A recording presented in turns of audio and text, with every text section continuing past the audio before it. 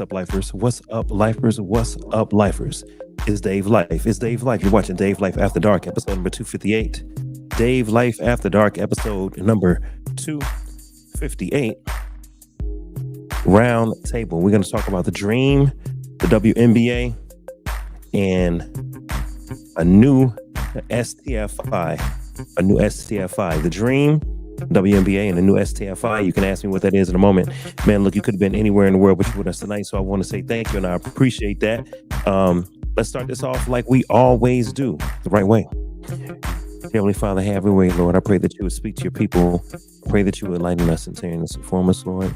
Father, I pray less of me and more of you, Lord. I pray that you would forgive us of our sins that we've committed, both by commission and by omission. Charge it to our head and not our hearts.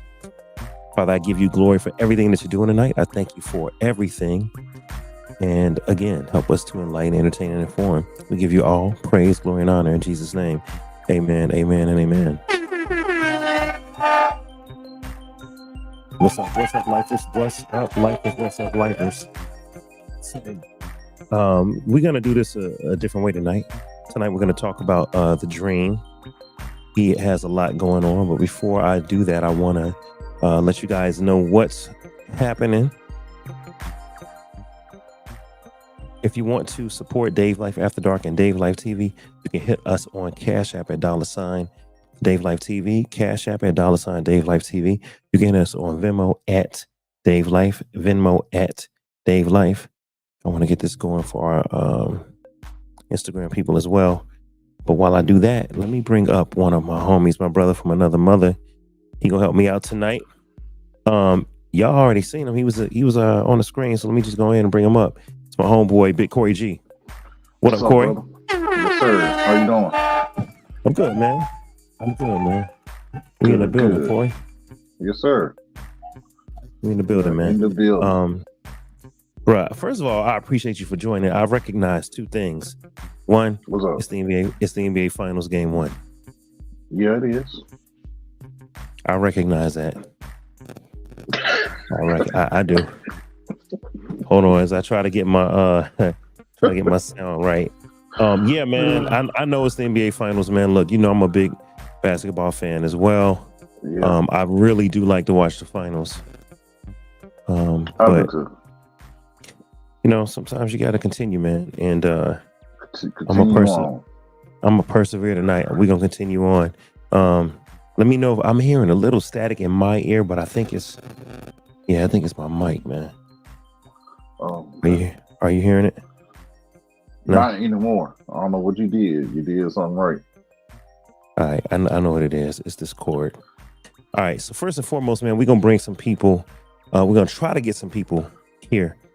So as I try to bring people to the stage as they're starting to file in and everything, Big Dog, man, I just want to ask you a few things. Go ahead. Man, what? Actually, hold up. I see somebody. If you're in the green room, give me a thumbs up if you're ready. Hey, come on up to the stage, then. This is Susie. What's up, Susie? Hi, everybody. Susie. Hey, We got to change this. You know, everybody know you as Jamaican Goddess. that's right. Next time I come up, I'll put Jamaican Goddess up there. Oh, Jamaican Goddess. You got to turn off the game in the background, though. Yeah, because I'm gonna be staying at the game. And on top of that, YouTube will get me. There you go. Yeah. I'm actually at the station. Oh, you are? Now hold on a second. I'm gonna also solo you. All right, perfect. Okay. There you go. That's what we need. That's what we need, Jamaican Goddess. Yeah. All right. So Jamaican Goddess, welcome to the stage. We're gonna talk about a few things. I'm gonna go ahead and edit your headline because your Instagram is at Jamaican Goddess, right? That's right. 3 underscores. All right, cool. There Hey, she go. Corey. Hey.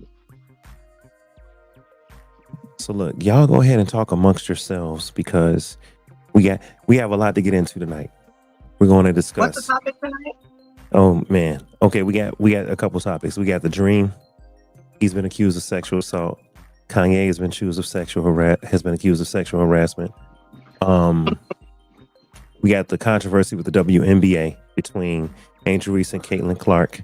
everybody's claiming that they're being treated differently, and some people think it's because of race. And then we're going to talk about the case of the guy that had he had like a suspended license and he was caught driving. I'll show you guys a clip. There's an update on this case. but really tonight. Oh, and by the way, there's a new sexually transmitted fungal infection. Oh, Fungal. You heard me. STFI. It's some new junk they got out in New York. It didn't cross over the waters and now it's hit New York. So it's in New York. For now. Right, exactly. You know, New Yorkers travel a lot. so we're gonna talk about. I didn't want to give everybody the preview, but that's the preview. That's the preview. They do travel. It does travel. Shout out to everyone that wasn't able to make it tonight. We had a lot of people that had to bail and do other things. So I appreciate you guys for making it tonight, man. It may just be us. Everybody's got a lot going on, and it's the NBA Finals. Everybody watching the game. I ain't seen one shot. I don't know what's going on. I'm not gonna tell you. That's what's dedication, going on. Dave. That's dedication. You showed up to do what you got to do. Thank you, Susie. You can tell me though, Corey. Yeah, I can tell you your team ain't playing and my team ain't playing. How about that? The Bulls are not playing. You're right, and the Hawks ain't playing. You're right. Exactly. So we're good. All right, so look, why don't I ask y'all this? I'm gonna ask you guys to let me know what you've been up to the last couple of weeks. Corey, what you been on? I know you normally are doing your other show as well as After Dark. So what's going on with Porch Fellas? I know there's been a lot of transitions. Yeah, the transition. We're on hiatus right now. We're trying to figure things out and what our next step is. I think is, when you're going through transition, especially with different hosts, and we're trying to figure it out. What's our best route to do this thing? And I talked to the producer today, and we're still trying to figure things out right now. So we're on a hiatus right now. We're just trying to get things together so we can stay consistent. Also, it is mental. What is it? Men's mental health month? Men's health awareness month. I believe men's it is health awareness month. Yep, no doubt. So let me tell you something. As a older black man now, man, let me tell you, I went to the dentist. I will have 2 surgeries to fix my teeth and my gums, and I'm so happy, but so scared at the same time. Then I have Then I have a cold. That's right. Cut it out, Dave. Listen. Hold on. People are like, listen, man. This is my friend since high school, since 8th grade. I know Corey in real life. I know how his smile looked. You know what I'm saying? I know how Corey looked when he up weight, when he lost weight. I know Corey. Yeah. So when I ain't seen him in a second, right? And when I went back to Atlanta for Christmas, I said, "Dog, what happened to your tooth, man?" He was like, "Dave, this is an old basketball injury." I'm like, "You ain't get it fixed yet?" So I kind of been on him in the background, like, "Come on, Corey." I know Corey E double always had like a 1,000,000-watt smile. You know what I'm saying? So come on, congratulations, Corey, for taking that Thank step. you. Yeah, I had a dentist cracking up though. I had her dying laughing because I said, "Why do y'all still use 1865 tools for the teeth? Y'all ain't upgraded yet. Y'all still got this stainless steel stuff. Y'all ain't upgraded to plastic or something with the tip. You still poking and prying, and y'all ain't upgraded." And she's like, "No, we have not." Well, y'all need to, because people don't like going to the dentist just because those stainless steel probes and it hurt. She's like, "Are you tearing up?" I said, "Yeah, it hurt." Oh no. You were tearing up, Corey? I don't like the dentist. I have but she hooked me up. I was listening. I know you're listening, but she hooked me up. She was cool. Corey. She was cool. Yeah. So I'm gonna tell you, remember when we was kids, we used to get fillings. Yeah. when they use the graphite, I don't like the graphite. The little gray. Man. I need whatever polymer they using that's the color of your teeth. Just go ahead and do that, because that graphite mess don't last a long time, and you got to get them refilled. Mm-hmm. And I don't want no silver. I don't want no silver. I know that's right. It used to be nothing but gray up under there. Right. Now it's white. Now it's white. Because did they as an fall adult, out, or did you have them replaced? No, as an adult, I had them go and fix all that stuff. You know what I'm saying? Okay. So whatever I had done in high school and probably in college, like as an adult, not gonna lie, we all upgraded. My mom started going to a nice dentist. He did happen to be Jewish, and he did a great job. And we went to the expensive part of town. We found us a really nice dentist, and we just paid the money. And so now, 20, 30 years later, I still have a wonderful, hey, right. But I remember when it was rough. It was rough going. And you just got to put this is what I tell black men, and this is so important, Corey, since we're talking about black men's health and black men's mental health. Man, I tell brothers, if you have insurance, go get it taken care of. Yes. Go to the doctor, go to the dentist. You know what I'm saying? Whatever you got to do. And, we're bad about that. And can you speak on that, Susie? Like, just brothers not wanting to go to the doctor. Is it sisters too, or is it just brothers? It's just brothers.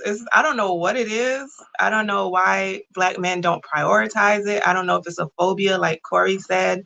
I don't know if some of them even the ones with insurance don't like to go, but that's where having a good woman comes in, because that's usually our specialty. We will always make the appointments, remind them to go, force you to go to the emergency room. I don't know what it is. Like, you guys be healthy as an ox most of the time with just one little problem that if you just go take care of it, it will not get bigger. It usually be something small, but y'all won't go until it's something big.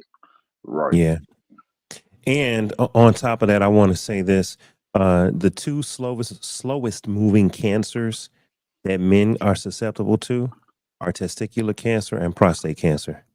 And they move slow. If you catch them early, you can get that stuff knocked out. And colon cancer moves a little faster, but you can catch colon cancer early and get that stuff, taken care of and knocked out. Especially when it comes to men. When it comes to men, you in the shower. I'm just gonna tell you, check your eggs. Just go ahead, check them for lumps, check them for any extra pain. If you notice anything different, go to the doctor immediately. Go ahead and just. Is that the one Chad Bosewick had? He had colon cancer. He had colon cancer. That was so sad. Yeah, he had colon cancer. Colon cancer is scary because, if you wait too long, it's a silent killer. You won't know you have it. You wait too long, it can spread and stuff. Hold on. I want to do a little maintenance. Shout out to everybody that's watching on Instagram. Shout out to Instagram. Hey, yo, Graham, I need y'all to come to the tube, man. Y'all, if you people, you know what, Susie? People said to me, Dave, are you still doing your show? I'm like, yeah, man, I'm on YouTube. Look, y'all got to come to YouTube, Instagram. What's up? Yep, wave at them. Instagram. Hey, Instagram. What I need y'all to do, Instagram. Come over to YouTube. The weather's nice.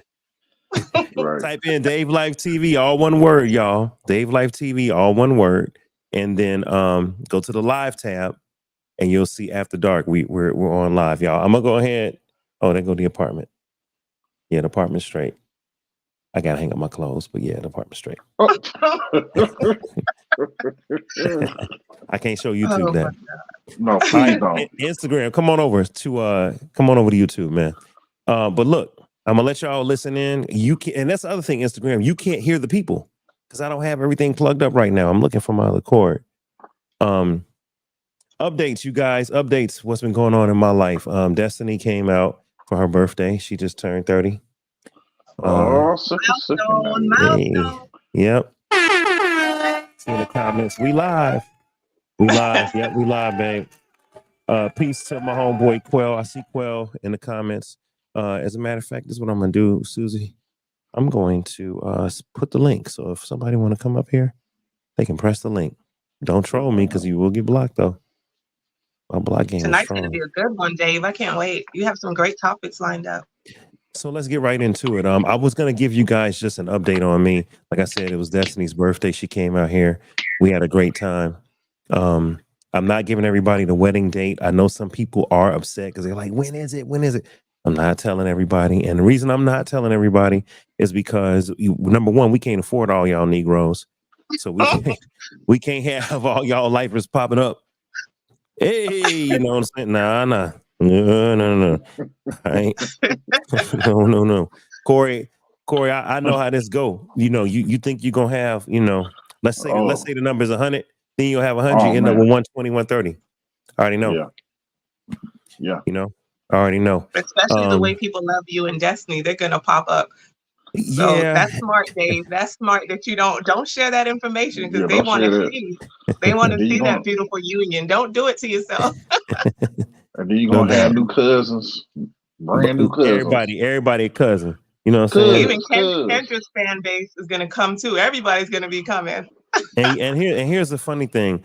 I already got a lot of cousins. Corey, I got a big, big family, man. So so here, I'm gonna put this up on the screen, man. All right, if you guys want to support the wedding, there, y'all can hit us on Destined for Life. You send us a cash app, $ Destined for Life with 2 E's. With 2 E's, that's clear. And it'll be a picture of me and Destiny. It's Destined for Life with 2 E's. So it looks like lifey. Oh, it does. It's 2 E's at the end. Yeah. That was done on purpose because the other one ain't us. So make sure you see the picture of me and Destiny.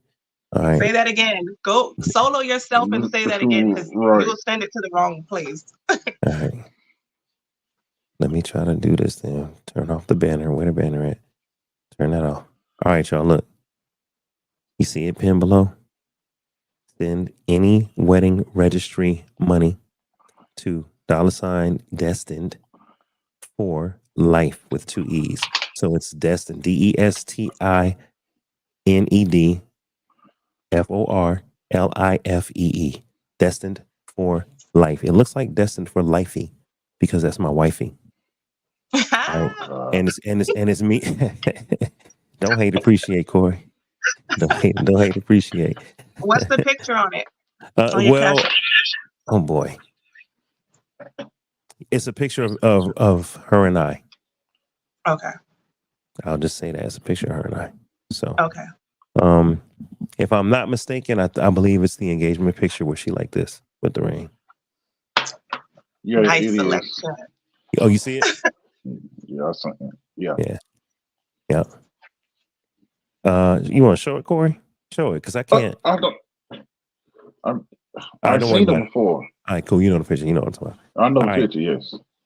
All right, so tonight, you guys, we're going to just talk about a few things. We're gonna get straight into it, y'all.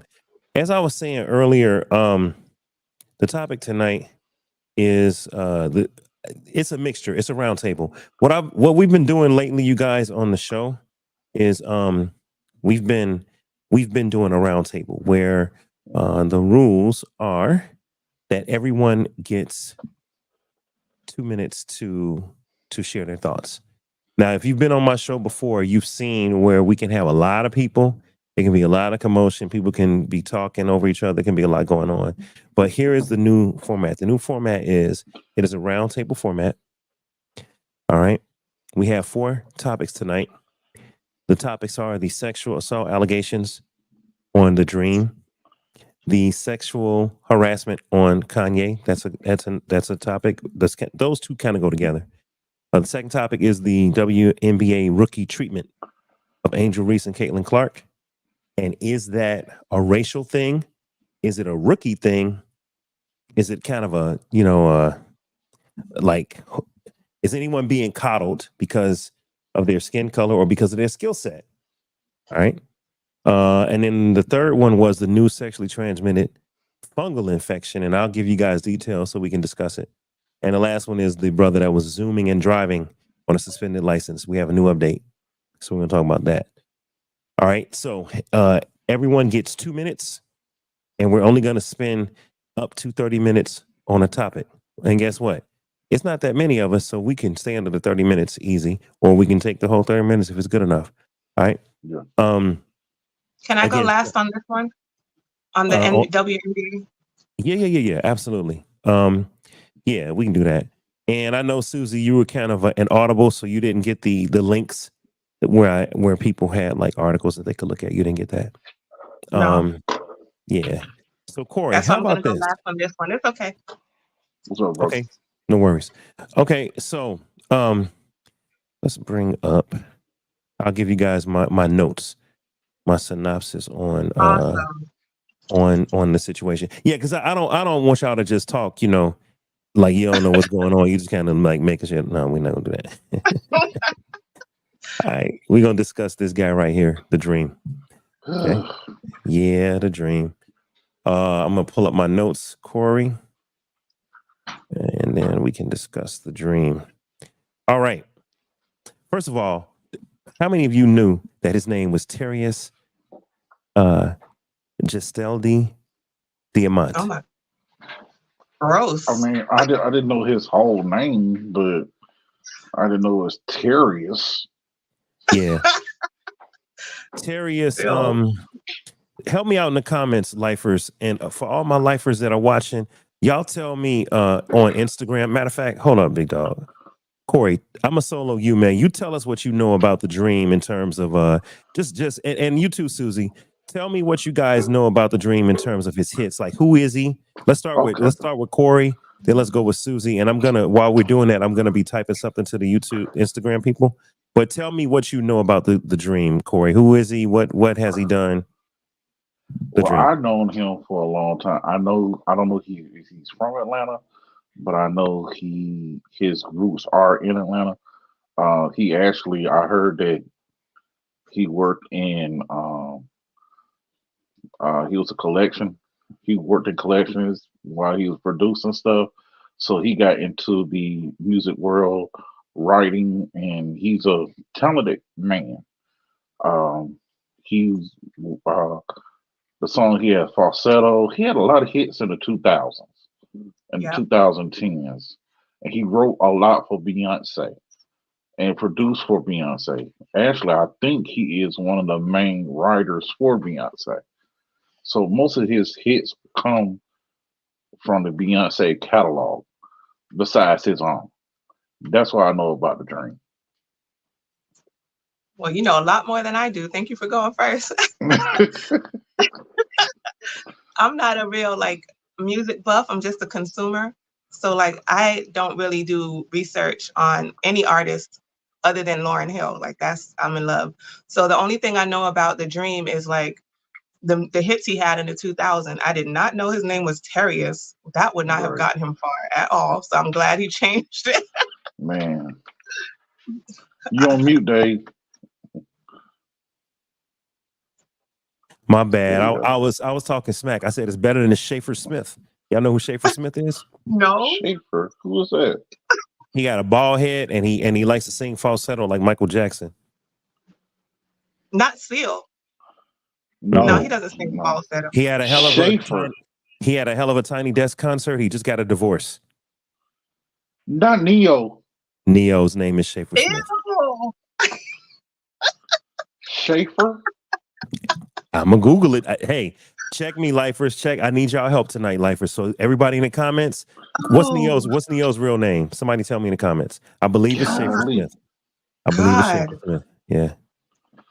Yeah. I'm just glad he changed his name too. I mean, I don't know. He might be related to James Todd Smith because they both got them. They got some craniums. Both got them. Yeah, craniums. Be serious. No, but hey, man, I'm not. Let me quit playing. Neo's one of my favorite artists, and Dream is one of my favorite writers. I really like Dream as a writer, man. Dream is cold. Yeah, you know what I mean? Yeah. But yeah, he unfortunately. No. That's his voice. Yeah, that's his voice. So I'm gonna say this. I'm gonna say this. That's the Dream. Terius Gesteldi Diamant. God, dog. Yeah. I thought his last name was Nash, but I gotta look that up. Maybe he changed it. Maybe it's not. I don't know. But look, does the Dream use auto-tune? I'm gonna say this. first of all, the Dream can sing, the Right. Dream can write, and he has a Right. great production team. I don't know if he produces or if it's just his people or if it's both. I Right. want to say it's a little bit of both. But the Dream can sing much like T-Pain can sing. If you ever heard Exactly. T-Pain Right. without auto-tune, T-Pain can sing. Right. That boy can sing. Dream can sing. Now, Dream probably put some effects on to keep him up there because he does all kind of stuff with his writing. So anytime you're a man and you can write for a woman, you talented, Very. right? Absolutely. If I'm not mistaken, Neo wrote to the left, everything Irresponsible. irreplaceable, Yes. right? And in the Dream wrote Single Ladies. Wow. Listen to that song. All the single ladies, a man wrote that for a woman. It's talent. Yeah. It's talent. I'm thinking about the lyrics. That's very talented because that's how we feel. Hold on. This one got me, Susie, because all this stuff came out about the Dream. Did you know the Dream wrote Umbrella for Rihanna? Yeah, I do that. I didn't know that. Corey, have you heard the demo? No, Of him singing it? Oh I man. gotta look that up later. Let me it'll give you chills. So when artists make songs, they often will lay what's called a reference track. You guys have heard that term before. What that means is you're an artist, and he's an artist / producer / writer. So he does multiple things. But he'll be in the studio, he'll get an idea, they'll lay it, and he'll sing it. And then they'll say, who can we place this? Who you know what I'm saying? And I don't know if he thought of Rihanna as he was singing it. I'm not sure. But all I heard was the demo. And you know how it goes. Something more than ever. Man, don't get me started. You can stand under my umbrella. You can stand under my umbrella. Ella. Hey, they said he did all that first take. Like he didn't come back later and add it. He did all that. Wow. Everything you hear Rihanna sing, that boy composed and came up with Johnny on the spot. That's genius. Genius. Can you imagine singing a song? Yo, I'm gonna tell you this. Corey, did you know Mike sung Billie Jean in one take? Yeah, he's Mike. Do you hear what I'm saying? Mike was performing since he was 5. So yeah, I can't believe it. Great point. But he said he heard. I'm a music buff, y'all. Corey's bigger than me though. Corey know music. I got a niche that I like. Corey know music. All right, he should have been a DJ. You and Hank, y'all both should have been DJs. Yeah. Straight up, shoot. All right, but anyway, so getting back to the Dream and real quick, with Michael Jackson, y'all. Michael said he heard Billie Jean at a stoplight, and he said he keeps a little recorder, handheld recorder, and he said his recorder was broke or his batteries were dead, but he said he heard the whole song, the whole. He heard all that. He said he heard it all. And he said he ran through lights to get home, to get to his tape recorder, to beatbox and sing into it. So Michael Jackson did that? Yes, he said that. He The said beat and the lyrics? First of all, can you heard it all. Can you imagine Michael Jackson drive? That's the first thing.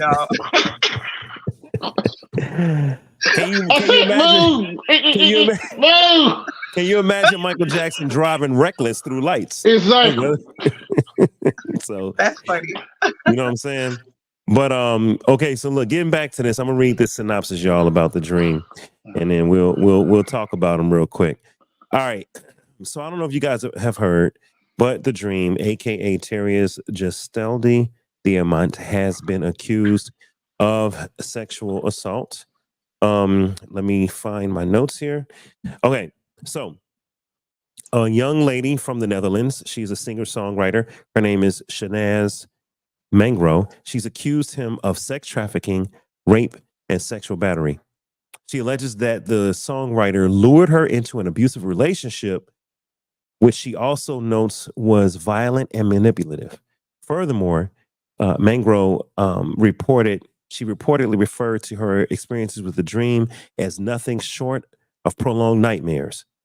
In a statement, his representative to the New York Times stated this. This is the Dream's representatives. These claims are untrue and defamatory. The statement said to the Times, I oppose all forms of harassment and have always strived to help people realize their career goals. As someone committed to making a productive impact on my fellow artists and the world at large, I am deeply offended and saddened by these accusations. So that is a press release from the Dream, and he is refuting sexual battery and rape charges from his former, I don't want to say protege, but a former artist under him from the Netherlands, a female artist. I believe her name is Shanaz Mangro. All right. So we got the After Dark podcast, the panelists in the building. Let me start with Corey. Man, big dog, how do you feel? First of all, did you hear anything about this? This is your first time hearing about it. What are your thoughts? Give me your reaction, Corey. You got 2 minutes to react, Corey. Well, this is my first time hearing about it. But I have a theory. Every music producer, black, white, anybody that's in Hollywood right now, especially a man, should just leave the country. Period. Because everybody come back. It don't matter if it's true, false, whatever. It seems like it's a ever since Bill Cosby, it's been a whirlwind. Epstein, everybody. Hollywood is different. You say out there in LA, man, Hollywood is a different beast. Now it's whoever has done anything at all. If you have a bad track record, you just need to leave the country because somebody gonna tell it. Period. If you even thought about doing something or you forgot, you need to leave the country because they come after y'all. They are coming. Do you feel like the Dream? Well, first of all, hold up, where we at? Cool. Do you think the Dream may have done this? Because this reminds me of somebody else that vehemently denied, and then next thing you know, a video came out.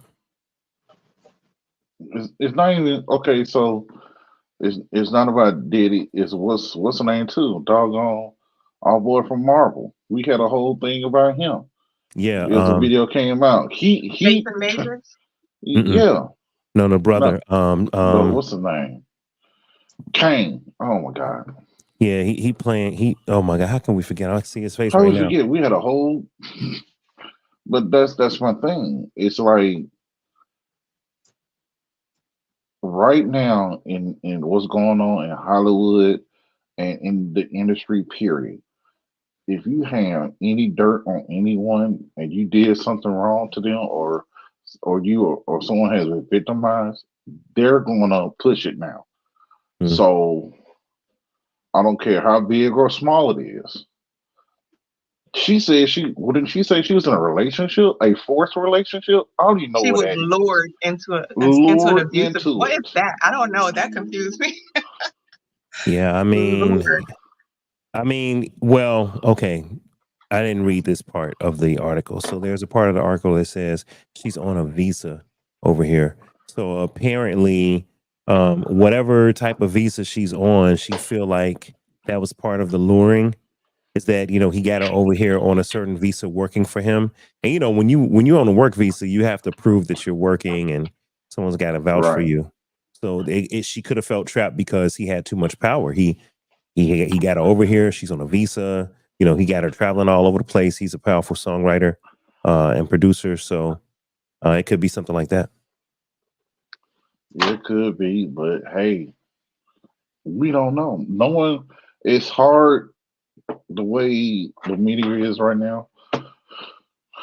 If you're getting things that are being filed, it's usually they're putting out there it's the truth. If you have some type of lawsuit, it's already true.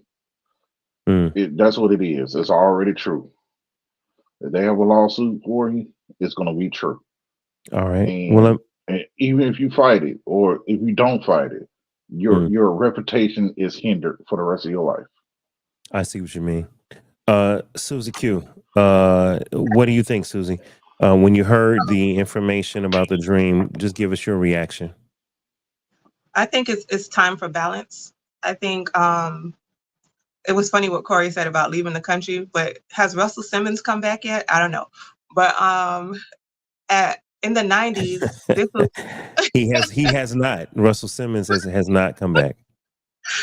in the 90s, this was par for the course. Like everyone knows, as a woman myself, we all know that when you're in certain arenas, even if you're not trying to be a celebrity, if you're around celebrities, certain things are expected of you.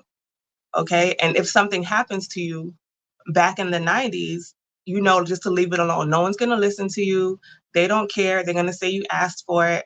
So, you know, you just go along with it. So now that people are actually listening and there's so much exposure, I think, yes, everybody is coming out of the woodworks. I also believe that these men have been doing these things for many, many decades.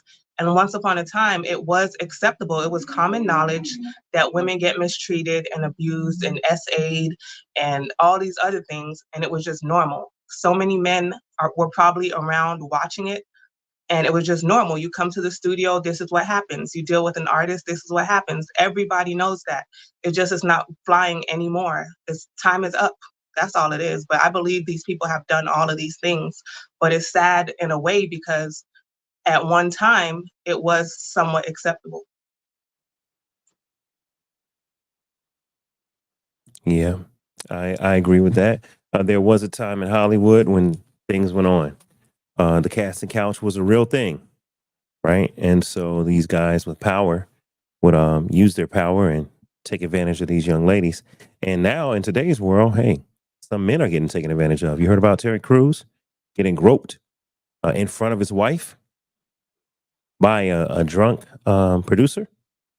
Yeah. Shout out to everybody that's on Instagram. Come on over, you guys, to YouTube and join the show. Yeah, but Terry Crews was, the man grabbed him in his genitals, and Terry Crews is a former football player. He could have went to jail that night if he, what I'm But they knew saying. he would react for some reason. Why would they feel so comfortable? Well, they said the guy was drunk. He said the producer was extremely Oh, powerful and extremely drunk. So power and alcohol, and you probably have done this before and got away with it. I guess he felt like, oh, ain't nothing gonna happen. And I think the guy eventually got the producer eventually was outed, was removed from removed from the agency and all of that. Yeah, it was Jonathan. Hold on, no more groupies. Yeah, no more groupies. It was Jonathan Majors. Thanks for the reminder. We were talking about Jonathan Majors with the physical abuse of Grace. but there's a thin line between being taken advantage of and signing up for. Those are two different things. That's the part where the lines are blurred because some of these women, and I'm a woman myself, and I'm not trying to victimize them, like to say that the women are wrong, but some of them do sign up for it. But now that there's a movement, they're claiming, since they've dried up or their time has passed and a new person has come to replace them, these people of power can get fresh women whenever they want to. So now they're going to claim they were sexually assaulted when in reality they were just treated like whores because that's par for the course.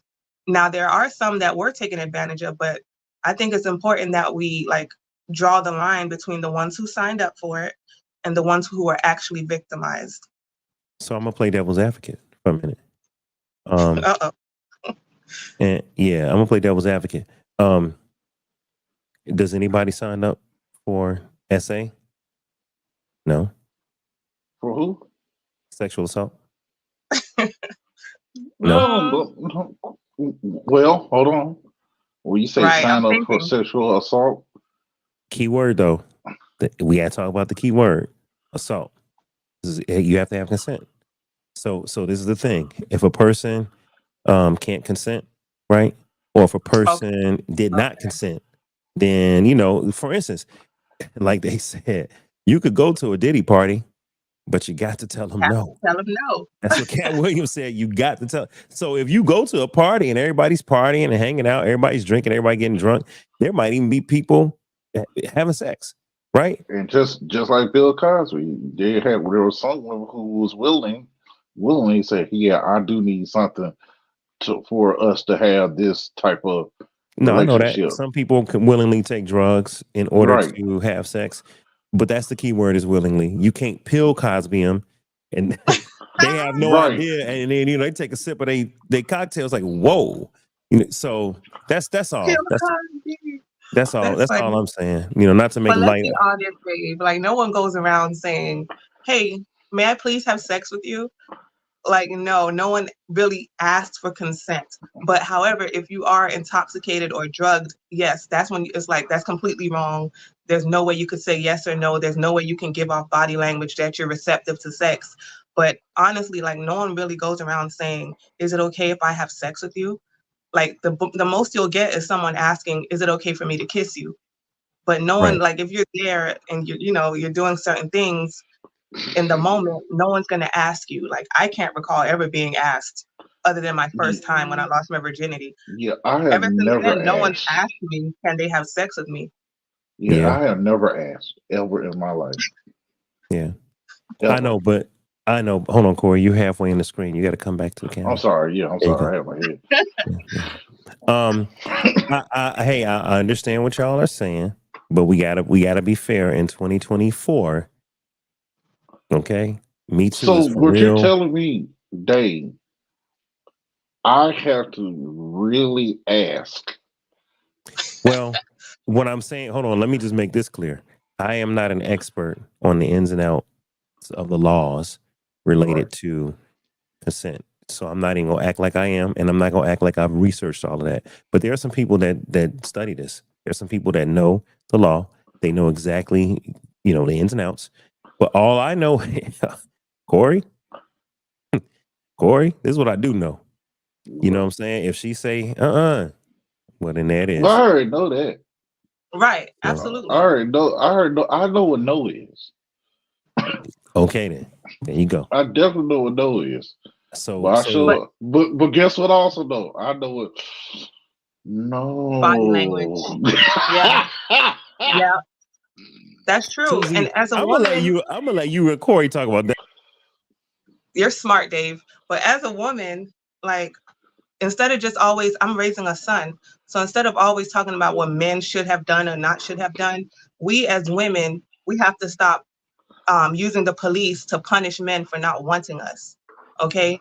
Because Ooh. that's what it comes down to. We need to start talking to women because women are feeling too empowered in these vicious cycles that they're using to punish men because they don't want to get a job and support themselves, or because they feel entitled to a man's wealth, or because the man chose a different woman. So we know it's so easy. We know I could call the police right now and say somebody hit me, and he's going to jail. And then he's going to have to prove that he didn't hit me.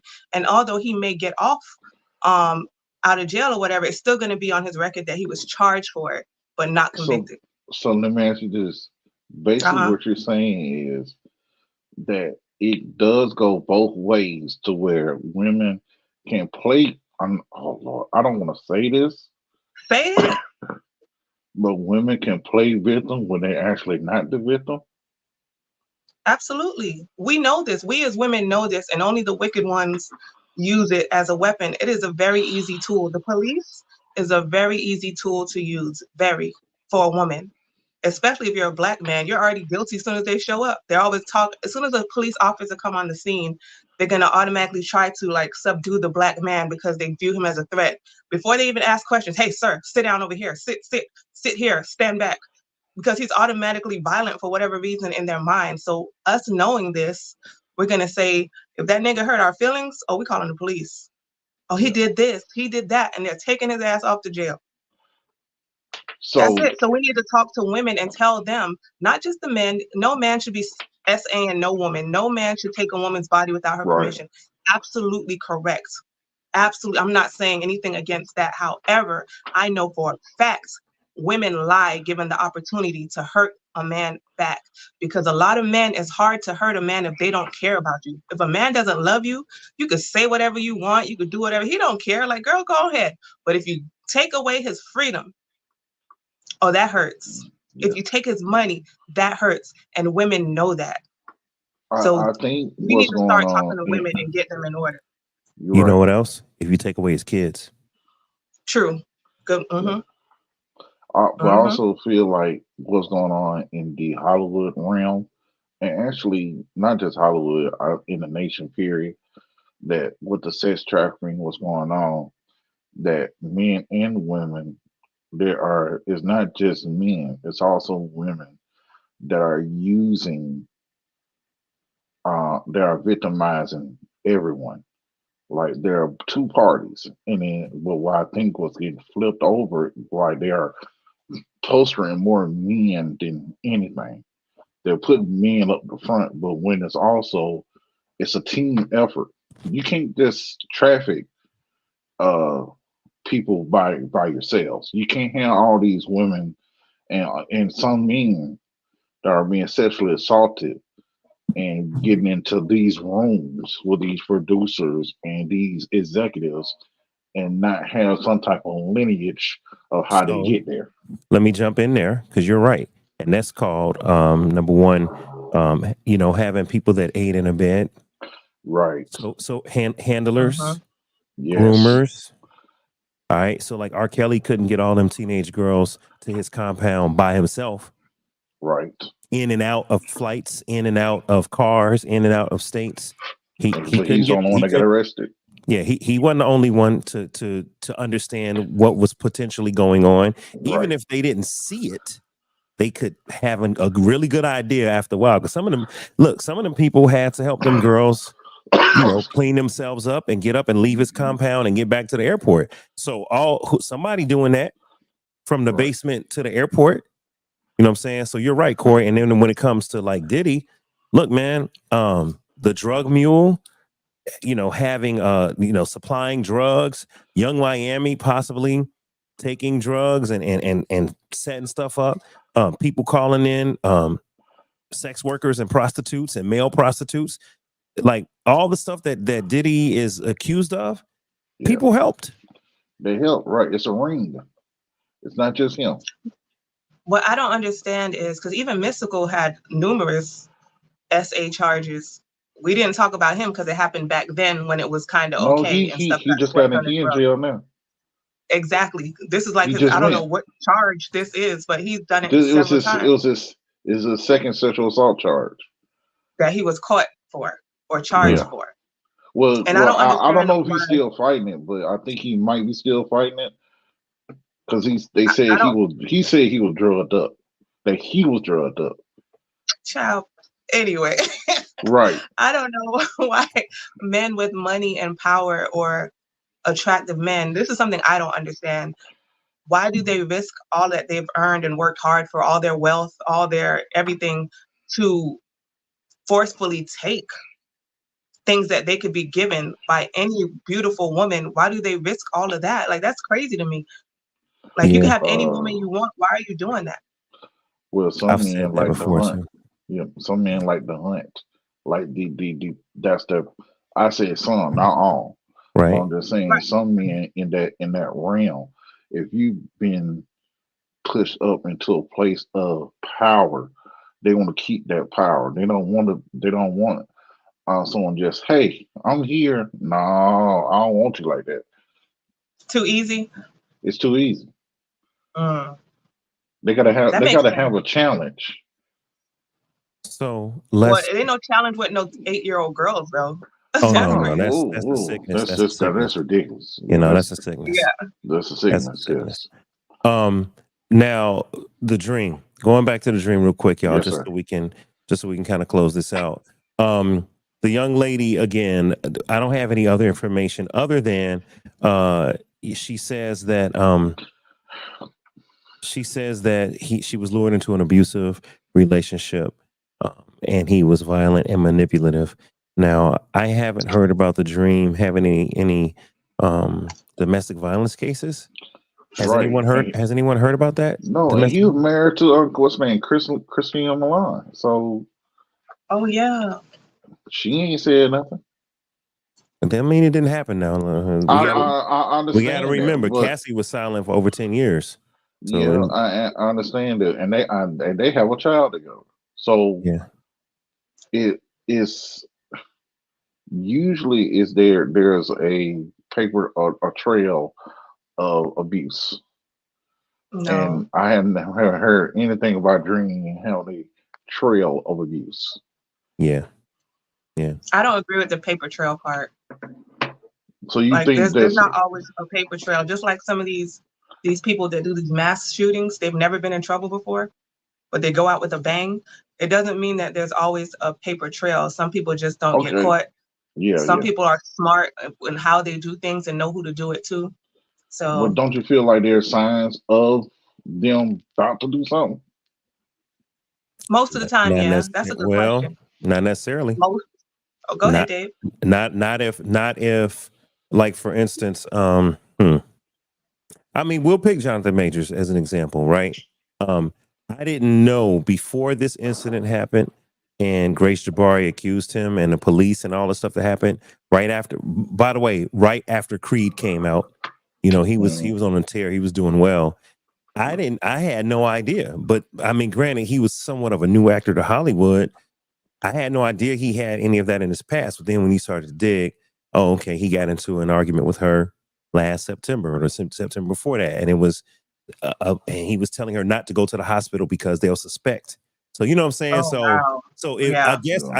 what I'm saying, Corey, is if you're close enough to a person's life and they show you that side of them, especially when it comes to physical violence, yeah, you might have an idea if you're close enough, but some of these celebrities and artists, you don't know what they up to. You have Mm, no idea. You know what I'm saying? That's true. All that's right. true. That's true. I'm gonna let you guys. I'm gonna pull up the next graphic, and I want you guys to just close out. So, closing thoughts, Susie, on the dream and what may happen from here. Um, I know a lot of people aren't gonna like what I'm about to say. He may or may have done it. Either way, it's not our business. Like we shouldn't be writing for her or him. Like whatever, give us the music and that's it. Like that's not our business. Give us the music. Give Yeah. us the music. Okay, That's a different Corey, take.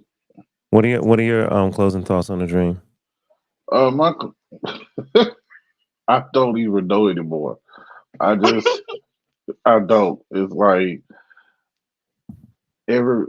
Dream. I don't even know anymore. It's like we ain't heard his name in a minute. All I know is he hasn't had an album out in three or four, like 10 years almost. Well, I know he's been writing, but maybe I don't know. Just sit down somewhere. If you did this a long time ago, man, look, just go somewhere, dog. Don't do like Diddy. Don't do no apology. Don't do nothing. Just go, man. Go to Scandinavia. Just go somewhere and sit down. Okay, all right, just go somewhere and sit down, huh? All right, Scandinavia. right, Scandinavia. Yeah, I caught that. All right, uh, all right. Now we have to talk about somebody else, y'all. Oh no. This next person. Let me see if Oh I can boy. share this screen. Can you do me a favor when you share it? Can you read the text? Corey, you already know. You already know what I'm talking about, Can you just read it? Just I want you to read it, huh? and I then got you tell me what you think, and then I tell you what I think. Just you. All read it. right. Okay. All right. So wait a minute. Yeah, stop, Corey. You're making me laugh. All right. So let me just solo all three of us. Susie, he know what I'm about to read. I'm It about to sounds mute you, good Corey. because he's Corey, laughing Corey, hard. Go I'm gonna ahead, mute mute me. you. You Go got go ahead, mute me. Go ahead. I'll take. just keep this. Yeah, Oh, I you know love what? the hat, Yeah. Corey. Oh, thank you. Okay. Yeah, Corey. I had to mute you, dog. You're on mute right now. Susie, let me give me a moment with the audience. All right, you guys. What I'm about to read is sexually explicit. It's not a joke. It's not Freestyle Friday. This is not comedy. I'm reading a real accusation from a real woman against a real man. Kanye West. I'm going to read the quote, and this article was in Yahoo. All right. So maybe I can copy the link and show you guys. This article is real. So this is Dave Life reading directly from the article in yahoo.com about what Kanye West was accused of. And I'm just going to read it, Corey. Hold on, damn it. Now you got me laughing, man. Shit. Corey, look. You got me nervous with that disclaimer. No. Corey, unmute your mic for a second. Unmute your mic, Corey. Yeah, go ahead. Corey, I read this mess and said, what's wrong with this man? What the hell is wrong with him? First of all, okay. Don't say nothing because I'm just going to read it. Go ahead, read it. It's okay. It's funny because I'm like, this man got to have a problem. It's not funny because this happened to a person, a woman. This is troubling. He didn't do it at all. He fucking did it. Allegedly. Okay, wait, and Corey, this is why you can't. Hold on, let me talk to my audience again. This is why you can't do a podcast with your homies, because I can't even be serious because this man got me laughing. Corey, man, let me be a journalist for a moment. I'm just gonna read the story, and when I come back, would you like to react first, or would you like? Yeah, okay. All right. You're on mute, Corey. I'm putting you on mute. When Corey is muted now, Big Corey G's muted. All right, Susie. So when I come back, I'm gonna have him set up. He's gonna be next. When I come back, I'm gonna let Corey go. All right. So here we go. This is the try not to react, Susie. Because you are unmuted. Okay, I got you. All right. I mean, unless you just have to, because it's okay. Kanye West has been hit with a sexual harassment lawsuit by his former assistant, Lauren Piscata. Now, this was an article that was in Entertainment News. It was in Yahoo Entertainment section. Okay, so you can go to yahoo.com/entertainment and you can look up Kanye West sexual harassment and it'll pull that up. All right. So he's hit with a sexual harassment lawsuit filed by his former assistant, Lauren Piscata. The former employee is accusing the Donda founder of masturbating in her presence. According to the legal documents, Piscata was already making 7 figures on OnlyFans when she was asked to work with Kanye in 2021.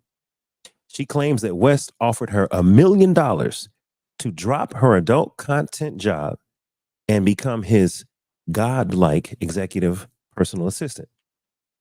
Piscata said that the job description consisted of being on call for Kanye 24/7. When she began working for Yeezy, he started to behave inappropriately, including sending her explicit text messages and pleasuring himself. Piscata claims that he sent her one message that read, and I quote, and I'm trying not to do this in Kanye's voice. All right, I'm just gonna read the quote. Okay. He sent her a text message, and I quote, "See, my problem is I be wanting to fuck. But then after I fuck, I want a girl to tell me how hard they been fucked while I'm fucking them. Then I want her to cheat on me." Susie, I told you. Try not to laugh. Let me mute my face. You can go mute yourself, Susie. Hold on. Okay, Susie's muted herself. Okay. I'm gonna read this. I'm trying to be a journalist and just read this straight ahead. Okay. I'm gonna repeat that. Piscata claims that he sent her a message that read, "See, my problem is I be wanting to F." And you can't excuse my language, believers. All right, saints, I gotta just read it because it's funny the way he say it. I be wanting to fuck, but after I fuck, I want a girl to tell me how hard they been fucked while I'm fucking them. Then I want her to cheat on me. In another message, she alleges that the ex-husband of Kim Kardashian wrote, "Is my dick racist? I'm going to stare at pictures of white women with black asses and then beat the shit out of my racist dick." Man, that's a serious problem. I'm sorry.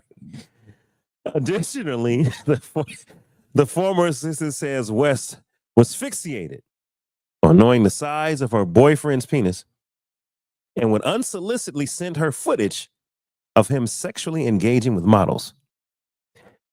Pisciata recalled 2 times witnessing the 46-year-old pleasuring himself. Once while on the phone with her, and another time when he allegedly locked himself in a room with her during a private flight to Paris. She says the Grammy winner then laid down on the bed and masturbated under covers until he fell asleep. Now, the adult content creator is now suing Kanye West, forget this, wrongful termination and breach of contract. She claims she's owed $3 million severance package that he promised but never paid. According to Pisciata, Ye let her go in October 2022 after she allegedly turned down a $4 million offer to be his chief of staff. And that is from Yahoo Entertainment. You guys can come off mute. Corey, your reaction. So let me get this straight.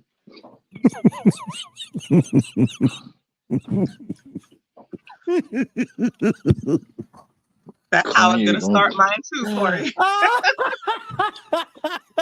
Kanye. I already know where you starting. I'm gonna shut up. I'm gonna shut up. I will if you need me to reread it, I'll reread the quote. Please. Reread the quote. Reread the IV, the bad English. Please. Okay. He said this. Pisciata claims. And that's let me show because y'all gotta okay. Where you at, Corey? Corey, I'm getting lightheaded. I'm laughing so hard.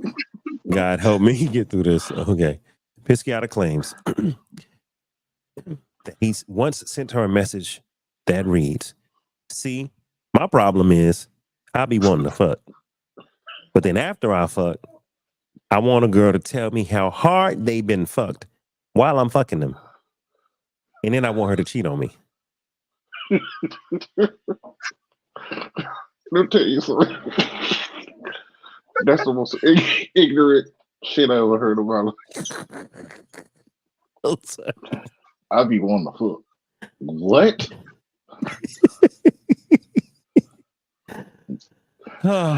Hey, Quell. So normal part. That's the most normal part of what he said. Right. Quell, I want you to join the stage, man. Quell is like, what is going on here? He said, I don't know what's going on.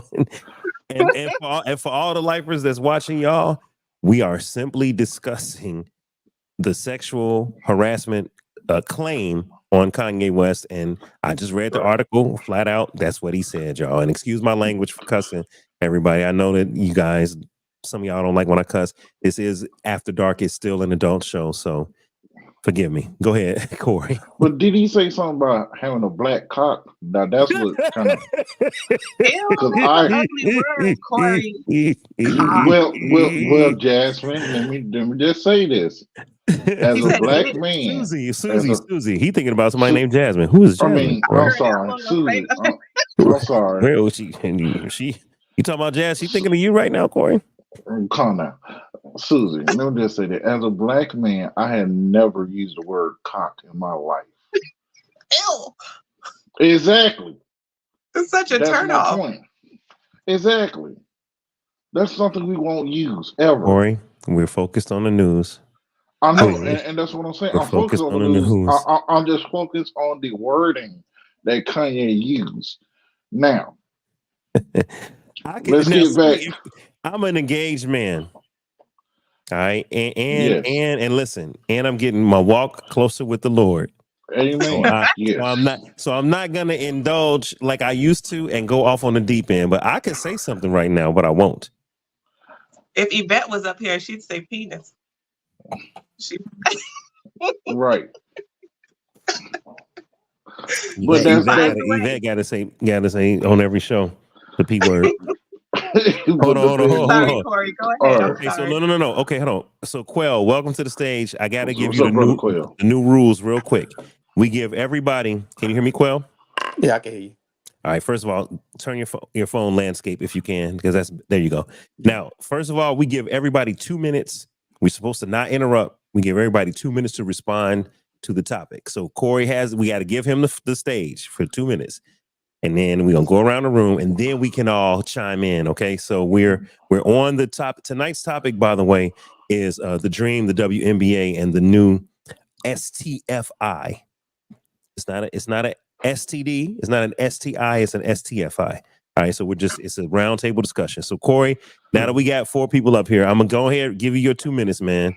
If you need me to read something, I can. But No, don't read nothing else. no. I'm I'm gonna read the second quote.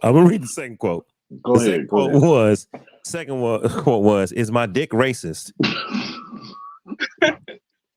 I'm gonna stare at pictures of white women with black asses, and I'm gonna beat the shit out of my racist dick." Yeah. He asked a white woman this. Yeah.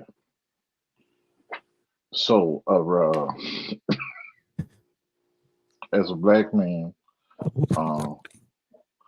with a black penis, I don't know if I heard of a penis being racist.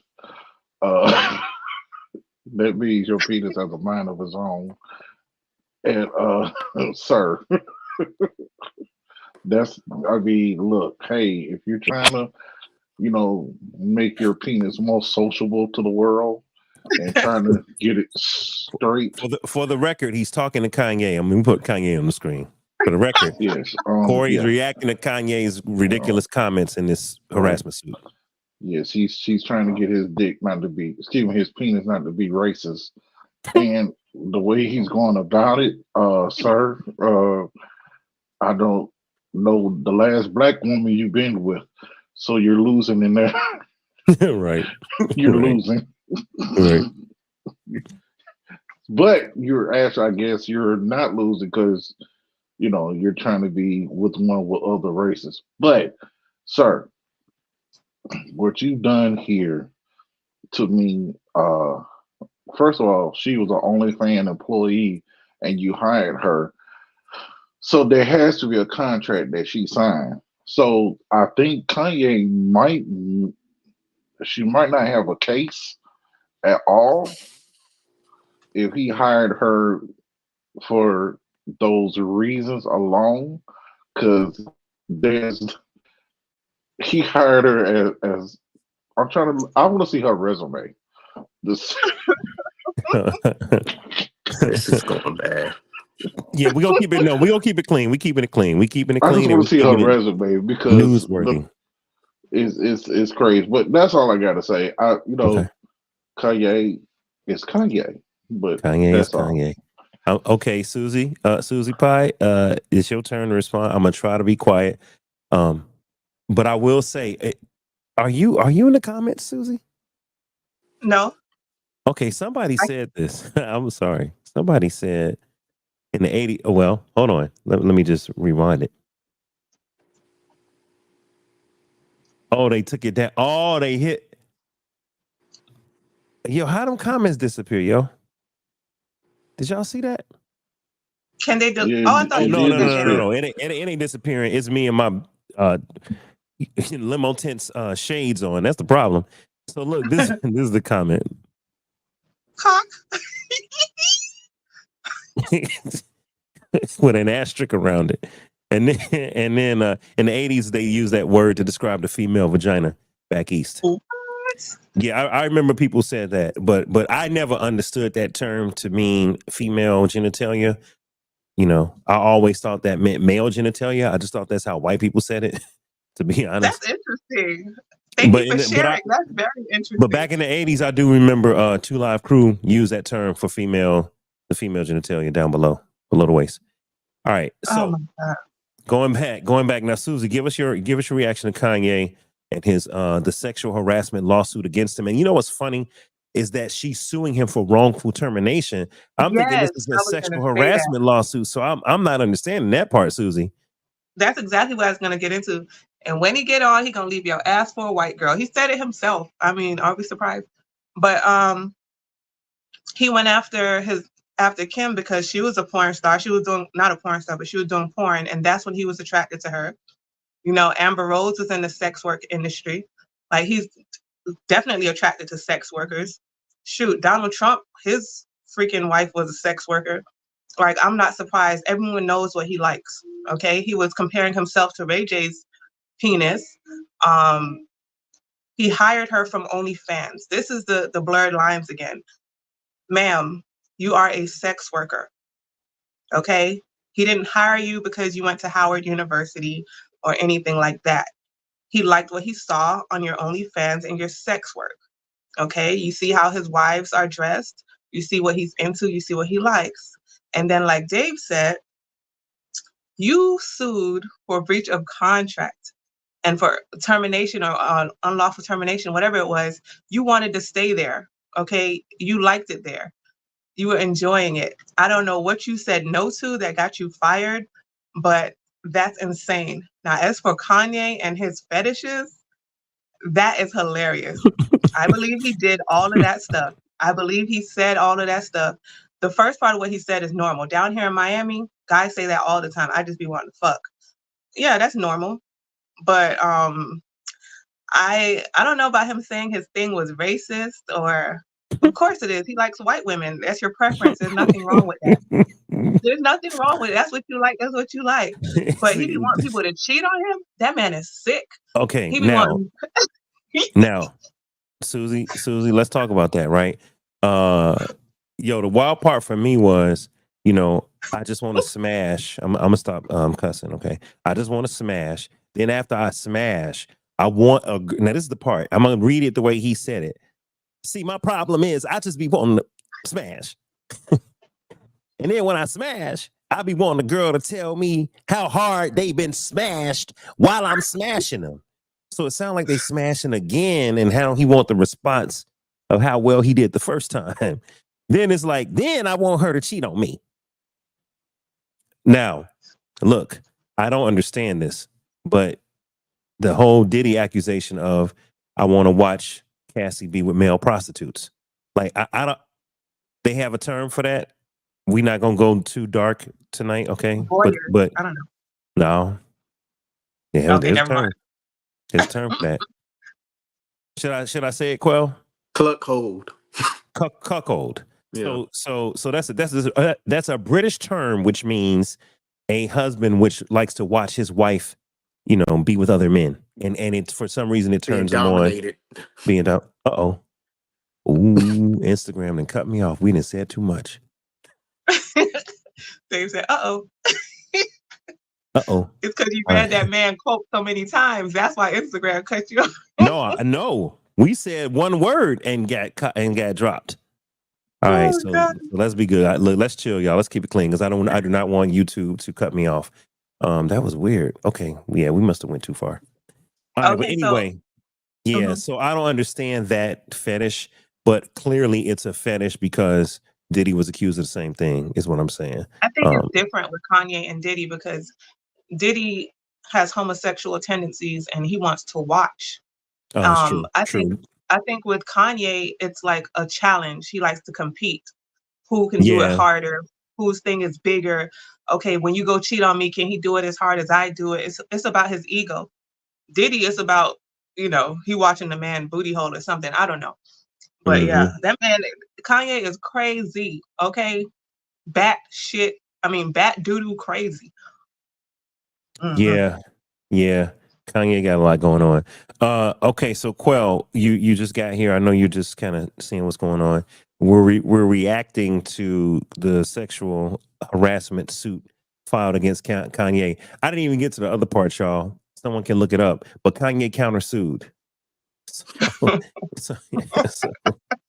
the drama's continuing.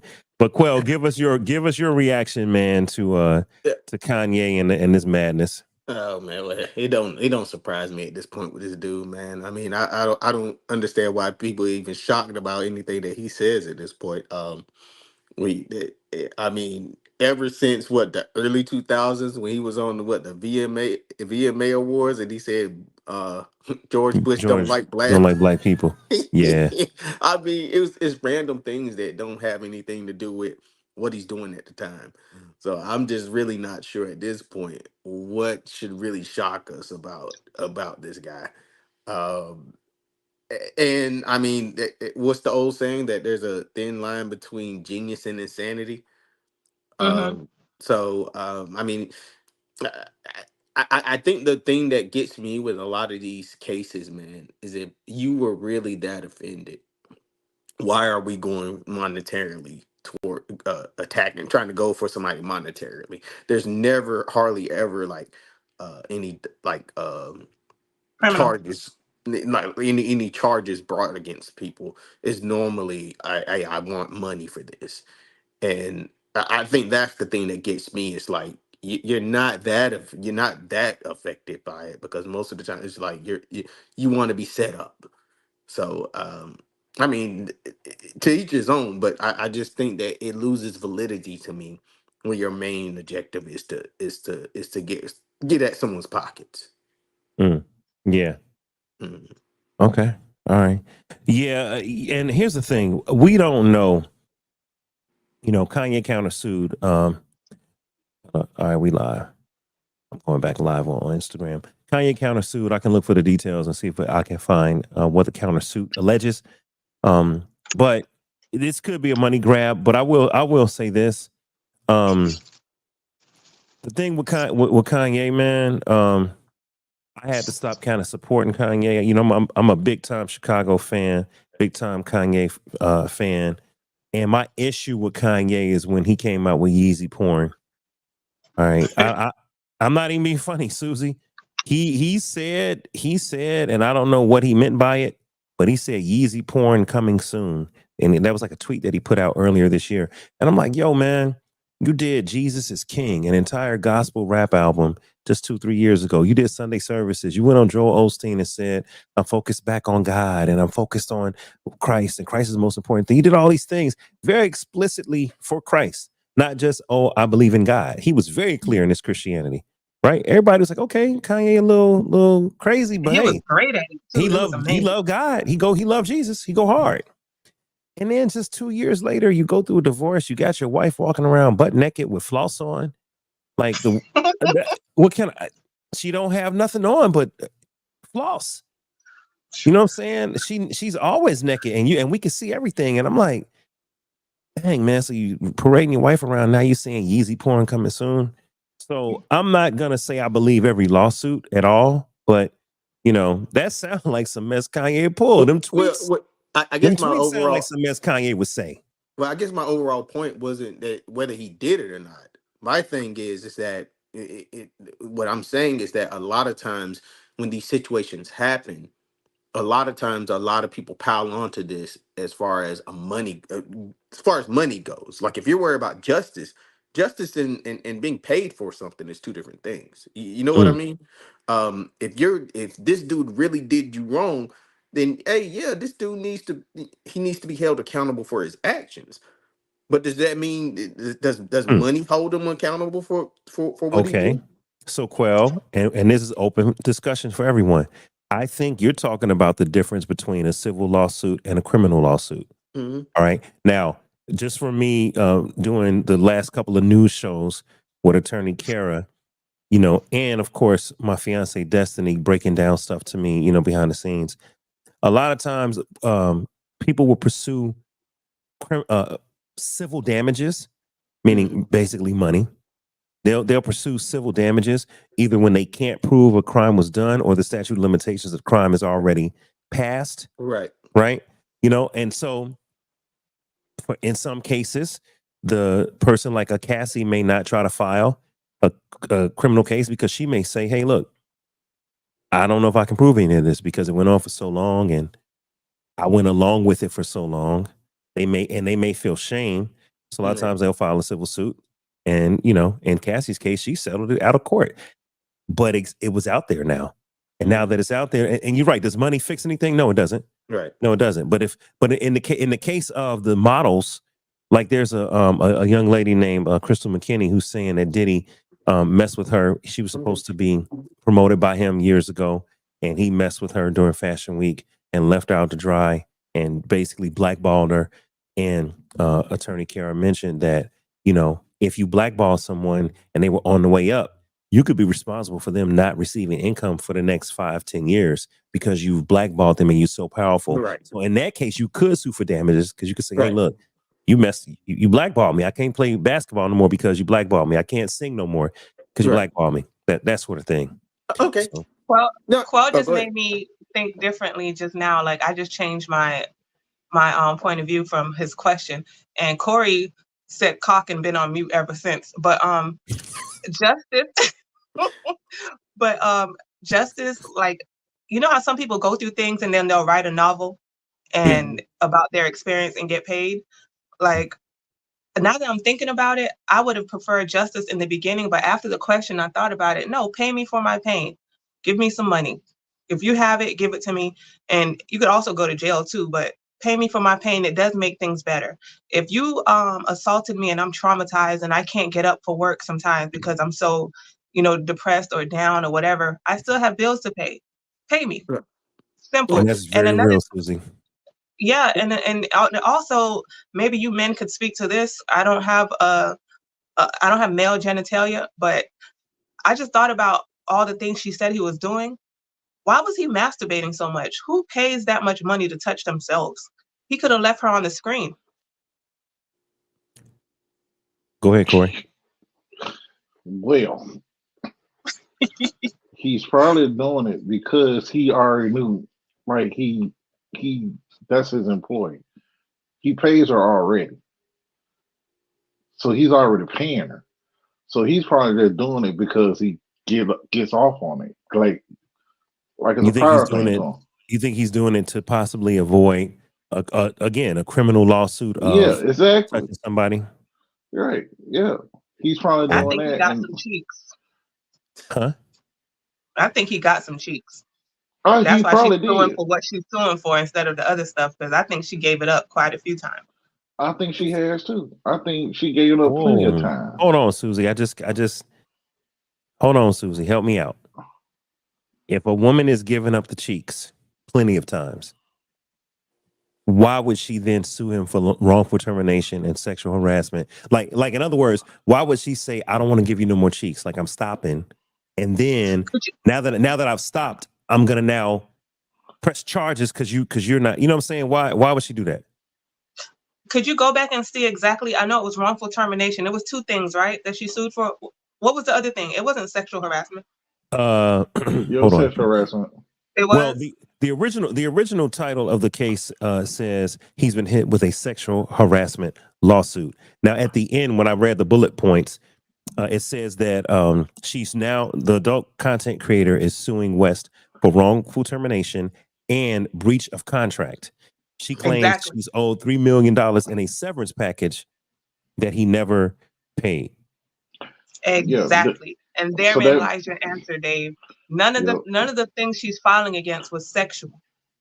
She Right, wants money. Okay, so right. she doesn't have it. She was giving up the coochie. Maybe she wasn't taking directions right because his Hmm. kinks got a little more weird and it was just too much for her. And she was like, oh my God. So he was like, girl, you got to Oh, go. And he You probably got he to go. probably just tired of him. Yeah, oh. that So too. You get you're bored you're quickly. saying you're saying she played along, and then she got sick of it, and then he fired her because he didn't want to play no more. And so now he's like, okay, well then she's like, well then guess what? I didn't consent either. Well, see, But I that think that's wasn't the part of the lawsuit. and I think that's the problem that I have with a lot of this. It's like you blur the lines. And I think that's the problem I have is like you blur the lines and you kind of involve yourself in the situation. And then after, like, nobody knows what to trust about the situation because you kind of put yourself in some of this. Like some of it you're culpable for. Not saying that this is her fault and he shouldn't have been doing that. But Yeah, one, you should be knowing who you're working for too. Like a lot of times we gotta know where to place ourselves at. That's men or women. Like we can't place ourselves in like me as a person as a guy, um now, man, I would be very wary about dating and being out here and being involved with a lot of people just based off of most people can't be trusted now because they'll yeah. switch up on you in a heartbeat. So Hmm. I just think that people got to be mindful of what type of situations you placing yourself in and and being aware of who you're around. Just don't date a sex worker, Quell. Normal women are fine. Oh man, we can't even say that now. Uh-oh, that's true. You can't even say Sorry. that. No, I'm telling Because you because is discrimination, right? Yeah, sex workers are people too, and they have well, no, rights. no, no. I'm not even saying that.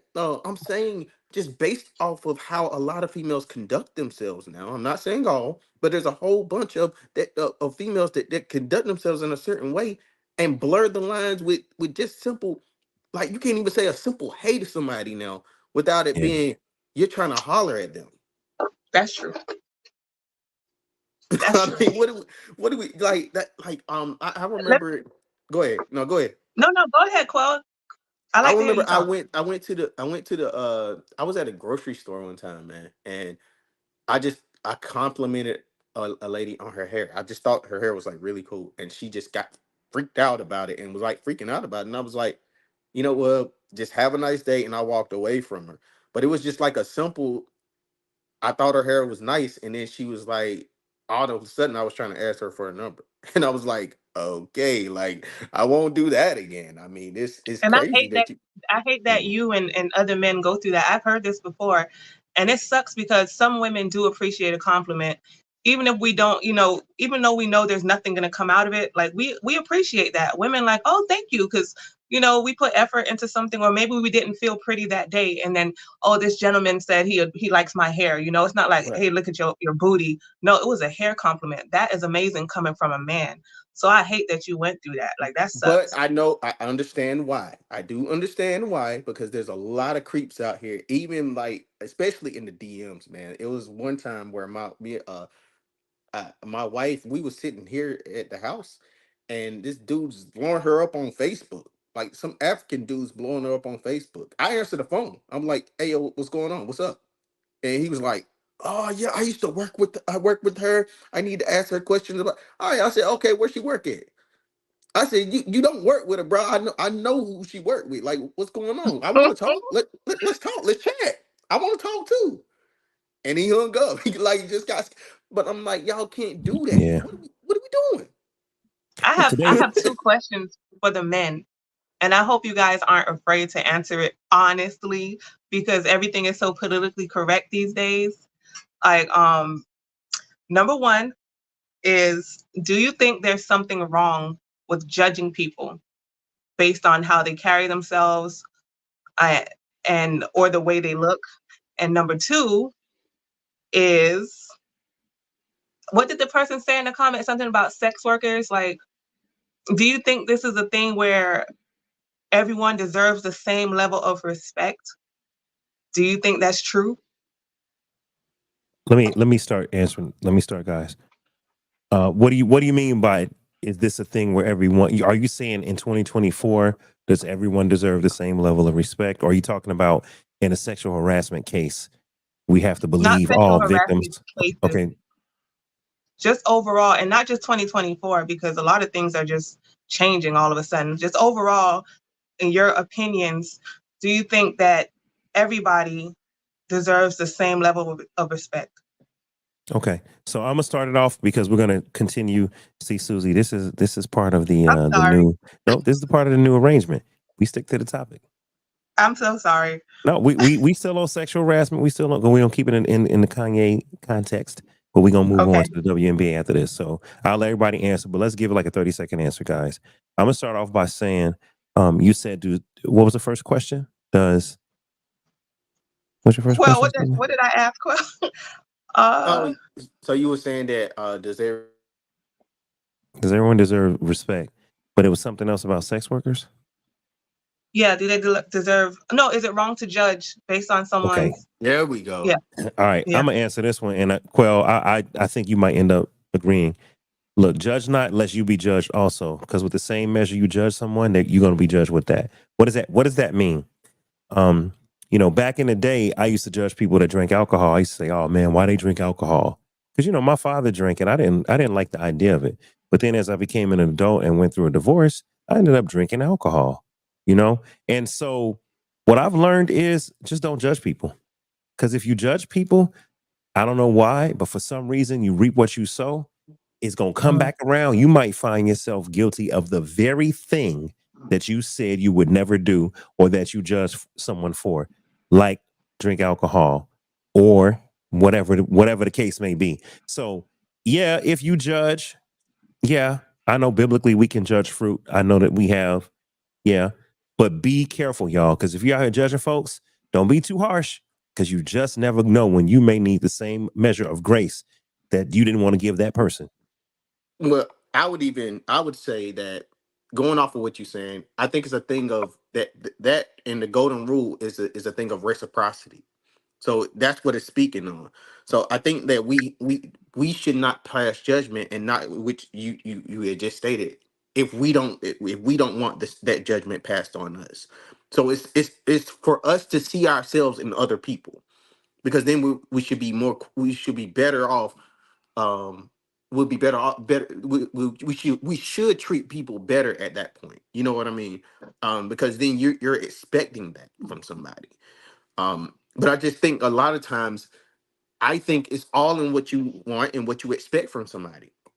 I think it depends on what point in your life you are in, and we all pass judgments. I think the difference is that people condemn people. I don't think condemnation is good, but we all make a judgment on everybody. So I don't condemn Bingo. people, but my pastor, we all make a judgment on everyone every day.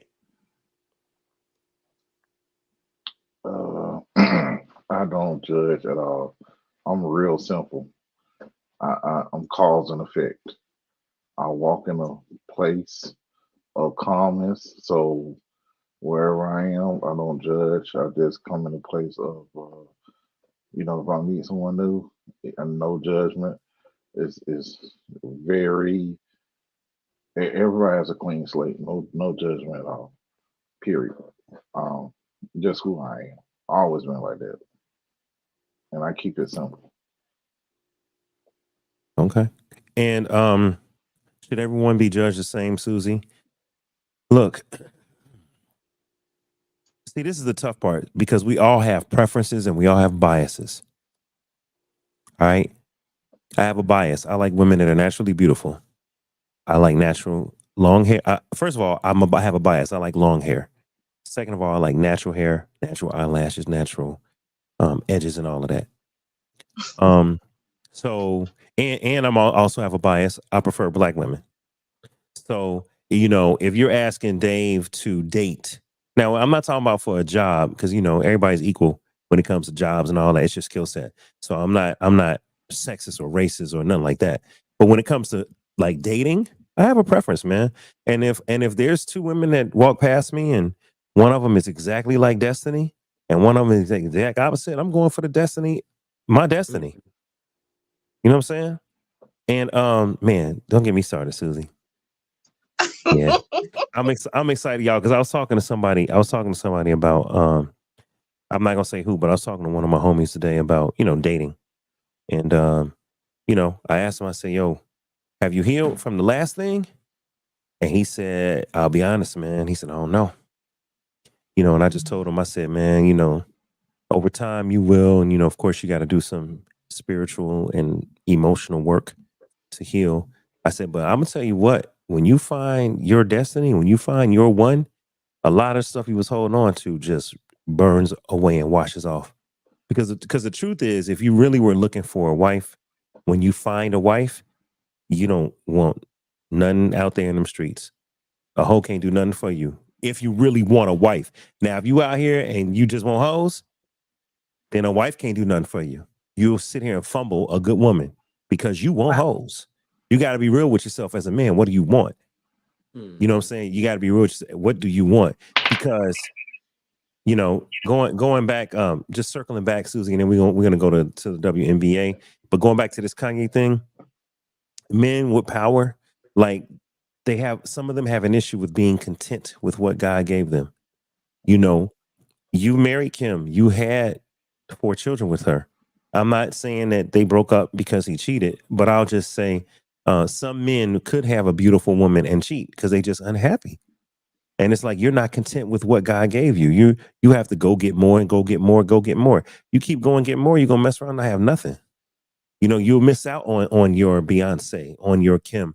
You'll miss out on great example, Corey, Jermaine Dupri. I saw an article where someone asked him, "Why did you cheat on Janet?" Ooh. He said, "Man, he said, I was being a man." He said, "It's just being a man, probably being stupid." But And, but and, they and like one I, of the I, homies in the comments said, "Yo, how do you fumble Janet Jackson?" And just hear me, Quell. I ain't yeah. saying Janet's perfect. I ain't saying Jermaine's perfect. But I'm saying if you are a young person in music and you look up to Janet Jackson and you date her and you Right. were engaged to her, oh God. I get that, but I think we get caught up as people. We get caught up in the thought of people, That's true. in the thought of them. Like Have a you lot of times we seen The want Pleasure people to, Principle? Have you huh? seen Rhythm Nation? Have you seen If? Have you seen That's the Way Love Goes? This ain't no thought. We talking about No, Janet Jackson, and I brother. get how It's she not. looks. That's We the know who she image. So what is. I'm saying is that the image and the in what we think Mm. and what we think somebody might be is different from who they are. Sometimes we want people to be who we want them to be rather than allowing them to be the person who they are. We want people to be who we. Yes, but okay. I But if love you that quote, brother. we want people to be who we want them to be rather than let them be who they are. Who they are, who they truly are. Because think about it, most of the time we people aren't in love, they're in love with the thought of being in love. You going Like deep. Uh-huh. they don't I'm really tracking. they don't really love the person. Like a lot of Right. times we have a certain idea of who they are, and if that person changes from it, then we're upset. Okay. We're upset about them changing. Okay. Hold on. Shout out to YouTube, man, and shout out to Instagram. Michaela 5280. Come on over to YouTube. Sean already came over here, I believe. Make History Podcast. I think that's Sean. A lot of my lifers are discovering that I'm on the tube. So come on over here, y'all. Um, oh, and Sean, you have to go into Chrome and add the link into Chrome, Sean. And then hopefully I can bring you up. All right. Let's circle back, y'all. We got to stay back on track because I got you. look, we already supposed to be 3 topics in. We only did 2 topics. All right. So, but to answer and to respond, I do agree. We fall in love with the idea of a person sometimes, or the idea of a profession or whatever, right? And sometimes we're not ready for the reality, and we got to change that. We have to be more into who the person really is. But, bro, all I'm gonna say is this: Destiny is everything I want in a woman. She's better than Janet Jackson. I Straight Well, up. hey, I am not. hey, I am man, not about to fumble her. you better not fumble. But I'm gonna tell you this, Corey. God had to. God gave me 15 years of recovery and being single. You see what I'm saying? So it took me some time. Yeah, it took you some time, brother. You know what I'm saying? Hold on. All right. Someone said, Adrian said, you don't know Janet. If someone who worked with Janet if someone who worked with Janet Jackson, his manager told him, if you don't tell him, I'm not going to be your manager anymore. But all right, well, I didn't follow that one, Adrian. I didn't quite understand that, but I guess you're saying that we don't know the people, and we don't, and we'll leave it there. So look, Quell, come back when you can. Sean, go into Google Chrome and add the link, and it'll allow you to come on up to the stage. All right, let's discuss the next topic, y'all. Uh-oh. Corey, this is why I brought you on the show. I know. All right, so look, Corey, I don't have all of my notes You don't perfect, need it. I got you. so Okay. all right, so I'm gonna set the topic up, and then we're going to discuss. And Susie, I know you may or may not watch this, but we're gonna discuss it. So put your thinking hat on here. All right, here's the situation, y'all. Angel Reese, right here in the middle for the Chicago Sky, Skytown in the building. What up, Sky? For the Chicago Sky. All right, Angel Reese won a national championship in college. If you guys don't know, she won a national championship with LSU with the 2 Lady years Tigers ago. 2 years 2 ago. years ago. All right, and Corey, just correct me if I'm wrong as I set it up. All right, she won a championship 2 years ago. Caitlin Clark, Angel Reese is black. I don't know if y'all noticed that. This is important. In the middle, right there in the light blue. Angel Reese is black. All right. So Angel Reese won 2 years ago. Now, there's a white player that was in college at the same time as Angel Reese named Caitlin Clark. Caitlin Clark can ball. She can shoot. She can pass. She can dribble. And from what I understand, she scored the most points in NCAA. Well, Corey, I know what you're going to say. I already see his face. They're purportedly saying that she scored the most points in NCAA history. She really didn't, because there's a sister that did it. Right, Corey? Because we covered this on Daylight Saving News. All right. Yes, but Caitlin can play. Would you agree that Caitlin can play in college? Yes, in college, yes. Okay. Thank you for being. Yeah, in college. Thank you for having restraint. I appreciate that, Corey. All right. So Caitlin, now I heard this from some of the other pundits on ESPN and all of that. They said that Caitlin was popping in college, and Angel Reese didn't pop until she did a certain hand gesture in front of Caitlin. Now, we call it the Tony Yayo. You can't see me. I said the authorities. The mainstream media calls it the John Cena. Because John Cena did 5 fingers, Yayo did 4. Okay, all right. So Caitlin was going around, in the NBA and in college, and every now and then Caitlin Clark would get up and you can't see me. All right, so cool. So all the people were like, oh, she's got spunk. Caitlin Clark. Oh, so Angel gets in the championship game. LSU beats who she play for? Exactly, Iowa Hawkeyes. Iowa, the dang old Hawkeyes. So LSU beats them, and when Angel walks past her, she looks at her and does like this, like you can't see me, and then on top of it, she looks at her and goes, like yeah, I got a ring, chick. Not only can you not see me, I got a ring. Now don't get me wrong, the Iowa could play and Caitlin could play. But Angel came in with her team, played physical ball like the Pistons. They won. All right, now the following year, Caitlin got her revenge. Caitlin, beats her in the Final Four, and they eliminate LSU. Well, Caitlin goes on to the championship game. The Iowa Hawkeyes go to the championship game against USC, University of South Carolina, the Gamecocks, and they get beat. So Caitlin never gets a ring while she's in college. Am I right, Corey? Caitlin Clark never won a ring. Right. And South Carolina was undefeated, coached by the great Don Staley. Coached by the great Don Staley, somebody you put me on to way back when we was in high school watching the Olympics. All right? Yes. All right, Don Cabal. All right. So now Caitlin, this is the situation, Susie. Caitlin is a slimmer white girl. She goes to, she scores purportedly the most points in NCAA history. She has a 3-point shot like Steph Curry. She can dribble, pass, and shoot. She's exciting to watch. She can hit them threes. The girl can play. All right.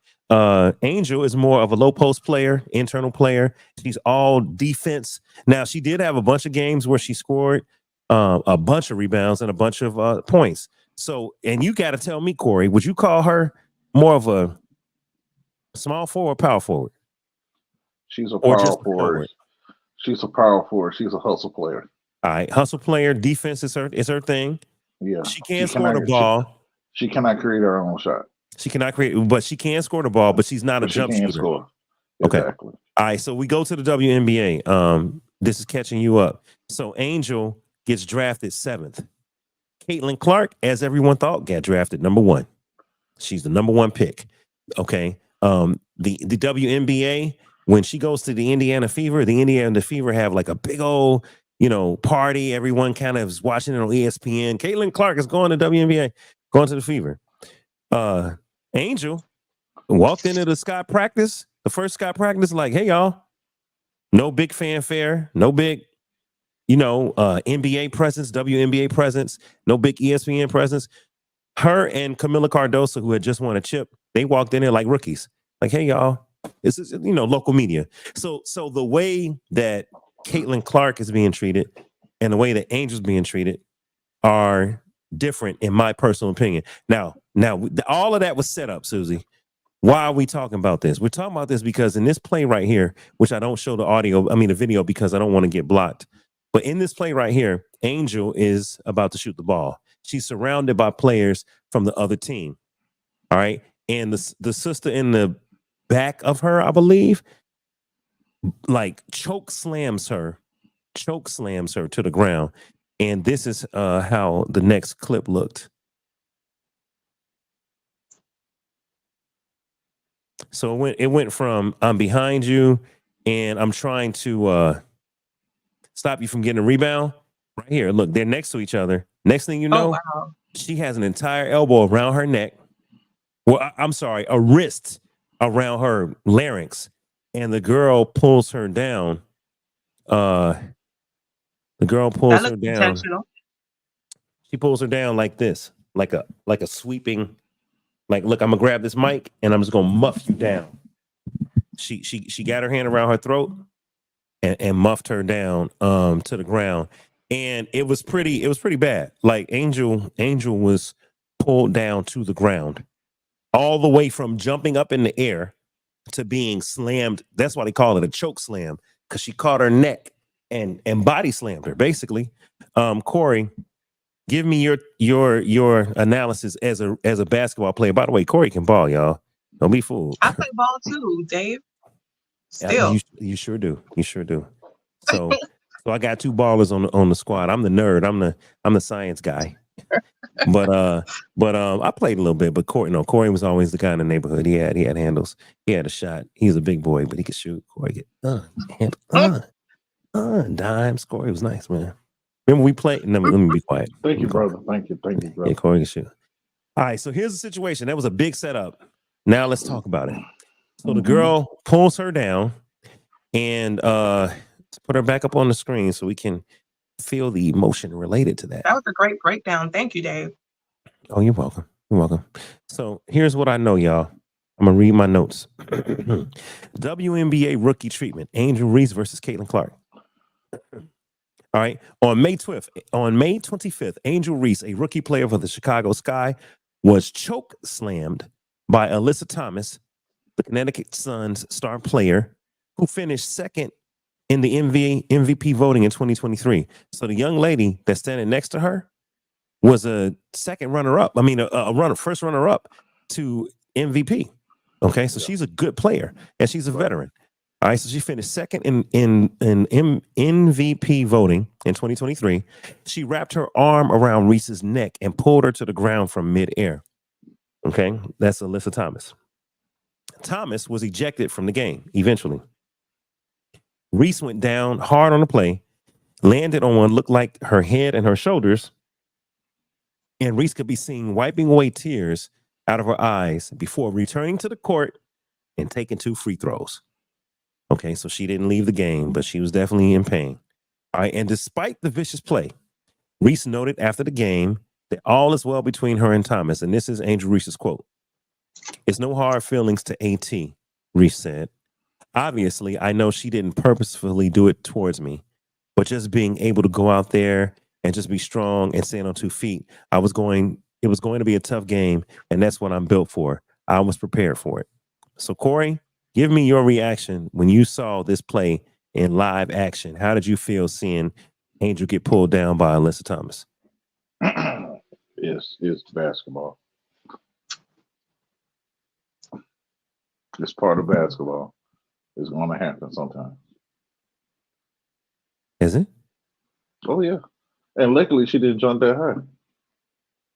Yeah, she didn't get up that high. No. All right, so you don't think that was an intentional? Yeah, it's intentional, but it's part of basketball. Sometimes that stuff like that happens. Okay, she wasn't trying to hurt her, in other words. She wasn't trying to hurt. Right. Yeah, it's part of basketball. Okay. She got ejected. Do you think that was justified, her being ejected? Well, the way the game is now, you can get ejected for looking at somebody too hard. So, of course. Okay. All right. Susie. The game is soft in both leagues. Okay. You know what? Go ahead, Corey. Go on. It's soft. Talk about it. Talk about it. I mean, it's Angel Reese. This is a rookie year. But luckily, they're even talking about the WNBA this year. So, my thing is, okay, WNBA. The second week. This is the most we ever talked about WNBA since I say in a long time. And they're pushing it hard, and they want Caitlin Clark to be the face of the WNBA, which is going to be hard to do because she hasn't gotten to that point yet. I doubt she ever get to that point, but it is what it is. They're trying to push it to where men are for men to be interested in it, because it's not going to be about women being interested in it. 'Cause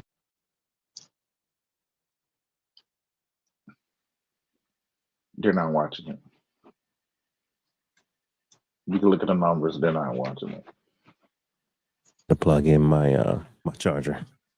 My laptop was about to die. All right, so I heard what you said, but I'm gonna push back. Go ahead. I'm watching as much as I can clips, and I'm looking for the You're WNBA more watching than ever. clips. Yes, Corey, of course. But let's not stumble over the words. The point is, I have interest now in women's professional basketball, like I haven't since Cheryl Swoops and Teresa Witherspoon and that whole class. Lisa So the Leslie. man, so right, stop right there. I hold on, because of the ladies that came after Candace Parker and them, I didn't watch. I should have, but I wasn't watching. I was still watching more of Why didn't NBA. you watch it? Why didn't you watch it, sir? I think when the WNBA first came out, I was excited, and I was like, okay, Exactly. let's see what it is.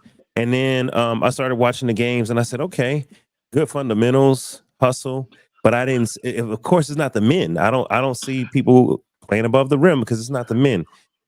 But Say it. Just say it. they not as athletic as men. I mean, hey, Just don't say it with your chest. no, that's all I'm gonna say. I don't need to say it with my chest. Why you quiet with it? Because I don't have an issue with women playing sports. Corey, do you? But you don't have to be quiet with it. It's okay. What you saying? It's not that interesting to watch. We're talking Ding about ding ding ding. It's not. I knew that's what you were pushing for. I knew that. But this is why I'm disagreeing. I think it is. Because look, when I start looking at games now and I see the rivalry between her and Angel Reese, Caitlin Clark and Angel Reese, when I see them women like knocking chicks to the ground and real hustle plays, and I see the crowd now, it's more people in the stands, I'm like, okay, all right, let me see what's up. Because I'm gonna be for real. Now that I know a little bit more about Caitlin Clark and Angel Reese, and I'm seeing the personalities clash, the backstory is making it interesting, because I have accepted that I'm not gonna see a woman go up like Jordan or Dominique. And you know what? I've also accepted that I really don't want to see. I don't want to see somebody as big as Barkley monster dunking on another chick. I don't want to see that. No one does. And I understand that. My thing is this. And I'm sorry, Susie. I just got to get this on my chest. I knew you couldn't wait for this topic. I'm going to get in where I fit in. I'm going to hold my peace. Go ahead. My thing is this. I've been watching the WNBA since its inception, since it started. And it's fault. It's society's fault. It's not the players' fault. They do the best they can, but they're not putting forth the effort to put good product in. If you watch, I've been to the WNBA games. I watched Atlanta Dream, and it's like, oh my God, will y'all please do something? You shooting? You freeze it, Corey. Somebody calling you or something, because your audio going out. Oh, can you hear me now? No. Yeah, we got you. Go ahead. Okay. When you're shooting 35, 40% from the field. You're not. It's like the score is 75 to 82. You ain't scoring high points. Then you're not. Then it's not. You don't have loyalty to the team. I've watched college basketball and high school girls basketball more than anything because there's loyalty there. There's loyalty to a team. Wait a minute. There's When you mean lineage there's no there. loyalty, are you talking about like people leaving free agency? Is that what you're Yes, saying? it's a WNBA. It's brand new. It's Okay. like you got Atlanta Dream, but Atlanta Dream play. They don't even play at Phillips Arena. They play at doggone Morehouse College. I don't know. They play somewhere small. They don't make it to So, where but it's. Corey, hold up now, because I don't want to make this about is the WNBA a good product? Because that's not really the question here. The question for me was, is Caitlyn being treated differently Yeah, because she's playing treat because she. she's white, or is she being differently because she has brought so much attention to the game because she scored so many points and her offensive draw? Let me finish my statement. Uh, And Susie, you remember Magic and Bird. Mhm. The argument is online is that Angel Reese is not being bullied the way that Caitlin Clark is. They're saying every game these veteran women are trying to beat the hell out of Caitlin, beat her up, hard fouls. You know what I'm saying? Just cheap shots. And they're saying, oh, Angel ain't getting hit like that. Angel is just going through normal stuff. But Caitlin, because the WNBA has dubbed her as the next big thing. And mind you, all this fanfare around her. Now they're flying on chartered flights. They didn't do chartered flights before. They were commercial. This year, with Caitlyn coming in, the WNBA has decided to start chartering flights for these girls. So some of these veteran players are pissed off, like, hey, first of all, she a rookie. Second of all, she cool, but she ain't us. She ain't that good. She just coming out of college, and she not the savior of the WNBA. We've been playing hard. So that's the argument. The argument is she doesn't deserve all this fanfare. The counter is, oh, but she does. She scored the most points in college, according to people that are her fans. Me and Corey feel differently. According to her fans, if it wasn't for her, we wouldn't even know Angel Reese's name. Angel is crap compared to Caitlyn, and Angel better be glad that she did that little symbol, because when she made that face, oh, she became famous. I said, but did y'all forget she beat her? Did y'all forget she got a ring? And, beat her and got the ring. So some people are like, oh, she ain't do nothing. I'm like, bullshit. She beat her rival and got a ring. So let's not forget that part. And then somebody was like, oh, college don't mean nothing. I said, oh, ask the college players that didn't get the ring. It do mean something. So let's not minimize championships in college. Now, the other thing is, some people are saying, hey, man, Caitlyn is getting all this coddling by the WNBA because now they have to review the play. And, I didn't even show y'all the picture. So the other half of this story here, Susie, is that Caitlin Clark was cheap shotted by a couple of women. So she was shoulder checked from the back. Okay. So Kennedy Carter, who is Angel's teammate with the Chicago Sky, shoulder checked Caitlin Clark. Caitlin didn't see it. They were inbounding the basketball, so Caitlin had no concept that someone was going to come behind her. And Kennedy shoulder checked her real hard. Real hard. If there's a play before that though, that's Wait, the reason why wait. she I did it. know, Corey, but I'm you sorry. gotta I'm let sorry. me give you the I'm narrative, sorry. man. I apologize. I'm sorry. She shoulder checked her so hard the girl went flying, right, and was confused, like, what just happened? So Kennedy Carter, bam, shoulder checked her, and Caitlin is like, what's going on here? Right? She's trying to understand what's happening. And so the WNBA was like, oh, we got to review this, and it's going to be a technical two, and someone's getting ejected. And then like the Indiana Fever came out and was like, we've got to stop this bullying. People are being bullied, and the negative treatment of our star player.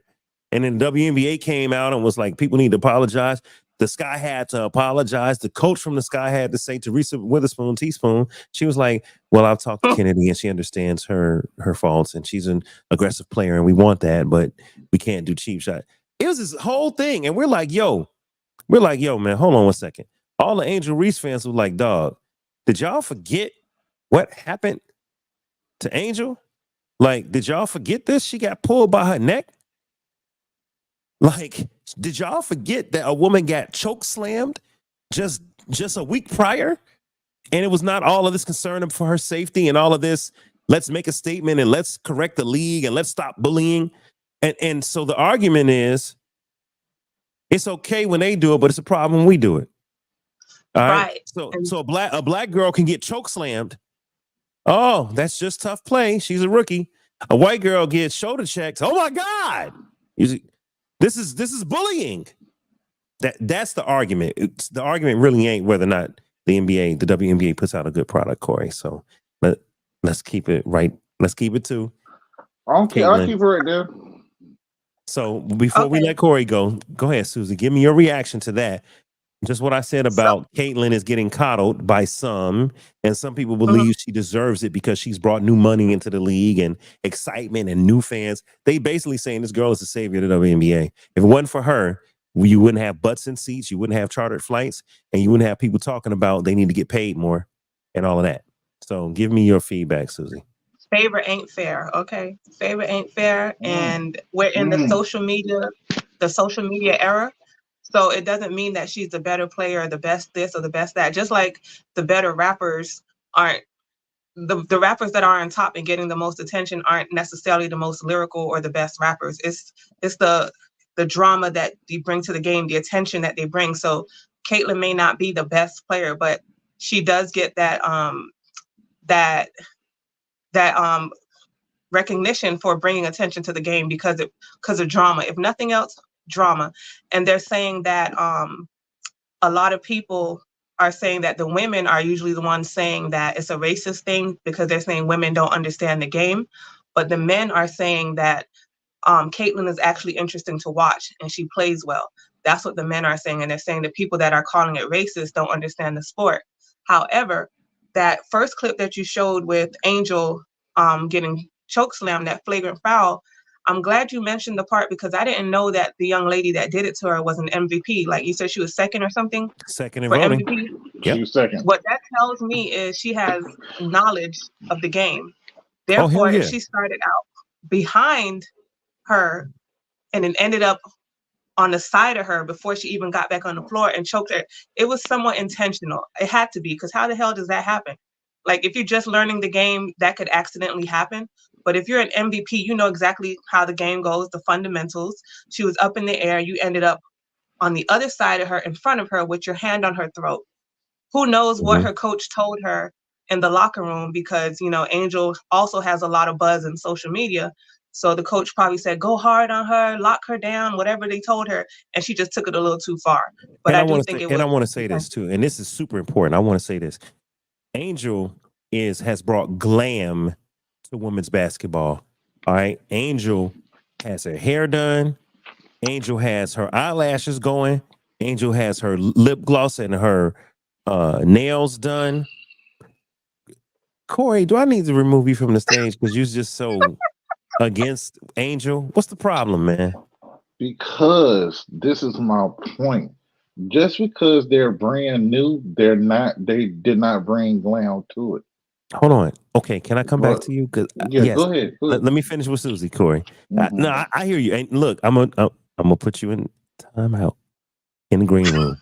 Oh, just don't leave, Corey. I'm only doing that so I could solo me and Susie. So Susie, I understand Corey's point is that she's not the first woman to bring glam to women's basketball. I get that, okay, and that's not a problem. Okay, I'm cool with that. What I am saying though, and Corey, this is where you chime in with Bird and Magic. You said the rivalry, Susie, is what's interesting, and I agree 1,000%. Caitlin might be Bird, but Angel can play the role of Magic. Now, I'm not saying she's anywhere near as good as Magic. I'm not saying that Caitlin is anywhere near as good as Bird, but Caitlin is pretty good. But what I'm saying is the NBA was taken by storm in the 80s by a great white hope and a great black hope. You had Bird, who had the fundamentals. He talked shit and he backed it up. Bird was a winner. Okay, he didn't care who you put in front of him, and he wasn't racist. He didn't care who you put in front of him. But Boston had the moniker of being a racist city back then. It did. Here comes LA. Magic Whoo, whoo, the flash, the whoop, the smile, Los Angeles, the Laker girls, Dr. Bus, and the whole thing with LA and Showtime and Magic at the helm. And he's just as good as Bird, maybe better in some aspects, and vice versa. They elevated the NBA Yep. until Michael Jordan showed up. They Yep. elevated. So, Corey, what I'm saying is, yeah, I understand other women have done other things and all of that, but I really want to give Caitlin credit for energizing college basketball. I want to give Angel credit for energizing college basketball, and I want to give them both credit for helping the WNBA capitalize off of their popularity and lift up the sport. What say you to that, Corey? Because I know you got a comment. I'm not giving them nothing. This is why we're talking about. People be forgetting, man. And that's the problem. People forget in years. And it's the people fault not going. It's like, when Tesla came out. Yeah. Oh, it's a Tesla. Everybody want a Tesla. Now everybody now oversaturated with Teslas. Because they think it's new. No. There's cars out here these women been doing it for years. Okay, look up Skylar Diggins. Of course. Skylar Diggins. Uh-oh. Go ahead. We can hear you. Go ahead, Corey. Okay, just look up Skylar Diggins. Okay. She had commercials out and everything. She had supposed to be in the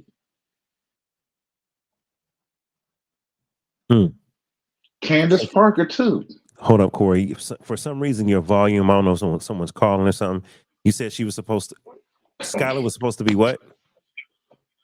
The face of the WNBA at one point. Well, can we be real? Can we be really real? Because it's something that you mentioned to me offline that we didn't talk about yet. What's up? Hey, man, some people are saying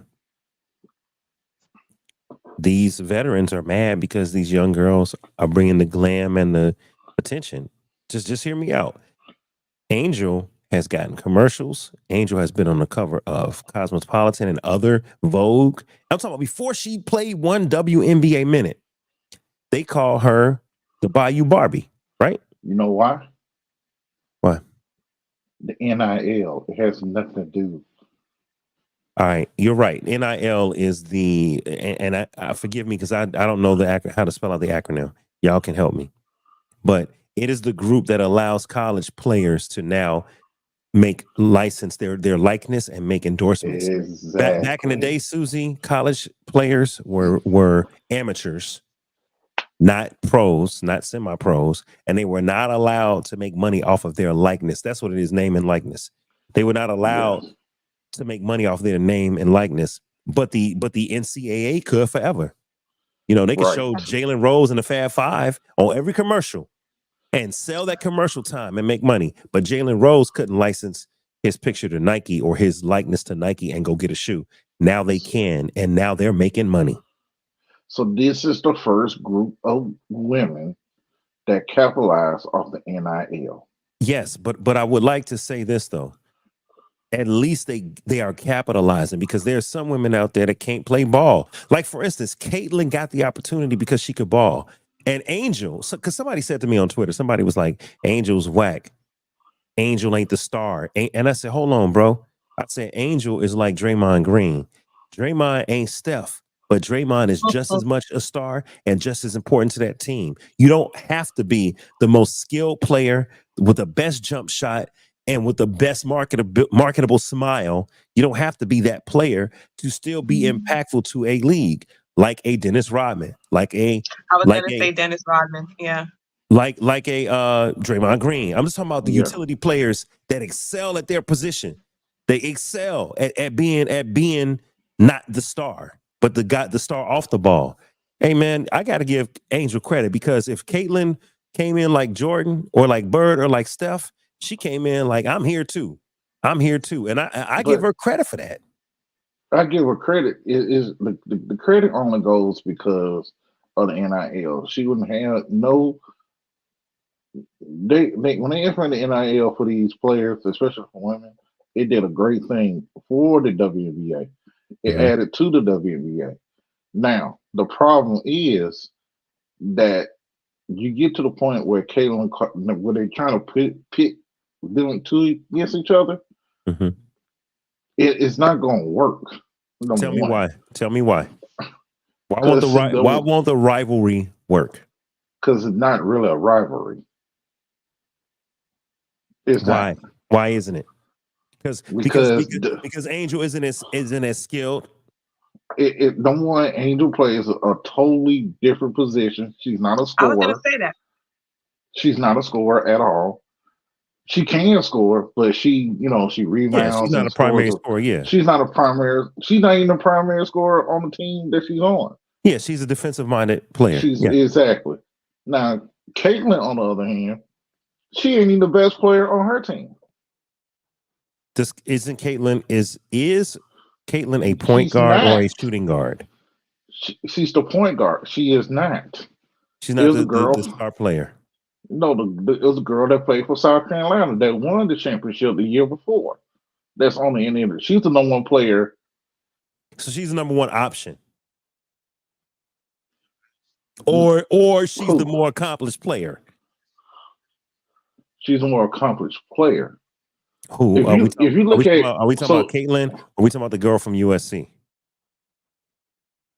You breaking up, Corey? I don't know why your volume going in and out, bro.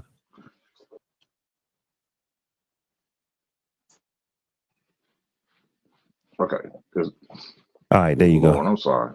Is that better? Okay, That's much better. thank you. Ooh, sorry. Like It was better. scoring or anything. It's a delay. I at this point just put us on speaker. Take off the wires. Just put us on speaker, man, because the wires ain't working. All right. So while Corey's doing that, Susie, this is what I personally feel. I feel like, and we've been on this longer than 30 minutes, so we can move on. But I want us to get all of our comments out. I feel that Caitlin and Angel are like Corey. It's like the collective bargaining agreements with the NBA's player union and the NBA. We can't help that cats are getting $200 million contracts in 5 years. That's today's world. Michael Jordan should have been making $200 million in 5 years, but the CBA didn't allow it. The most Jordan could make in a year was 31, 32, 33, somewhere around there. Now you got cats making upwards of 50, 55 million a year. That ain't nowhere near what Jordan is. And you've got utility players getting paid. I'm talking about bench riders getting paid because the CBA allows for the budget and the contracts, the ceiling is so high. So we can't get mad at today's utility player who's benefiting from a current CBA and the popularity of the NBA because Mike, Bird, Magic, and Isaiah should have made that much. We can't get that's the day that Caitlin Clark and Angel Reese walked into. It ain't their fault that they were born during that time period. They just walked into that. So we can't hold it against them, bruh. Like, let them women go get their money. But can we give them credit for energizing the fan base and making more people watch? That's a question to you, Corey. You're on mute.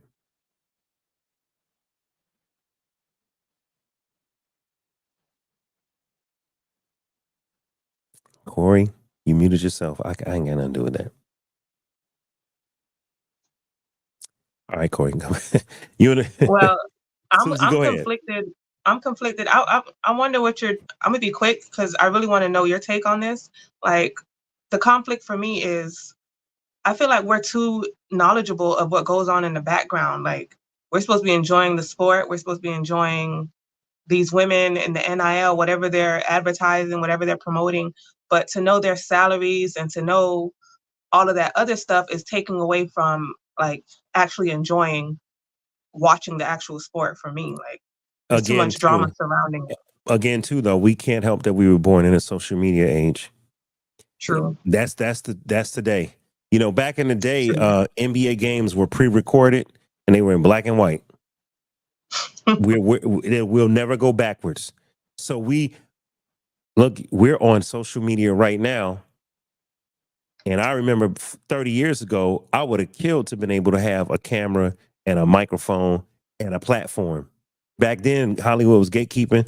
You couldn't get content out. Now, if you work hard, you can get content out, and it can be really good quality. So that doesn't bother me, Susie. That's just the way of the world. We're gonna know information because everyone's connected, and to be honest, people like a story. People want to know about a person's personal life. They want to know the story behind Angel Reese. What makes her hated? What makes her loved? Why do people hate and love Caitlyn? Like people want to know That's true. why Corey That's feels true. the way he feels. That's true. You back, Corey? Unmute it, Corey. Unmute yourself, bro. There we go. Say something again. Corey, I don't know what's going on. I said, can you hear me? I don't know, bro. Yes. Now we can. Yes. You can. Yes. Okay. Lord, I'm sorry. Hey, Corey, give us your summarize your feelings. Hey man, did they just stop me again? I think I'm limited to 1 hour on IG, and I gotta find out why. Is it because we said the C word? No, I'm serious. They've been doing that to other people's lives on IG as well lately. Okay, so it might just be an IG thing. Yeah. Mm-hmm. All right, well, welcome. I'm glad we on YouTube, man. Corey, I don't want to tape delay and all that. Yeah, someone said that the NBA was on tape delay. Adrian said that. Yep. Oh, okay. And the radio. That's crazy. Mm-hmm. And one other thing, Adrian made a good point. Says number and revenue has went up since Angel Reese and Caitlin Clark entered the WNBA games. LSU versus Iowa, over 20 million views. And that's a great point. That's true. And now we're going back to my point, Susie, which is this. The rivalry. Rivalries, people will pay to see a rivalry. Always. And by the way, Susie, when Caitlyn got shoulder checked and got knocked to the ground by Kennedy Carter, Angel Reese was over there on the sidelines. She stood up and was like, "Yeah," like she was feeling it. And so people are calling her but her critics are calling her a thug. You know, when she did it, oh, Angel Reese is a now thug. That's racist. That's where race comes into play. Caitlyn do the same thing. You can't see me. Angel come in, you can't see me. But when Angel do it, she a thug. But when Caitlyn does it, she's competitive. What's the white lady's name that pushed her down? Oh, that wasn't a white lady. That was Kennedy Carter. Kennedy Carter, she's light skinned, or she might even be Latino, but she's not white. She's like she might be light skinned, she might be Latino, but Kennedy Carter is a player that plays with Angel, and she's on the Sky, and she's known to be a hard player. She's known to be someone. Why did they call her a thug instead of Angel? She's the one that did it. They might have. They might have. But I will say this. Angel came to her defense and said, hey, look, as a team, because look, Teresa Witherspoon is their coach, and Teresa Witherspoon was known for defense. So the Sky are going to be like the Pistons of the WNBA. They just going to body check you, shoulder check you, talk smack. That's how Angel beat Caitlyn in the first place. She didn't out finesse her. She out physical and out mentaled her. Yeah. She got in her head and she physically challenged her. Do you think if she would have stayed on her feet, it probably wouldn't have been that bad because she wasn't expecting it? It made it look worse than what it was, because people shoulder check all the time in basketball. But because she wasn't paying attention, that's probably why she fell. Oh yeah, here's the other thing, and this is what Corey wanted me to mention. So Kennedy Carter called her a bitch. She called her the B word. Oh. So Caitlyn is waiting on the inbounds, like looking over here, waiting on the inbounds, and coming over her right shoulder. You just hear a girl say, "What's up, B?" Bam. Oh. Yeah, so she definitely called her B word. It was clear. You could read her lips. It was very clear. You know, called her the B word, shoulder checked her, knocked her to the damn ground. You know, I'll like pay to watch that. took her out. You see, look, you see the surprise on Caitlin's face. Caitlin's looking at the ref like, yo, like, you're not gonna call that? You know what I'm saying? So yeah, she most definitely called her the B word. She shoulder checked her, and Angel celebrated. And now before that, Corey, what was the play that happened before that? Because I know there was another play where Angel and Caitlin got tied up, and Angel kind of like when they were fighting for a rebound, and Angel swiped, and Caitlin went to the ground. To me, that was just a hustle play. It wasn't an intentional thing. But Corey, what was the play you wanted me to mention? You said what happened right before that. So are you with us, Corey? No, Corey cannot hear us. Okay, we can. All right, Corey.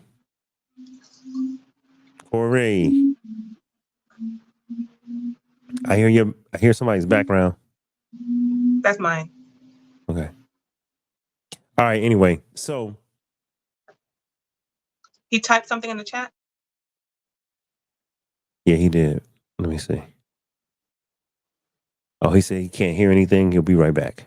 All right, cool. All right. So anyway, anything else we want to share about Caitlin Clark and Angel Reese? Anything you want to ask? Because I can go to the next topic. I can't wait for you to get into this next one and give those notes to this ST whatever the heck. Oh God, yeah. Yeah. Let me find it. If Kanye's not careful, that's what he gonna catch. Look. Yeah, I was tripping. Now this one, I may have to do some. I may have to do some actual Googling. Okay.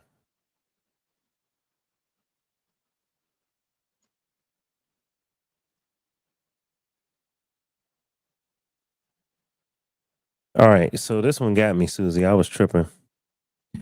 A new sexually transmitted disease, sexually transmitted fungal infection, has been detected in New York. An STFI. Susie. All right, now, why is it important to know that it's a fungus? Well, you can't take an antibiotic and kill a fungus. Antibiotics kill bacteria, not fungi. So you have to take an antifungal to kill a fungus. I'm going to look something up real quick, but Susie, you can ask me a question while I'm Googling. What's your first thought on just seeing that? An STFI? Well, to the common mind, to the not so educated mind, when you see something that says sexually transmitted fungus, the first thing a person would think is like, or the common person would think, oh, they need to wash their ass or something like that because it says like a fungus or something like that. It sounds like it's easily preventable.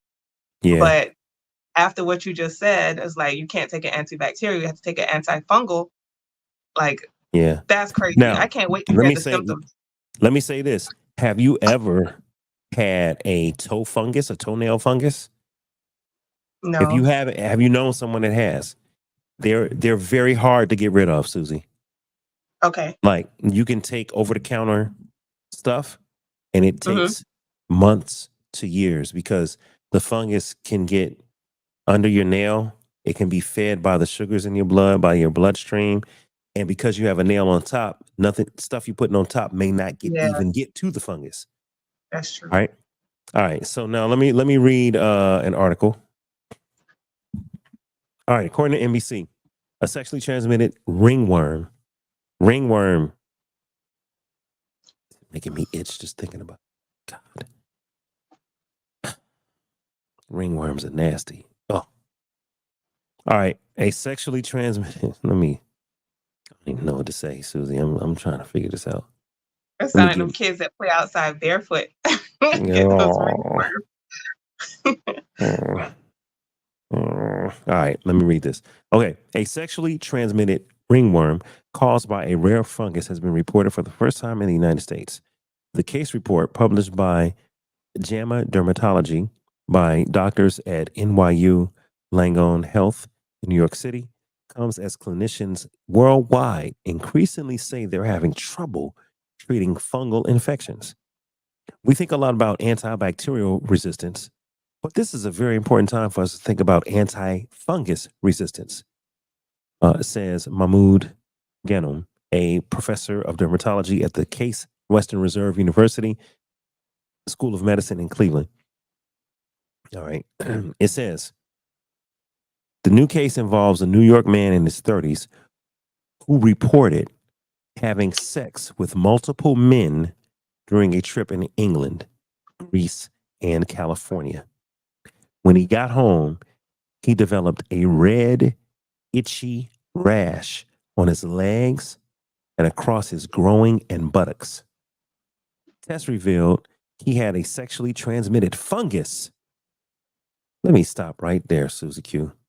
A sexually transmitted fungus?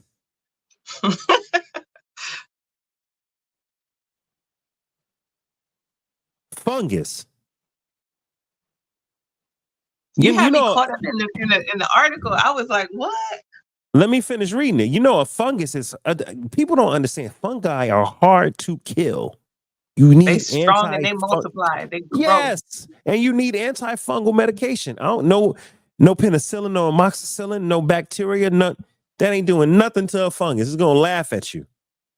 You got to keep an eye on it while you treat it. Yep. Constantly.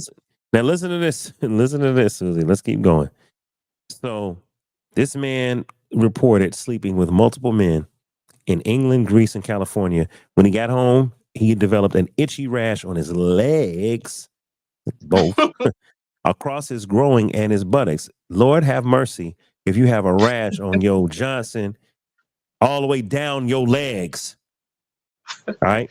Tests revealed he had a sexually transmitted fungus called Trichophyton metagrophytes type 7. Trichophyton metagrophytes type 7. It is the first time the fungus has been linked and identified in the U.S. Last year, doctors reported in France only 13 cases. So this is a rare fungus. Okay. Last year in France, doctors reported 13 such cases of Trichophyton metagrophytes type 7.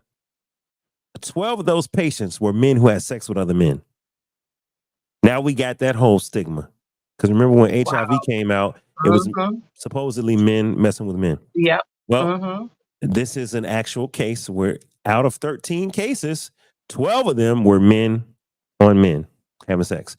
The American man's infection responded to a standard antifungal medication. Okay. So some of those standard antifungal medications are fluconazole, all right, terbinafide, and itraconazole. Now, here's the thing. I told you that if you have a toe fungus, it's hard to beat. Susie, all right, it takes a while. Some people, if they get a sexually transmitted infection, what do, Susie? What? They go to the doctor, they get a shot, it's gone. And it's over. Yeah. A week or two at the most. Listen to this mess. The American man's infection responded to standard antifungal medications, but it ultimately took 4.5 months to fully heal. Jesus Christ.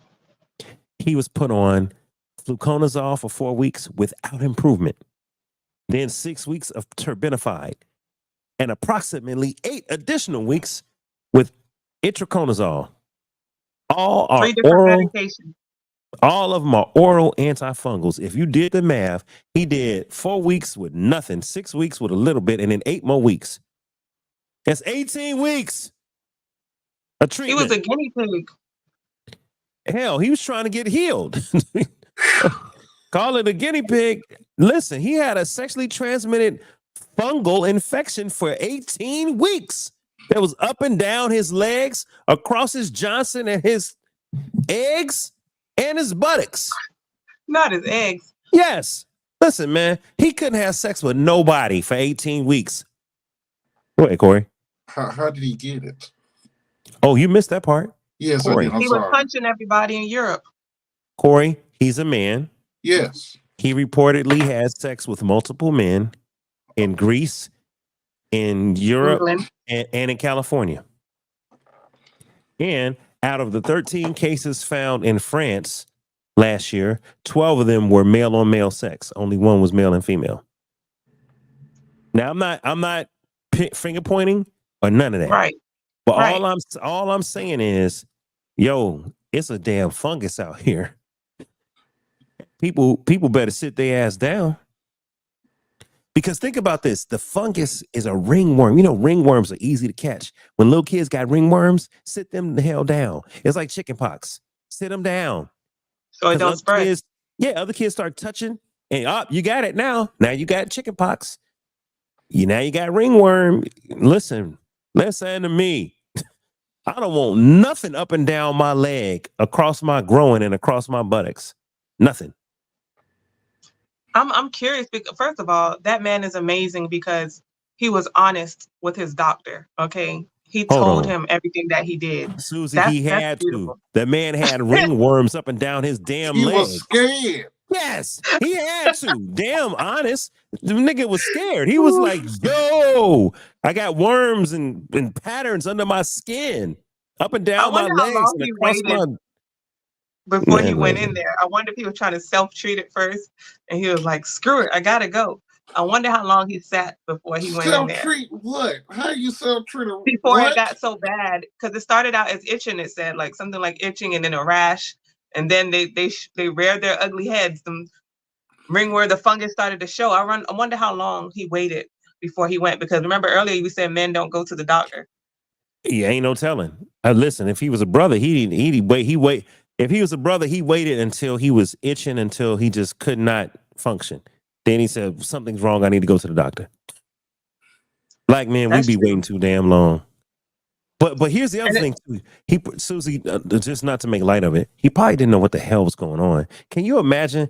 Can you look, y'all? If you've ever had, let me keep reading the article. Hold on, ladies and gentlemen. Let me keep reading this article. Welcome to the stage. Hey, I see you in the green room. Let me know when you're ready. All right, so we're just gonna keep going. Okay, let me keep reading the article. All right, the test revealed that he had a sexually transmitted fungus. It took him 4 weeks on fluconazole with no improvement, 6 weeks on terbinafide, and approximately 8 additional weeks on itraconazole. All are oral antifungals. He did not have any other infections that could make the problem worse. And Dr. Abram Kaplan, an assistant professor of dermatology at the NYU Grossman School of Medicine and an author of the new report, said the case should raise awareness but not cause alarm to the general public.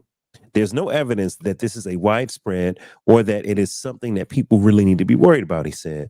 But if you're having itchy eruptions in areas like the groin and it's not getting any better, go see a doctor. Now they're saying the rash may look like eczema.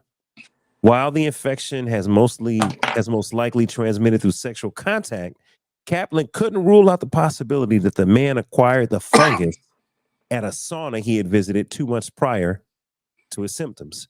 The man said his sexual partners did not show any signs of the ringworm. Kaplan said that the rash may look more like an eczema flare-up than typical ringworm infections that form in circles. The infection is not life-threatening, but can cause permanent scarring. He previously identified the first 2 cases of a different ringworm infection in 2023. Those infections caused by trichophyton endotenae. Forgive me if I mispronounce that medical term. They're not considered STIs, but they are drug-resistant and highly contagious. Jesus Christ. Highly contagious scares me. Since then, the team at NYU has identified a total of 11 cases of trichophyton endotenae ringworm in both men and women in New York City. The new case report is notable of a medical it's notable, and he said it's medical because he stressed that doctors should consider fungi along with viruses and bacteria as potentially cause for sexually transmitted diseases. I'm gonna stop there because now people can. Hey, Yvette. Welcome to the stage, Yvette. So now people can catch sexually transmitted fungal infections. I mean, it's hard enough to, when you have the flu, which is a virus, just let it work itself through. When you have, I don't know, something that requires penicillin, like a sinus infection, or an upper respiratory infection, you can go take antibiotics to help kill the infection. Can't take no antibiotics with a virus. You got to take an antiviral. Now you got fungi, and you have to take an antifungus. What stood out to me is that fungus must be very powerful because you stated in the article that the man had no prior, like no other infections in his body, no other diseases. So this is a pretty healthy man. So this thing is running strong on its own with no help of other infections, no weak immune system or nothing. And it was strong like that it took that long for them to cure it. That's insane. That's scary. Did he have sexual relations with an alien? I often say there is fungus among us. I say that all the time. Fungus among us. Fungus among us. Now, the scary part, y'all, is this. Here's the weird part. All right. He could have got it from the sauna, which is scary enough because you could go get a massage and come back with a ringworm up and down your body. And they said the sauna he had visited 2 months prior, which is even more scary. So now you can go to the sauna and not even know you contracted some damn contagious ringworm in your body and be walking around life. And then 2 months later, you're like, what's going on? Yeah. You know what they do. So how is it considered sexual if he got it from the sauna? Well, that's what they said. They said we can't rule out the sauna. They said we can't rule, but they said it is a fact that he had sexual relations with many men across different continents, Europe, Greece, and then California. And it is also not debatable that 13 other cases in France, 12 of them were with same-sex male relationships. So that's how they're drawing the correlation. They're saying, okay, we can't rule out the sauna, but the fact that 12 other cases were male on male and they developed this fungi, this fungus. So, yeah, I mean, I think it's a push. It's a push for us to just be safe, like all around the board, because even in I think it's in Houston, they have like the highest number of syphilis breakout or something like that. Yeah, I heard that. And they're actually putting the information out there. Like, I think this is a time, like it's a warning that people just need to start wearing protection, because on the other part, like because on the other part, like you hear, what you said, what to, Corey? Man, this was since 1982. What are you talking about? No, but the numbers are rapidly Florida has the highest of AIDS is rampant here because it mostly in our communities, because we don't tend to go to the doctors. Men don't go to the doctors unless usually single men don't go to the doctors as much. When you are a married man or in a relationship, you do. Look, I still got my scrubs on. I've been out here just working. I'm like still. And when I'm on a lot of the lives, I'm always going hard about making sure you know, before you get into a relationship, vet the person that you're dating. Go to the doctor. If you think you're going to be serious and you want to have relations, go to the doctor and make sure you both are clean and only stay with each other, because you step out, you don't know what you're getting. You have no idea. So there's something to being, with just one person. There's something to be said for that. Because then you can be more free. You can be more open. You can get used to each other. You know what I'm saying? That I used to have a boyfriend who used to say, ain't nothing better than and there's nothing better than good sex than different sex from a different woman every day. And I'm like, really? Because first time with somebody is always a little awkward, don't you think? Corey laughed.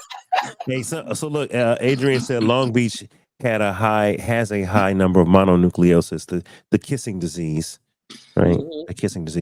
Let me say something real quick, Corey. And for those that trip out about STIs have been around, because when we were kids, they weren't called sexually transmitted infections. They were called sexually transmitted diseases, STDs. STDs. Now they call them STIs, and now they got STFIs, fungal infections, sexually transmitted. All right, it's a lot going on, but I want to say this to the young people.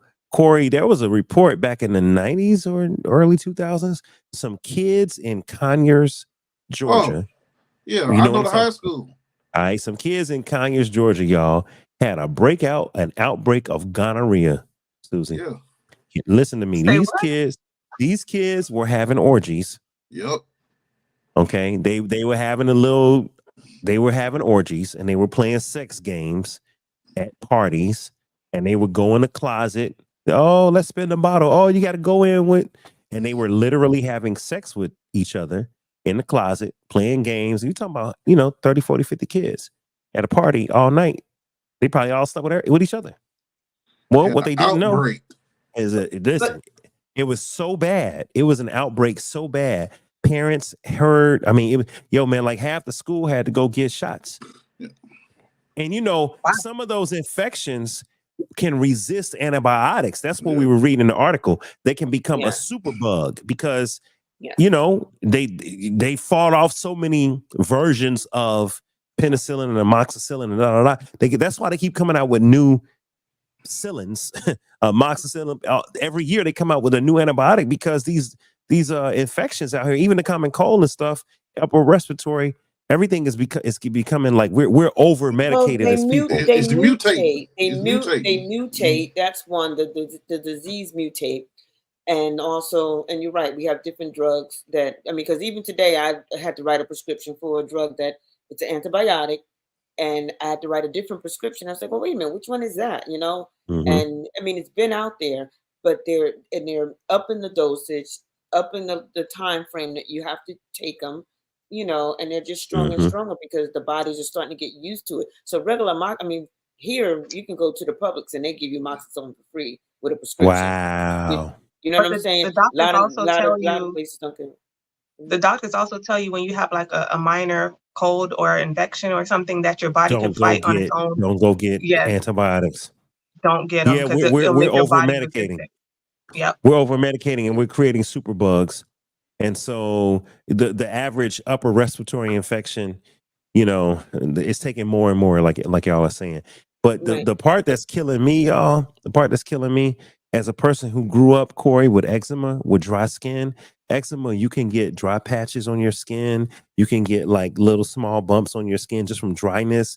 If you scratch it, it'll become darkened. If you are melanated like Black people are, it'll become a dark patch because you're scratching it. And now the melanin is trying to, man, I don't like ringworm. I don't like chickenpox. I think I would lose my mind if I had a rash.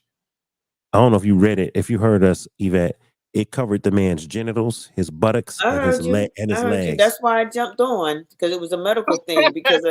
And that's why I jumped on, because I'm always about that, educating us, because we do not educate each other. When you were talking about the gonorrhea, here's food for thought, because I'm always saying this to people. Now, the first time, most of us, I don't know about you guys, but we had sex education in school, right? So we had sex education in high school. Not once did they ever mention about having gonorrhea of the throat.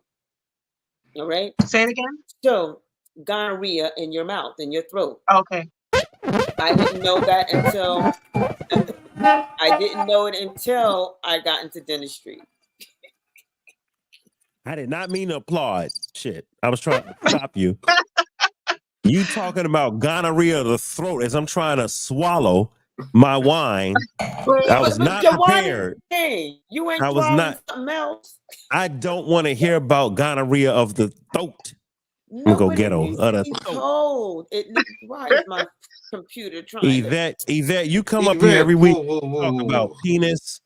You talk about now. You talk about gonorrhea in the throat. Gonorrhea in the mouth. Because here's the thing. This is why I'm saying it's important. This is a PSA. Hold on. It's a PSA. Hold on. Yvette, I gotta do it. Yvette, did you hear us? Corey, you can't say nothing. You're barred from talking. Please, sir, let me get this out. Yvette, did you hear us read Kanye's quote from earlier? I missed that part. No, I didn't. Oh, you missed it? Oh, Jesus. Hold on. Is Hold on. Instagram still on? Because that thing about to go off if you say that shit. We was Oh my God. Let me find the page. Your boy Kanye. Yvette, your boy But thank you, Kanye. Yvette. I didn't know that was a thing in the throat. Well, that's why I wanted to finish explaining it. So let me explain. Go ahead, Yvette. I'm so sorry. Go ahead. Okay. I just want to say, because, and this is food for thought. People don't think about it. People will give oral sex without putting any protection on, but you'll put protection on to go into a vagina or to, you know what I'm saying? Or back and forth, or to jump on the stick. So you'll use that with you'll use protection on that, but you'll put your mouth with no protection. Your mouth is the portal to your body. So what do you think is supposed to happen? If this ain't good down there and you're putting it in your mouth, you know what I'm saying? So people don't think. Yvette, I think. Yes. That's why I do. So Yvette, dental dam. Yes. What about a dental dam? You see, when I had a dental, I said, let me put this over you. Do you know that most, what are you doing? Hey, I gotta protect myself. Mm-hmm.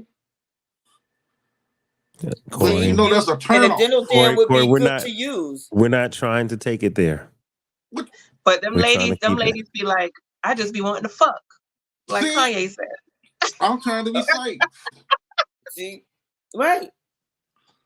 You see all this right here? You see all this exactly, because you'll be wearing it all, and you'll have the fungus among you. Come on now. Hey, the fungus among us on his chin. Jesus. Lord have mercy. All right, Yvette, let me read this to you, Yvette. Kanye West has been sued for sexual harassment from his former assistant. Okay, Yvette, I'm just gonna read his words. Okay. Read it like Kanye, Dave. I like how you read it like Kanye. I'm gonna try. But you done left the room.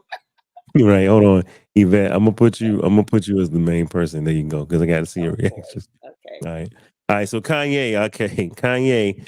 According to legal documents, Kanye West has been sued for sexual harassment by his former assistant, Lauren Pisciata. The former employee is accusing the Donda founder. Hold on, Corey. I gotta put you on mute. I'm hearing stuff. It's not me. I promise you, it's not me. Who's scratching? Who doing stuff? All right, there you go, Susie. No, Yvette, you stay on camera. We need your reaction. Yvette, okay, Yvette. The former employee is accusing the Donda founder of masturbating in her presence. According to legal documents, Pisciata was already making 7 figures on OnlyFans when she was asked to work with Ye in 2021. She claims that Kanye West offered her $1 million to drop her adult content and become his godlike executive personal assistant. Pisciata said that this job description consisted of her being on call with the Chicagoan 24/7. When she began working with Yeezy, he started behaving inappropriately, including sending her explicit texts and pleasuring himself. Pisciata claims that he sent her one message that read, and I quote, "See, my problem is I be wanting to fuck. And then after I fuck, I want a girl to tell me how hard they've been fucked while I'm bucking them. And then I want her to cheat on me." In another message, she alleges that the ex-husband of Kim Kardashian wrote, "Is my dick racist? I'm going to stare at pictures of white women with black asses and beat the shit out of my racist dick." Additionally, the former assistant says that West was fixated on knowing the size of her boyfriend's penis and would unsolicitedly send her footage of him engaging with models. Pisciata recalled 2 times witnessing the 46-year-old pleasuring himself. Once while on the phone with her, and another time when he allegedly locked himself in a room with her during a private flight to Paris. She says that the Grammy winner then laid down on the bed and masturbated under the covers until he fell asleep. The adult content creator is now suing West for wrongful termination and for breach of contract, which has nothing to do with sexual harassment. Well, I don't understand what her lawsuit is about. She claims she's owed $3 million severance package that he promised and never paid. According to Pisciata, Ye let her go in 2022 in October, and she allegedly turned down a $4 million offer to be his chief of staff. He didn't want her to be the head of the class. Listen, why did he say is my dick racist?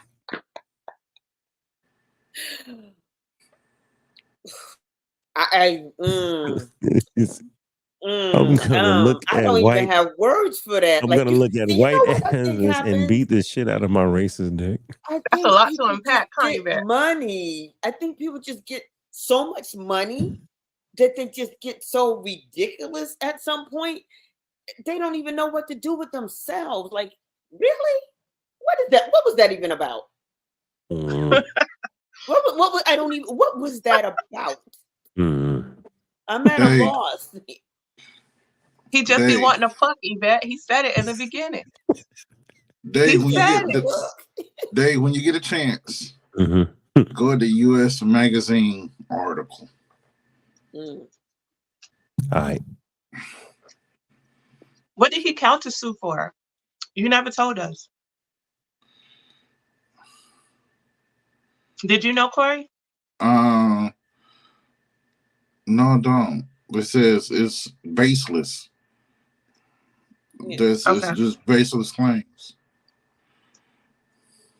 Corey, what am I Corey, you got the article up? What am I supposed to be noticing? Yes, usmagazine.com. It has the article about what she was suing for. A battery, Kanye West investigation for battery after man allegedly assaults. No, that's Bianca Sensory. No. Okay. Well, and hold on. Now I want to know what the countersuit was. Yeah, that's what I'm looking for. I'm looking for the countersuit. What was her name? She had a weird name. Pisciata. Yeah. Kanye West countersues former assistant. Okay. All right.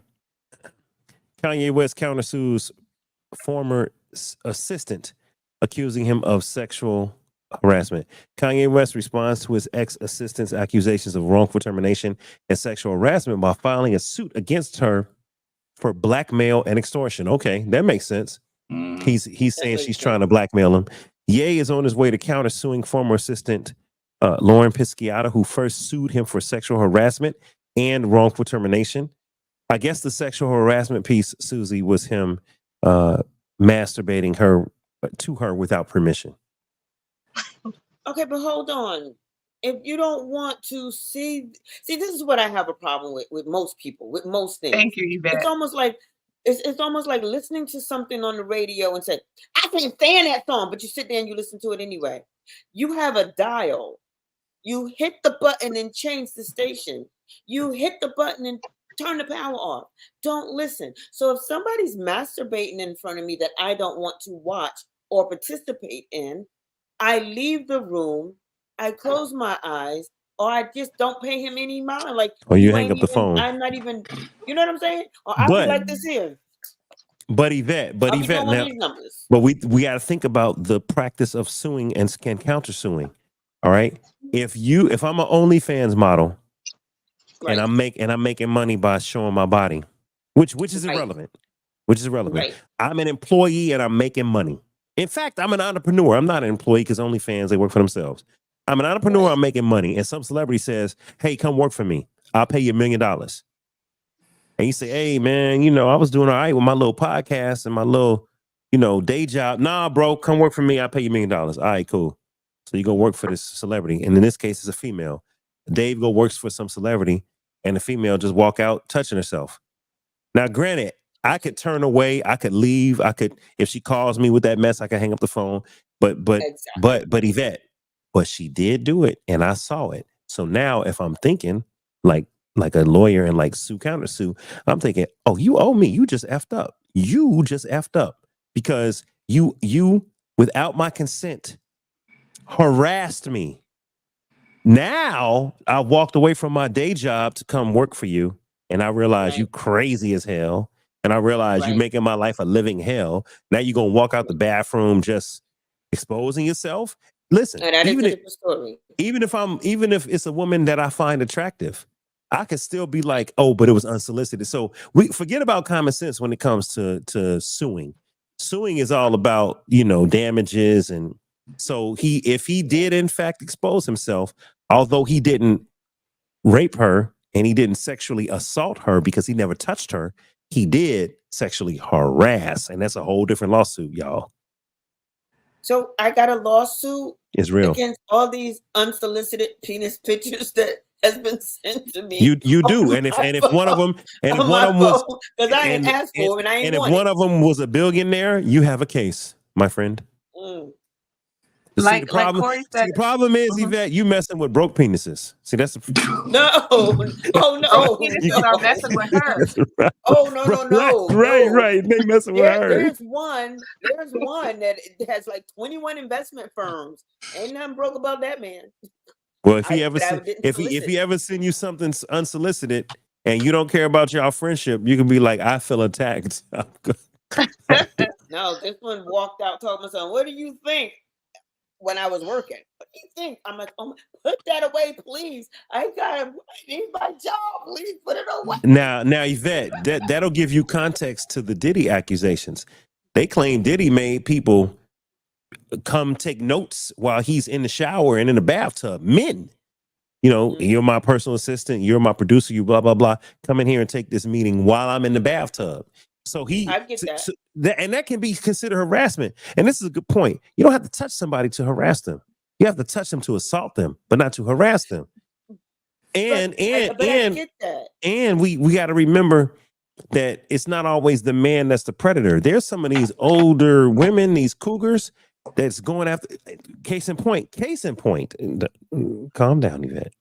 Calm down. Everybody love Auntie Yvette. We're not talking about Yvette. But I'm talking about these high school teachers. Now this is pedophile because this is a whole level of criminality. That's a different level. But I'm just saying, did y'all hear about the choir?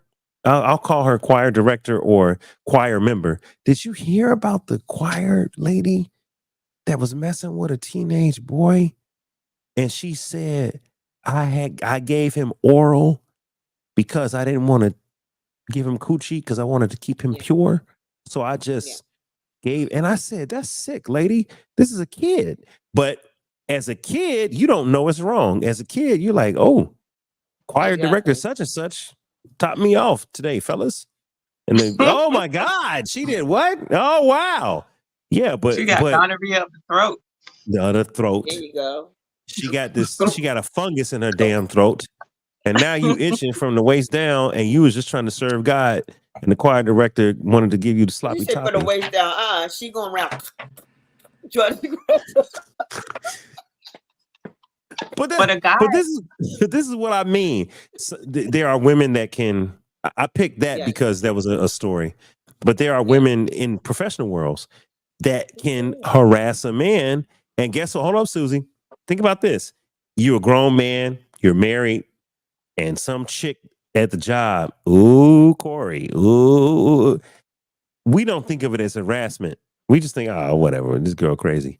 But if she start exposing herself, or she start trying to grab you, we probably wouldn't find that to be a problem unless we were in a relationship. If we were single, we might be like, all right, girl, get off me. Quit playing. And you truly just didn't want to be bothered. Yeah. Didn't want to be bothered. But if we're in a relationship or we're married, we might get more offended. But if we're single, we might laugh some of that off. Like, girl, whatever, you crazy.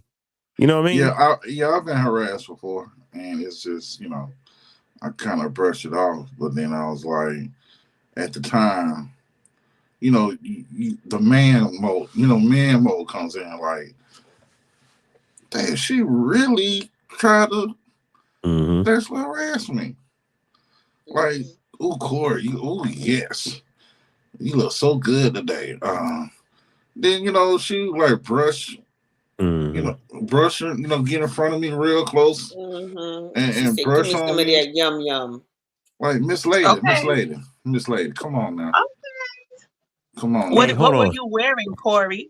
What did you Yeah, have right. on? Suit and Were tie. you Was it asking for it? provocative? Suit and tie. Corey. You was provocative, smelling all good and stuff. Don't be Corey. coming Yeah, up he in here was. smelling all I good. never Had told. his chest all out. I never told this story. I don't know if I should. Well, it's too late now. It's in the air now. Okay. So before when I was a single man, before Yeah. I was married the first time back in 2002. So this had to be 2000-ish, 2001-ish. There was this older lady at the job, Corey. It was sexual harassment. Yeah. Because I used to work at the help desk, y'all. They'd be like, "Hey, I have a problem with my WinTrack." WinTrack was our tool, our system. Windows tracker. So WinTrack. "Hey, I have a problem with my WinTrack." I'm like, "How you doing? What's going on?" "I don't know what's going on, Dave. My WinTrack isn't working. Can you help me?" I'm like, sure. I sit down. This one will be right here. And listen, Put it right on the back of your neck, like Yvette, here, take that. Yvette, and listen, this is saved. I ain't fornicating. I ain't looking at nothing. This is holy brother David. And I'm sitting here like, and I'm talking just nothing but chest. And she's like, "Dave, can you help me with my WinTrack?" And I'm like, "Man, yes, I'm helping you." And she's like, "I just feel so good when you're by me. You just make me Oh feel." my And I'm like, God. she kept this you up. just extra. And it didn't help. It didn't help that she was a good looking woman. I'm not gonna lie. She was good looking. Corey, she was fine. Was she And speaking smelling in that good, too. seductive voice? Yeah, and I can't even imitate it because it's been 20 some odd years. But Yeah. it was creepy, but it also was like she's hot. But it was like you got to stop. Now, mind you, I'm an adult. I'm 23, 24. So it's not like I'm a minor. I'm 23, 24. I graduated college. My first job out of She made college. you uncomfortable. She was 40, and this woman was 40 and fine, but she wouldn't let it go. Wouldn't let it go. And so she kept messing with me. So like I finally was like, "Hey, look, I'm over here trying to witness to people. I'm sharing the gospel. I'm trying to," and she was like, "I need God. You gonna do a Bible study with me, Dave?" No, you need Jesus. Right. She was like, "You don't want to share the gospel. You don't want to share the gospel with me, Dave." And I'm like, Amen. Corey. No, you go to Jesus first, and then maybe I'll let you see God. So one time she called me. She was out of town. Straight up. She was like, when I was Dave, she was messing with me. When I was David, it was a real request. She was like, "David, I need your help." I'm like, "What's up?" She was like, "I'm coming back from this conference, and the person that was supposed to pick me up can't pick me up. Something's going on with my car. Can you pick me up?" I said, "Look." She said, "No, I'm serious, Dave." I said, "Ask your homegirl." She said, "Dave, my flight don't leave till land till 11:45 at night. She got kids." I said, "Well, too bad." And this is like before Uber. I was like, "Too bad. Figure it out." It's like, "David, I really need your help for real. I promise. I'm not playing. I need you." I was like, "Listen, I don't trust you. Okay, you harass me every time I come to your desk. You make up stories about needing technical help, and you harass me." And she was like, "You act like you don't like girls." I said, "I love girls." She was like, "Okay, so what's the problem?" And she said, "Look, I'll respect you." She said, "You want me to be nice? I'll be nice. Can you help me out, baby? Please, please." And she's still And you going. just ruined it again, baby. I made the mistake of agreeing. So I agreed. I picked this lady up at 11 o'clock at night or 10 o'clock at night. Corey, she lived in Alpharetta. She was an octopus. Corey, this is like an hour drive.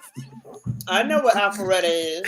Yo, I picked her up from Atlanta Hartsfield International Airport, drove her to Alpharetta like 11 o'clock at night. And it was like an hour drive. She knew she was going to break you, stay? Dave. Where were you at? Covington or Conyers? I used to live in Lithonia. So I drove all the way to the airport and then went all the way to Alpharetta. Listen, Hey, Susie, Georgia I'm is gonna spread get to out. the. I'm gonna walk you through this before I give you the final punchline. So I go to the airport. Mind you, she was like, David, I need your help. I promise you, David, I'm gonna be David. Please, yeah, I know you're a man of God, David. I said, all right, all right, all right. You know what? All right, I'll help you out. But I said, you better listen. Don't play with me, man. I'm picking you up, blah blah. She said, okay. I knew you love me. I appreciate it. So I get to the airport. Why does this woman have on Daisy Duke shorts? Some male wife beater. Male wife beater. Mind you, I told you Corey, your ladies. face is So telling the not whole covering story. He's nothing. so Corey, Just disappointed a in you. little piece of He's Corey. disappointed in you, material David. right there. I'm gonna keep it together because I'm an engaged man. So I don't want to go too far with this story. But I go pick the lady up. she says, baby, and put her arms out. I'd have pulled off. I walked up to her. I grabbed her suitcases and kept going. I ain't touch her. I just grabbed suitcases and she was like, wow. I said, you know what? You already on this bullshit. I said, you ain't even in the car and you on this No, I bull. was Susie Pie. I would have just said, you know what, deuces, because like, you already played your hand. Yeah, but here I am being That's a a gentleman. whole Played her hour hand. of Here temptation. I That's a am. whole Oh, hour. listen to me, Susie. I got in the car. I'm driving my little Nissan Sentra. Remember, I'm Octopus. fresh out of college. Little Nissan Sentra. I don't know how Y'all cozy in that piece. I don't know how you cross your legs and I'm seeing stuff I shouldn't be seeing. Your legs are crossed. She crossed her legs and cocked her angle in such a way that I saw all types of. And I said, man, the devil is a lie. I said, listen, the whole way I'm just like, Lord, in the name of Jesus. In the name of Jesus, Lord. I'm like, you know what? I Nope. rebuke that for I'm like, nope, JJ. I'm not in the name of. I wouldn't look at her. She was like, David, you not. I said, get off me. I had an attitude the whole time. And she was like, you really got an attitude. I said, because you playing with me. Because you playing with me. I said, I'm over here trying to live my life for God. I tell you how I'm living my life. You say you were really in distress. I come to actually help you so you're not stranded at 12 o'clock at night and you got on a Daisy Duke outfit, literally. And I said, you over here playing with me. And she was like, you're upset. I said, yeah, I'm mad. She was like, are you really mad? I said, yeah. Hold on. Listen, Yvette. I'm like, yeah, I'm mad. I'm pissed off. She said, oh, it turns me on when you cuss. Yeah, you know what, woman? You know what, woman? You know what? Hour of this mess. Hour of this mess. I get her to Alpharetta. She's like, She is good. She said, David. Nah, David's good. She said, Dave, you're not gonna come upstairs? And I said, No. please get out of my car. She said, you're not gonna walk me upstairs? She said, I can't carry all this. She said, just come on upstairs. She said, I'll make you a sandwich. I probably got some oxtails Hell or something. no. She was like, she said, do you drink? I said, no, I don't drink. Listen, I'm living holy. I'm living for the Lord. I'm saved. I don't leave me alone. And she said, can you just tell me something? Uh-oh. Do you find me attractive? Is it that you just don't like women? I said, I love women. She said, do you find me attractive? I was, and I got quiet. She was like, you do find me attractive. I knew it. She said, I knew it. She said, are you coming upstairs? I said, no. She said, you better not. Because if you did, you're going to get booked. She told me I was going to get booked. I was going to get booked. Corey, I like that line. As soon as she grabbed her bags and I heard my trunk slam, I pulled off. Good job. The Lord kept me that night, sir. He kept me. Wow, You that's did just great. thirsty, though. I don't know where I would be right now if I had chosen that option. I know where you've been. She said she's gonna book you. Put some water on her. Child, please. She said if I wanted to book you, you'd have been booked. I told her, I said, and she was older than you. She was gonna put that whippersnapper. Okay, man. But it's funny, like coming back. Your point about it happening to men, because that's my point. What's her name? Megan Thee Stallion. Allegedly, there was a story that came out that she was in the car in the back seat. You saw that, Dave? That she was in the back seat, like with Tori. She was having sex with another girl, and her camera guy was in the back seat too. And he said he did not feel comfortable. He was very upset. I did. I saw that story. Yeah. I saw that story. Hold on. Everybody Here's another story. Here's another story. Tory Lanez, who allegedly shot Megan, and he may have. I'm not saying he didn't. But did you know that how did it go? Tory was at a party and Tory was trying to holler at her girlfriend first. and him and Megan's best friend or one of her homegirls had a lot of chemistry. And I think what happened was he saw Meg, and Meg was like, huh, he too short, whatever. I ain't thinking about him. She dissed him or dismissed him. And the girlfriend was like, hold on, girl, he attractive. And she was like, whatever. So he went with the girlfriend. Him and the girlfriend started talking. Him and the girlfriend started having interest. And then Megan eventually, over time, got jealous and stepped in the middle and went after him. So That I think sounds like he liked Megan first. Megan was like, he too little for me. Then when he started showing interest in the homegirl, Megan eventually, after, it wasn't like the same night. It was like a couple weeks later. Megan got jealous of the time he was showing to the girl, got in the middle. And so then he fell for Meg, and him and Meg, went through what they went through. But that's what I heard. I heard that she couldn't take the rejection. She didn't want him. But she just didn't want the girl to have him. Because she was supposed to, she was like, that's my fan. That's my nigga. What you talking about? He like me. She didn't even like him. I hear a lot of stories like that about her. And she says it herself. She says that's what she does. She's not ashamed of it. And that's wrong, man. Extremely. So just to close the story out, and then we can call it a night because it's been 3 hours. To close this story out with Kanye and the sexual harassment, when you're an employee, you're a superior, you're not supposed to be messing with your, subordinates. It's just like in the military. If you're an officer, you should not be having relations with the enlisted. It's frowned upon because you're a higher ranking officer and you will never know if the person was compliant or complicit.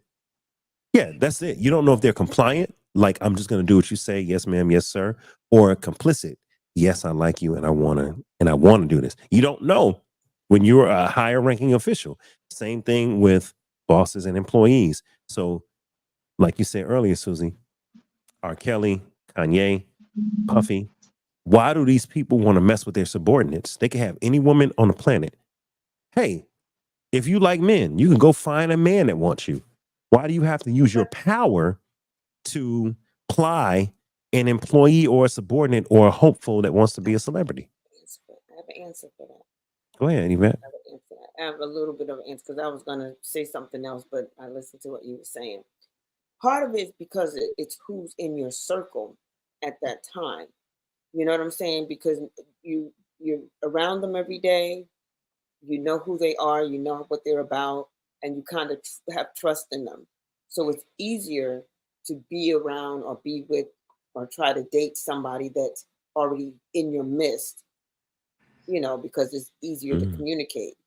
Whereas to go out there and find somebody, especially if you are at a higher rank or especially like a celebrity, if you are a celebrity and everybody knows you, most of the time a person is fishing for your cash. You don't know if they want you for you or want you for your money. So so you don't know. So it makes it very difficult. So just like Britney Spears, she's dated like Kevin Federline dancers, and you know what I'm saying. And she's with somebody now. So I think Madonna one time she dated dancers, and J-Lo married one of her dancers. J-Lo married one of her dancers. Because you're in close proximity all the time, especially if a dancer. I mean, I work backstage doing season, and I'm like I'm dressing people at when they're coming off stage, and we're always together. Those 7 days a week at nighttime. You know what else too, Yvette? Actor, you're right, proximity, because actors a lot of times may get involved with their scene partners, whether you're in a play or a movie. If you're working closely with someone, like for instance, when Ben Affleck was dating J-Lo, right, the first time when they were dating, he was Daredevil, and what was her name? Jennifer, the other girl. Garner. Jennifer Garner. She played Elektra, and when he did his movie with her, it took 1.5 years or some odd to film it. He was dating J-Lo. J-Lo was the biggest thing out there. Ben and J-Lo. He went for Jennifer Garner. And I used to think Jennifer Garner was really cute. Listen, I'm not really into white girls, but I was into her. I had a crush back in 2000. I did. She was very I like her. She's just very talented, and she appears to be very genuine. I liked her on Alias. Sydney Yes, Bristow, yes, that right? was my show. I loved That Alias, was and my she show. she played the innocent but kick ass girl, and I like that. Yep. So Jennifer Garner was on the rise. Ben Affleck was already kind of there, but J Lo had Right. been surpassed both of them. And I'm not criticizing Jennifer Garner, but Ben went from a woman that's built like a woman to a woman that's really slim and athletic. Nothing Hmm. wrong with I it. know But what you're saying. they're Yep. two different Right. women. Right. They're Two two different different bodies. women. So it's like Ben, if you want the woman that's shaped like a woman, you were gonna go for J Lo. But if you want the woman that's athletic and then it's kind of girly and cute, then you would go for Jennifer Garner. And he ended up going for Jennifer Garner and married her and had kids by her. And it all could have started because of what you say, proximity. Yvette, he was on set with Proximity. that girl all day. Mhm. Mm. But he also, Mhm. but like you said, and then also, because she was on the rise, Jennifer Garner, and he was She like a little was. bit here. Yep. So if he's with J Lo, that could have been like a new another catch. But here's the thing too: Jennifer Lopez. I mean, Jennifer. She travels a lot too. Well, he does too, but she was always on the move. Like she was Yeah. more outgoing J Lo, than yeah. Jennifer. Yeah, J Lo was more outgoing, And Jennifer Garner. traveling than Jennifer Garner, and her work ethics is bonkers. You know what I'm saying? It's like Yeah. she just be slamming. She's like a Beyonce in that retrospect. That they're perfectionists, so they're And you know what passionate. too? And you know what too, Yvette? And we're gonna close this out, y'all. But sometimes in Hollywood, you go after the person's star potential because if they got a brighter and bigger star, it can help pull you up to be associated with Yes, them. yes. That's why women date powerful men or women date popular men and men with women, you know. That's why everybody frowned upon Britney dating Kevin Federline. They're like, that's your dancer. Why are you dating your backup dancer? Same thing with J-Lo when she married her backup dancer. It was like, what you doing? You know what I'm saying? So, it's I could see Janet with Jermaine Dupri more than I could see Janet with a backup dancer. Oh, absolutely. Well, That's Jermaine what Dupri, I mean. he was already golden. Like people That's don't what know I his mean. background. If you don't know Jermaine's background, you know, you would think he was just another little b-boy, but Nah, he he was a put hell of a Atlanta on producer. the map. Hell of a He put producer. Atlanta on the map. Hell of a producer. Hell of a But songwriter. also they say that Jennifer Lopez has a very nasty attitude. So if he was with her and then he gets around someone like Jennifer Garner, who's Who's a breath sweet. of fresh air and she's Yep. a sweetheart, it's like an easy choice. Yes, J-Lo might look better, like body and all of that, but the piece he probably got from Jennifer Garner was just unmatched. Yeah. Like you just about gave your Exactly. husband away if you don't know how to treat him nice. It's like you're But giving him away. but Ben Affleck purportedly has a drinking problem. So Okay. if he liked to party, so he goes and has children by, the lady that's sweet and cute. But then why did they break up? Maybe because of his drinking. And then what does he do? He goes right back to party girl. Supposedly. But they don't look happy now. He looks like he's just so unhappy, and they're supposed to be in separate. That supposedly right now I've heard. So what I've rumors been from the reading, news that Yvette, is that J-Lo canceled her concert tour to fix her marriage. She's basically begging Ben to not leave because she doesn't want the shame of 4 divorces. Right. Well, she canceled her concert tour because low ticket sales. Right. Is that it? Yes. Yes. She probably said what you said, Dave, but everyone knows the truth is nobody want to go see her perform. I'm gonna tell y'all the life hack. They need to just stay in Vegas and do the residency. Usher made a lot of money doing his residency. And see, if have you guys been to Vegas to see Usher? Anybody? No. I didn't get to see him, but I've been to Vegas. I heard it's a great show. I'm gonna recommend to everyone go see a Vegas residency. I've had a chance to see J-Lo, Diana Ross, Boyz II Men, Earth, Wind and Fire, and Usher in Vegas. And I'm gonna say this, y'all, especially Usher and J-Lo, because the theater that they use is just big enough to feel like you're in a major arena, but it's just small enough to feel cozy. I don't know how they pull it off, but if I remember correctly, Usher was making something like 12 to 15 million a night in ticket sales. If you just do the number on the tickets, I was like, okay, how are we? 12,000 seats. You know, Newburgh back in on Snapfingers sat 10,000 people, Corey. So the Usher concert wasn't much bigger than like a mega church, you know? Yeah, But about the same. I know the theater you're talking about. Right? And he sold it out 4-5 nights a week. And if he's making 12 to 15 million a night, he do that for 3-4 months. That's money. You know, I'm a concert guy. You know this. And you know, I've been in the both ends of concerts. I've worked concerts before, and I've been a patron. How long is the show? Oh man, if I remember correctly, Corey, Usher and J-Lo was about a good hour and a half. See right there, I won't spend that much money up, bro. I'll be mad. Well, I'm gonna say this as a patron: if you get it early, it's affordable. If you get your ticket early, you can get a decent seat. Don't wait until the weekend or two before, because that's when the prices go up. See, that's my problem. See, I've been to Luther Vandross. I've been to Prince shows. I've been to Janet shows. Yep. It's like those were 4-hour shows. I'm not spending no money for an hour and a half. Never again. I understand. But now again, this is David thinking, but it could be 2. But I'll just say this: it wasn't 4 because he was doing 2 a night. And that's what I'm saying. If you love an artist, like I know Jill is gonna give me what I want. Of course, I know Erica is gonna. He's in love. He's in love with Jill. He's in love with Jill. He's been in love with Jill since I've seen Jill. Yeah, I've seen Jill and Music Soul Child together, and that was exactly. Oh wow! So and me too. Awesome. And I seen that same concert. I know they're gonna give me what I want, and I know that how many albums they have. Like I would never see Maxwell again because I know that the albums that you have, your set should be at least 2 hours. It should be. So like I said, Corey, somebody said Renee Elizondo is who Janet Renee, first that's Janet's first. You said you wouldn't see Maxwell again? No, because he what he did, he was at Chastain and he showed up an hour late and he only did the midnight whatever. He only did from that album. He didn't even do songs from his old stuff. So what is your purpose? So Corey, I'm gonna say this. I saw J-Lo probably in 2017 and J-Lo at 40 or whatever she was at the time. Yo, J-Lo can still dance and get down and she looks amazing. And because of all the costume changes and the props, even Usher's show, his residency in Vegas, his set's amazing. I mean, all the changes.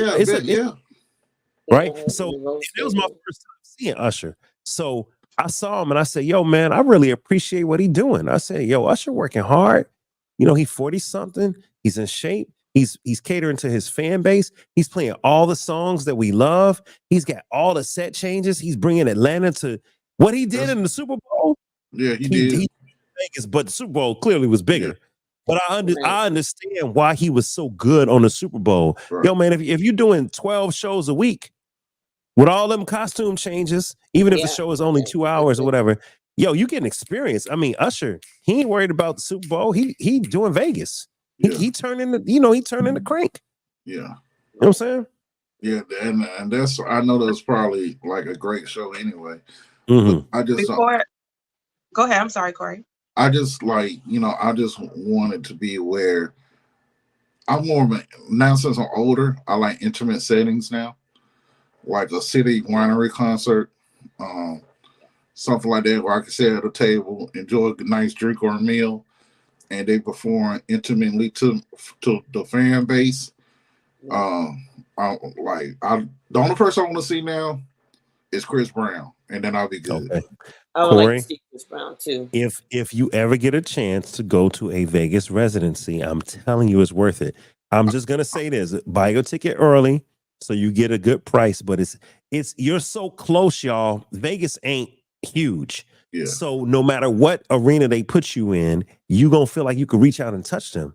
Like we were so close to Boyz II Men back in the day, and Diana Ross. I was like, man, we could slap them on the ankles, like you right there.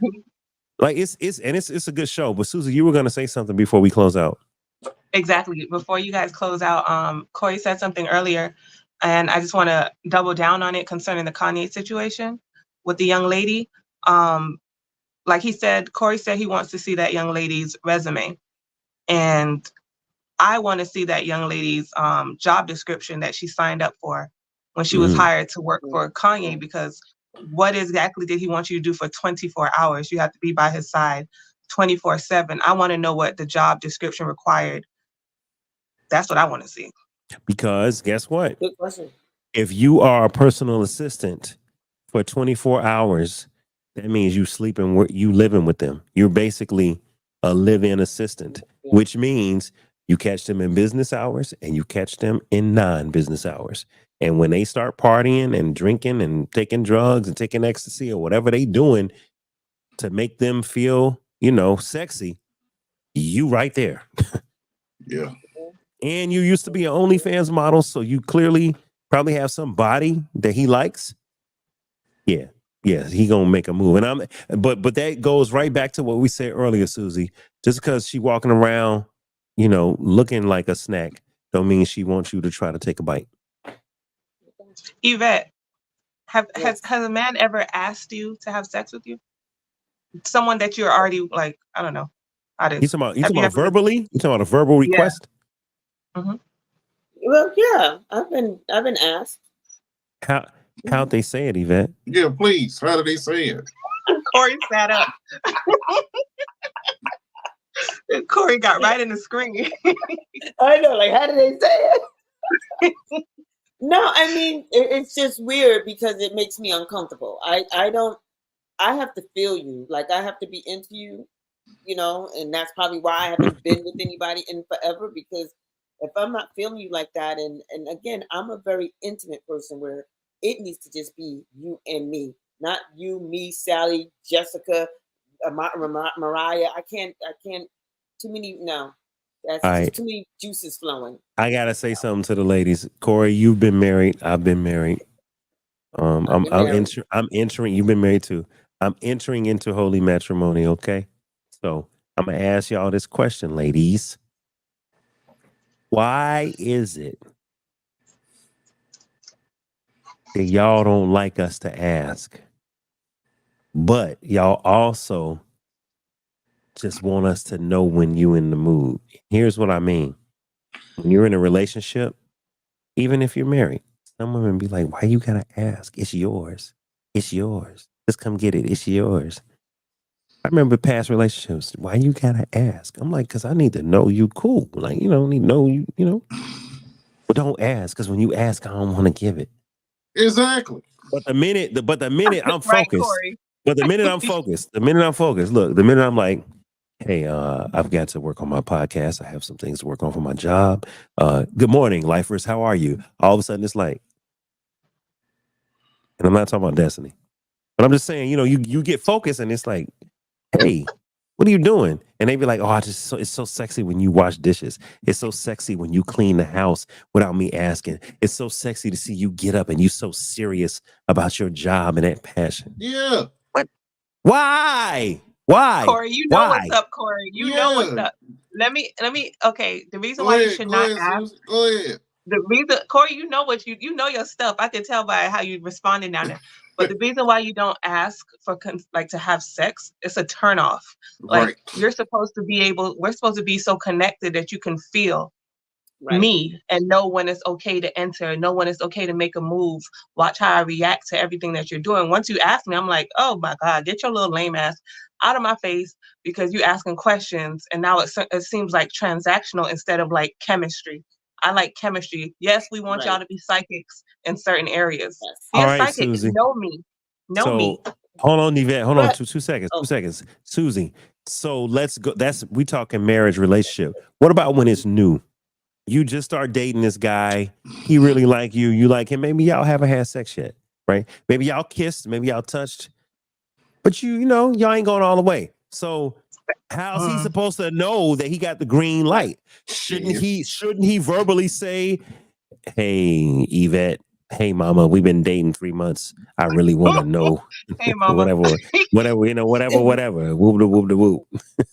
You're supposed to let it happen naturally. It's Come on, supposed to be Yvette, like, preach.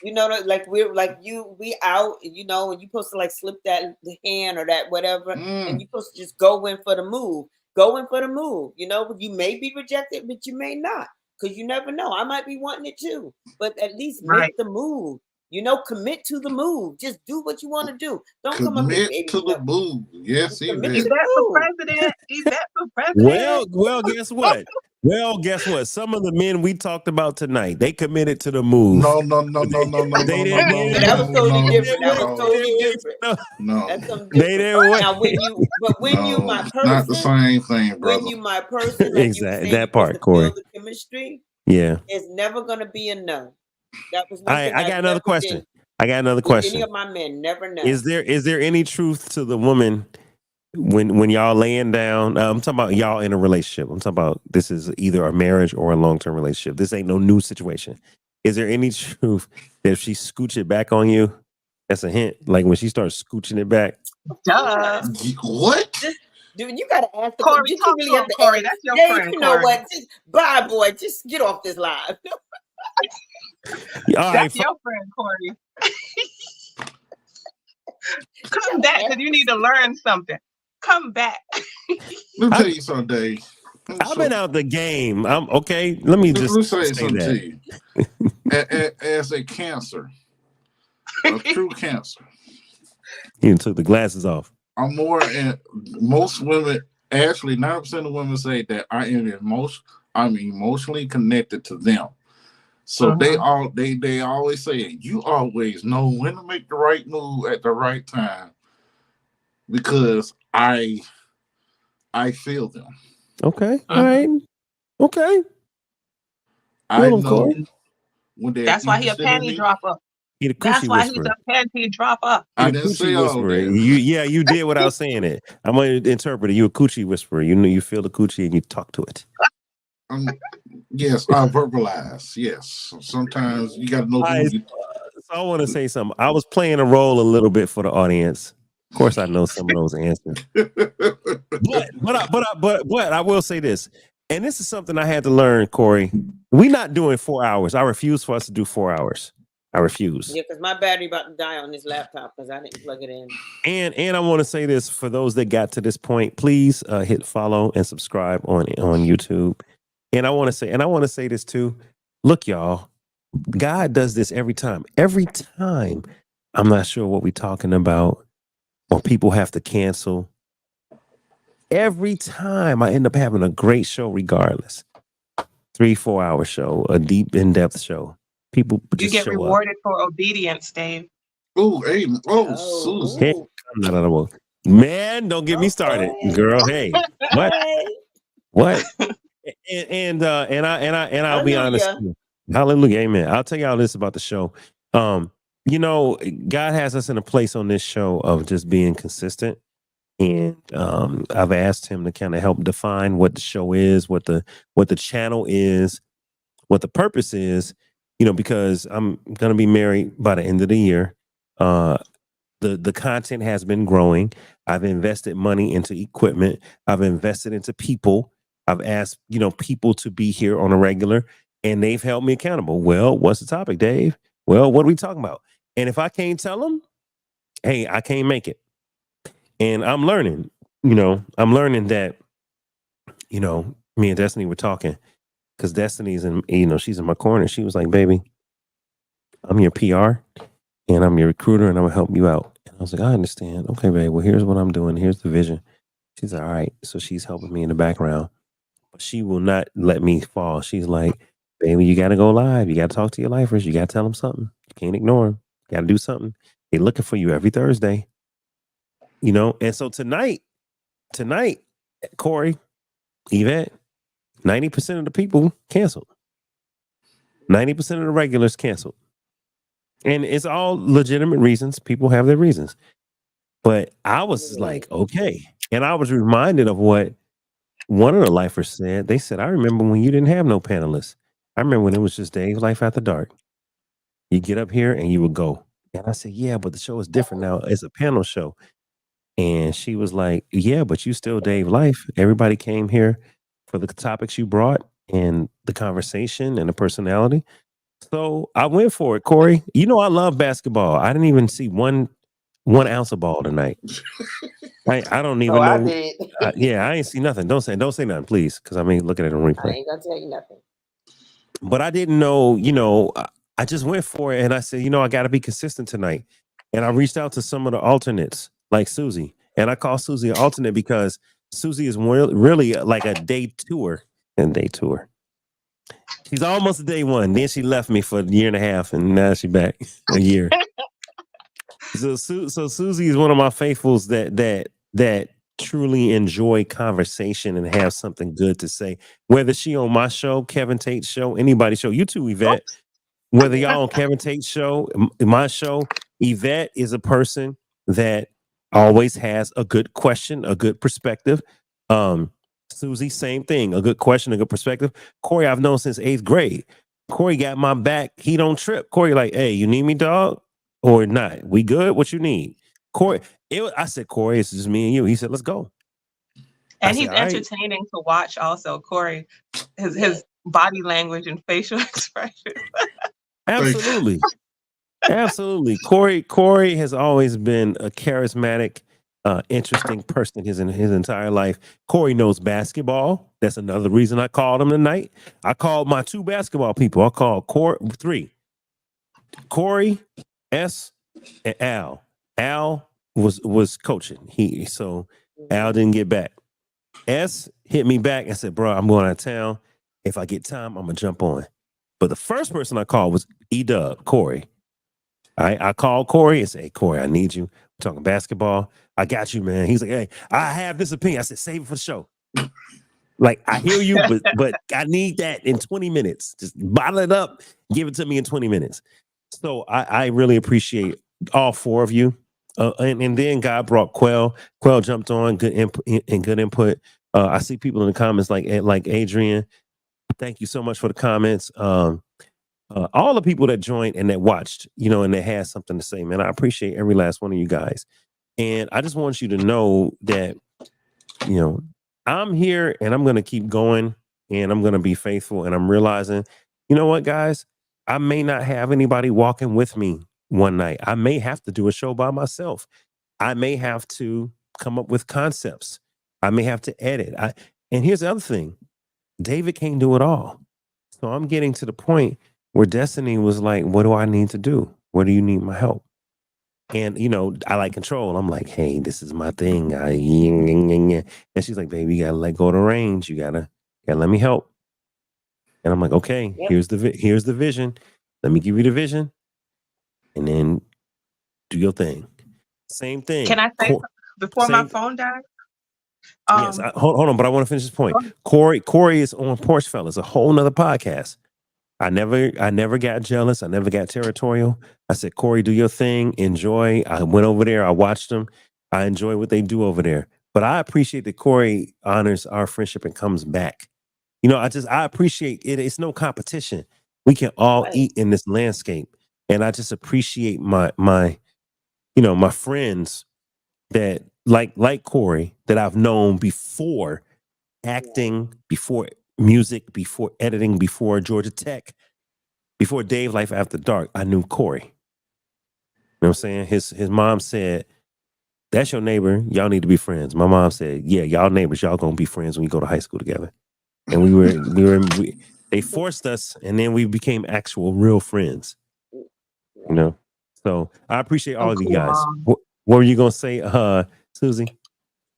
There's how sometimes you have sometimes like on YouTube I'll get notifications for your shorts and stuff like that. Okay. I love your shorts. I love them. They are so good.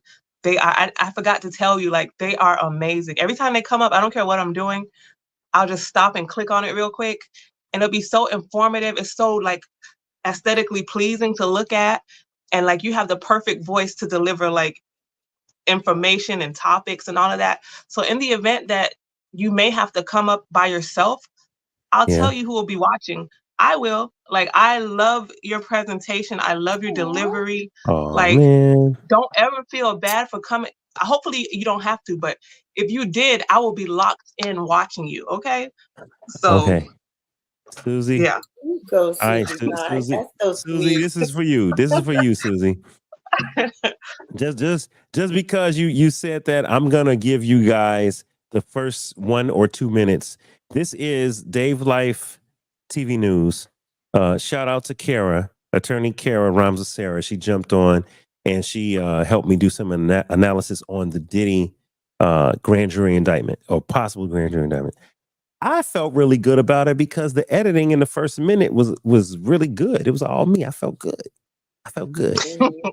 I was able to use a snippet of copywritten music and I slid it in with a snippet of non-copywritten music and YouTube didn't ding me. And I just feel like I feel great. I feel like I did something.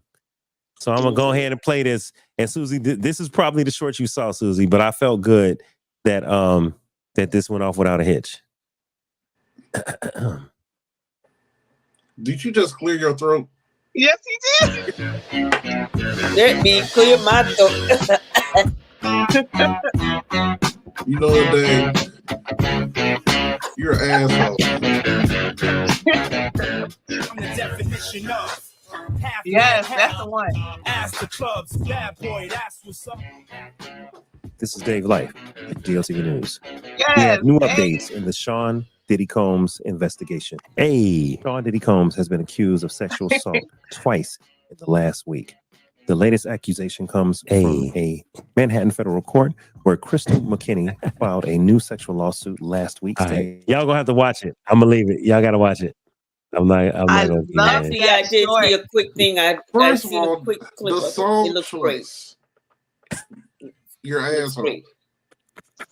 That's all choice, Corey. I caught it. Okay, so look, I told y'all Corey is a music guru. He knows all music. He listens to music. He can quote songs and know groups and know writers. Corey loves music, just like my brother Hank. Hank curates music. I play a little piano, so I make beats. But I'm like, if I had their lexicon in my brain, I would be Pete Rock or DJ Premier. They got the digging in the crates gift. I could just put it together. So all the editing. So Corey, guess why I picked that song? You know why I picked it, but I'm gonna say it. Diddy is accused of what? Drugging women, right? Yeah. Diddy's He says accused all of of taking those. advantage. His first lyric, I'm the definition of half man, half drugs. Ask the club, Oh. bad boy, that's what's up. Look, I said, oh, you was telling us you the definition of half man, half drugs? Yeah. So I use that as my intro. That was beautiful. And I don't know who picked that shirt. I don't know what kind of top you had on. You look like a news anchor. I was like, look at Dave. He ain't fucking around. I love right. it. Well, that was also I'm gonna be honest, Dave. I'm gonna be honest. I looked at it and I loved it, and then I was a little jealous. Yvette, hold on, y'all. Don't go nowhere. Stay in the green room. Stay in the green room. Let me talk to my friend. Yvette, why you? What happened, Yvette? No, jealous because you're doing the damn thing. It's just, you know why? Because it's like you're doing exactly what I started, but I never can finish because my world is always changing. I understand. So I can't complete, you know what I'm saying? And I would love to, and you're doing the damn thing. And you know what I'm saying? And you have people backing you. And that's the other thing too. Trying to do all what you do by yourself is difficult. And most people don't get that. You already know. And my nephew used to be like, why you always saying you need somebody? I said, because I can't work 12 hours a day, come home, edit, feed kids, and you know what I'm saying? And then take care of me and then have a life. Like it just is very difficult. So I want to respond and I want to give God praise and glory. And I really mean this, y'all. Look, y'all, I don't like to talk about my past because I'm learning, Corey, that when you talk about the past, it can make your present not feel appreciated. Let me be specific. If I'm talking about my ex and my prior marriage or my prior experiences, it can make Destiny feel like she's not important because I'm looking back. So I'm learning to not look in my rearview mirror. But I do want to say this. Yvette, I've been there where I didn't have no help. So now I have Destiny, who is my moral support, my trusted counsel, and who now is like, okay, baby, what I need to do? I need to edit. What I need to do? Like she's willing to get her hands dirty. All right. But just the moral support alone, y'all. Yes. Corey, you know Big this. thing. Mhm. You know this, Corey, when you have a wife that supports your dream, because what y'all may not realize, ladies, is that we still figuring it out. We don't have it all. We don't have all the answers. So although we're the head of the house and we're the leader, we're supposed to have God's plan. Yes, sometimes we don't have it all mapped out. We don't know. So we still figuring it out, and we just need y'all to be like, baby, go ahead.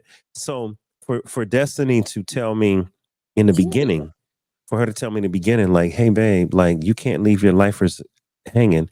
Cause I'm like, I'd be like, baby, I ain't got no topic tonight. You know what? I'm just gonna smoke hookah. She'd be like, well, first of all, you don't need to be smoking that much hookah. Okay. Okay, let's start there. You're older than me, and I need you around for these kids and for me. She reminds me every day, I don't want you leaving me. That's right. All right.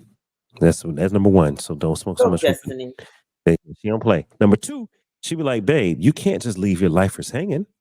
Like, you gotta tell them, hey, lifers, I got something I'm gonna do tonight. I'm gonna cancel. She said, baby, listen, Yvette, I'll be like, I'm tired. How many people watching on YouTube right now? 4 people, including us. I'd be like, baby, them 4 people, they gonna go watch the NBA finals. They don't care. And she'd be like, no. Them 4 people have been waiting on you all week. You get on there, you talk to them 4 people, you tell them, hey, y'all, I'm doing something tonight. Give them 20 minutes, give them 30 minutes. She said, if you really want to cancel, just do your little 30, 40 minutes and be gone. You don't have to do 4 hours. And I'd be like, okay. And I'm like, why? She said, babe, because you told me you love this. People watching you. She said, and it's this. I watch your show. I'm a fan. So I want to know what we talking about tonight. And I'm like, really? And I'm like, dang. Okay, so now Yvette, Corey, because Yvette, you're a content creator, Yvette. You understand. You edit, you film. Now I'm like, all right, Lord, you got the people, even if it's 1 or 2 people. They want to know what I'm gonna bring to the table tonight. Then it start feeling like a ministry, Yvette, and it's like, all right, maybe God want me to share something with that one person. All right, I'm just gonna go for the topic. All right, if I'm gonna edit, I'm gonna make it the best I can. Granted, y'all, I filmed that episode 4 days ago. I wanted to put it Sunday night. I wanted that whole Diddy episode, them Trump episodes I just put out. I wanted them to go out Friday and Saturday and Sunday. I'm hard on myself. I was like, I'm late. I'm behind the gun. CNN already reported this. MSNBC everybody already talked about this. I'm not saying nothing new. It took me too long. But then someone will say, hey, I love your show. I can't wait. I love what you did. I learned something new. And what I'm learning, y'all, is just get out of my own damn way. Absolutely. Just stop complaining. Just stop being critical of yourself. If God gave me the passion to say, I need to do my show every Thursday, it's Susie, we on episode 258. Yeah. I'm gonna say it again. Episode 258. Now, if I had the passion for 257 episodes, I gotta get on here. I gotta put it. Don't quit at 258 and say, oh, you know what? They ain't listening to me. They don't care. No, I gotta stop and get out the pity party, get out of yourself, and go talk to them 4 people. Because them 4 people gonna turn into 400, gonna turn into 4,000. And you never know with YouTube. Susie, I put a short out, 720 views on that one short. Exactly. That's a lot for and me. I know where you came from, Dave. I remember when but more important, I remember when you first. Hey, I got my new sound thing. How does this sound? Baby And me and Dave you and were all on the of that. phone for a minute talking about the sound. Okay, can you hear this? Is there echo? Soundboard. Okay, wait a minute. You got that? And I ain't even. And listen, to be honest, I'm a sound editor, y'all. Corey knows. I've messed with music. I've messed with. We had a Miami Vice mixtape. Me, Hank, and Marcus and Corey. We used to listen to Miami Vice. We love Miami Vice in the 80s. Can you imagine making a mixtape off of a TV show with edits?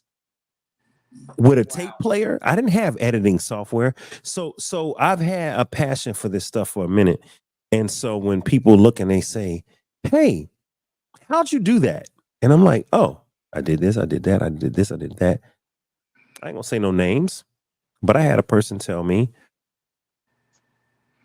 you're doing a lot, Dave. I didn't know you was doing all this. They said, I got a question. What you trying to do? What's your point? What you trying to do with all this? I said, I'm a multimedia company. I'm a television network. I am a publishing company. Not I'm gonna be. I am that now. That's where I'm going. Oh, I thought this was a hobby. I thought you were playing. We're on episode 258. That's a hell of a hobby. Right. I know, right? But that's when I realized, and no offense to the person, but that's when I realized either I'm not communicating the vision or everybody don't see it. But here's the situation. Yvette, it ain't up to me to make anyone see. It's up to me. Right. If I'm Moses, right? If I'm Joshua, if I'm David, hallelujah. Go out there. Go. Just go. They gonna come. Don't worry about the troops. Don't worry about the people. You go. You're the leader. You go. You get out there in front. You talk to God. Moses, Joshua, David. You go out there, and then the people will come. That's supposed to be here. And I can't worry about it. I can't worry about it. I have to be who I am. I have to go. And I'm learning that in this process, y'all. Y'all realize we planning a wedding. I have advanced a podcast. I have moved to a new part of Los Angeles. I've increased my expenses for my house. I'm trying to move my wife out here. And you're looking And- younger every day. And I'm while working you're hard doing on my all of this. job. And that Hold on. part, right? Isn't he? Yeah, he looks younger two every things- day, two and he's things I doing wanna all say. of this. And I gotta lose weight for this damn wedding. Shit. Two You things I have want to lost say, weight. Dave. I gotta Two lose things more, I wanna Corey. say. I want to say thank you though, because even though I said because I couldn't do it, I'm a part of yours. You know what I'm saying? So I'm a part of what you're doing. So thank you for that. So you know what I'm saying? So I Yeah. don't have to be the one that controls it all. I can still be a part of somebody else's and still get the same satisfaction. And that's what you give me. So that's And why I jump and on. you know what? And you know what? You know what, y'all? The people that are committed and it's volunteer. What you think gonna happen when I get a contract? What you think gonna happen when God opens the windows of heaven and pours out a blessing that I cannot contain? And I need a staff and I need friends and partners. I'm not special. I just work hard. I'm not special. We all could do it. What I heard from another person tonight, they were like, I'm just so busy. I have a life. I really want to do this and do that, but I don't know how to edit like you do. I don't know how to, and I said, I understand. I said, I trust me, I get it. I've been you saying that to someone like me. But you know what, y'all? I got to a point where I said, no more excuses, David. You don't have it because you don't want it. If you want it, you have to make changes. And I'm not, this is for David. Okay. This is for David Life, okay? David, if you want something, you have to put in the effort. So that's where I'm at. Somebody criticized me, man. Oh, you an actor? When was the last time you acted? Oh, what movie were you in last? Oh, so are you really an actor? She called me out in like 2014, and I was like, yo, that's kind of harsh. She's like, I'm just saying. And I had to go home and think. And I said, you know what though? She's right. So I said, guess what? I ain't waiting on Hollywood to discover me. I'm going to create my own channel, my own network, my own content. And I literally said, I got a voice and I got a phone. They can't stop me. Now, guess what? Oh, did he? Now I got now I got cameras. Now I got microphones. Mm-hmm. Now I got dollies, and I remember when all I started with, Corey, was a tape player, not even a damn smartphone. It might have took me 20 years to get here, but I'm finally in a place where I'm making my own content. Absolutely. And that's why, like, I'm the type of person, I have no desire to be an entertainer or famous of any sort. Like that's never been on my plate of things I wanted to do. But what I always do is I'm always authentic, and I'm not a jealous person ever. So when I see something good, like I always try, because some people only open their mouth when they have criticism. Like I have to tell you, I have to tell a person, regardless of how it doesn't fit the energy and at the moment, I'm gonna stop and say, hey, you are doing a great job in this, that, and that area. Because you're one of my, when I look for news or topics, hot topics, other people like piss me off. I don't want to hear how they deliver it. It pisses off my energy. Like it's like, I wonder if Dave reported on this. Let I me see, because he's appreciate it. gonna get straight to the point. He has that nice soothing voice. He's professional. What? Go ahead, Yvette. You just reminded me of something. Dave, since she said that, can you please, because I was following the story, can you do an update on what Shaquilla. happened? Yeah. Yes, Shaquilla, the fight, the killing that poor girl. I was just thinking about that because that was the first time I really tuned in. So please give me I an can. update on what So, happened. That's when okay, I so tuned look. in also to Dave. So here's what I'm Yes. gonna do. Here's what I'm gonna do, y'all. I'm gonna say this to everybody, to all my lifers that are watching right now. I see 5 people on YouTube plus us 4. Hell, it might be us 4 plus 1. I don't know shit. I don't know how the algorithm work. But look, for all 5 of us that's watching, okay, I'm gonna say this, y'all. I need help. So, but I'm looking for people that I can trust. And Corey, you know this. I'm expanding because look, I've asked Corey to help with Dave Life TV News. I've asked Kara to help with Dave Life TV News. Um, Comedian Tony Love helped out. I'm growing, and yeah, I'm about to put some money behind it. So I'm going to need people. I'm going to need people like you, Susie, that says, Dave, have you reported on Shanquilla? I'm going to need you to either send a message and say, Dave, please talk about Shanquilla next. Or even better, hey, Dave, I found these articles on Shanquilla. Let's talk about it together. Because see, look, y'all, it's one thing to be a talking head. I could be like this. Every time you see me, it's just me. And I did that for 150 episodes. It's Dave Life. It's Dave Life. It's Dave Life. It's Dave Life. It's Dave Life. It's Dave Life fucking life. Okay, great. But can we hear other voices? Can we hear other voices? And so now look, Porsche Fellas podcast. Right. Let's be real. I'm not saying that I'm responsible, but what I'm saying is other people have voices. And I'm like, yo, Corey, you doing Porsche Fellas? That's dope. Let me check it out. I said, but don't leave me. Still come back and visit. Still come hang out with your boy. I got you, Dave. And as he got better, then it look, as he got better, then it turned into, y'all don't go nowhere, Yvette.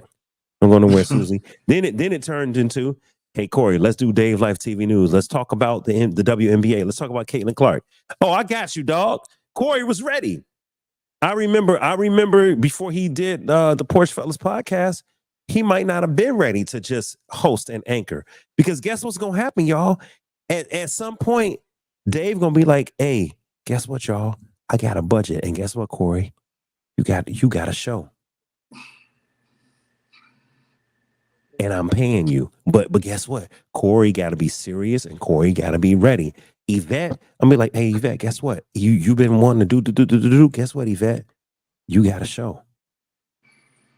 If you so desire, you have a show on Dave Life TV network. You get this, I get that, and do. Listen, That it's sounds coming. good. Dave Life TV Network. Yes, say that shit Right? again. Yes, it I does. like that. Dave Life Put it TV out network. there. Yeah. So the second point I wanted to make before you go on was my pastor once said years ago, the pastor said, your dream and your gifts were given to you. Your vision was given to you and nobody else. So when you were talking about people thinking you were quick, because the vision wasn't for them. They can't see what you see. You were seeing so far into the future that they're stuck so far in the back of you, they can't see in front of you. Only you can see because it's your gift. God gave it to you. God gave it only to you. So Amen. we're just your supporters. But I want to say this, and this is super important. And I will use I don't know. We could pick the Chicago Bulls. Hey, you know what? To be honest, we could pick Bad Boy Records. We could pick Rockefeller Records. We could pick a film company. We could pick George Lucas and Lucasfilms. All right. Out of George Lucas and Lucasfilms, out of George Lucas came the Star Wars saga, Lucasfilms. Guess what, y'all? Industrial Light and Magic, which is a special effects firm. 3D, not 3DX. What is that? Dolby. And if it ain't Dolby, it's the one that competes with Dolby. THX. Come on, Corey. I'm a little tipsy. THX. Not to mention the whole Star Wars universe. Yes. Mhm. Not to mention he helped inspire Steven Spielberg and Raiders of the Lost Ark. Not to mention Disney has now bought Star Wars. So now you're part of the Disney machine, all because Pixar George Lucas and Pixar and all that. All because George Lucas decided he wanted to say long, long ago in a galaxy far, far away. And then he made Star Wars. So the point that I'm making is, Yvette, you're absolutely right. The vision is given to someone and they're at the tip of the spear. But other people can have their vision, yoke up with that vision, and then you have Industrial Light and Magic, then you have THX, then you have all these other amazing things that came out of George Lucas and his one idea about Luke Skywalker. So this is what I tell my friends that produce, that write, that host, that speak, that even if you just somebody with an opinion, right? I'm like, yo, man, somebody told me, because somebody said, I'm not gonna say their name. They said, Dave, as soon as you get yourself out of the way and you make it about the people, you're gonna blow up. It's not about you. And I said, yes, but then I was like this, but they don't understand. It's never been about me.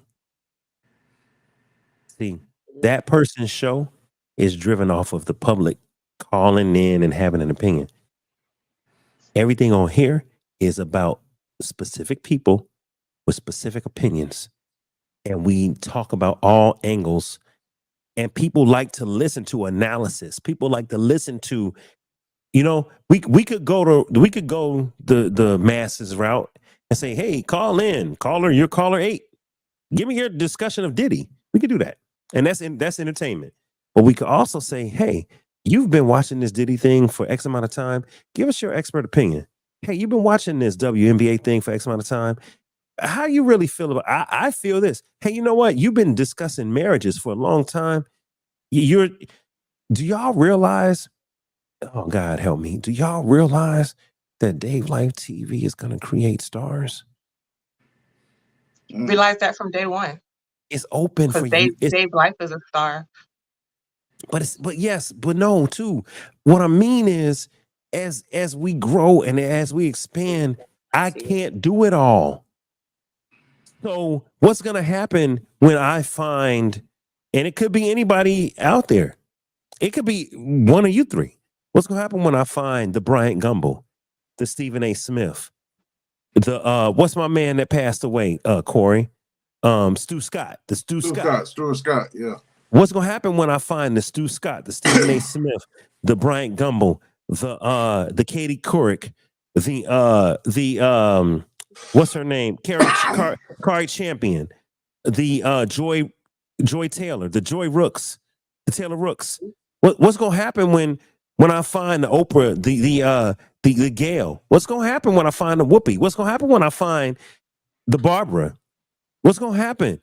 And somebody be like, yo, you know what? I fuck with this guy because he got some talent on here.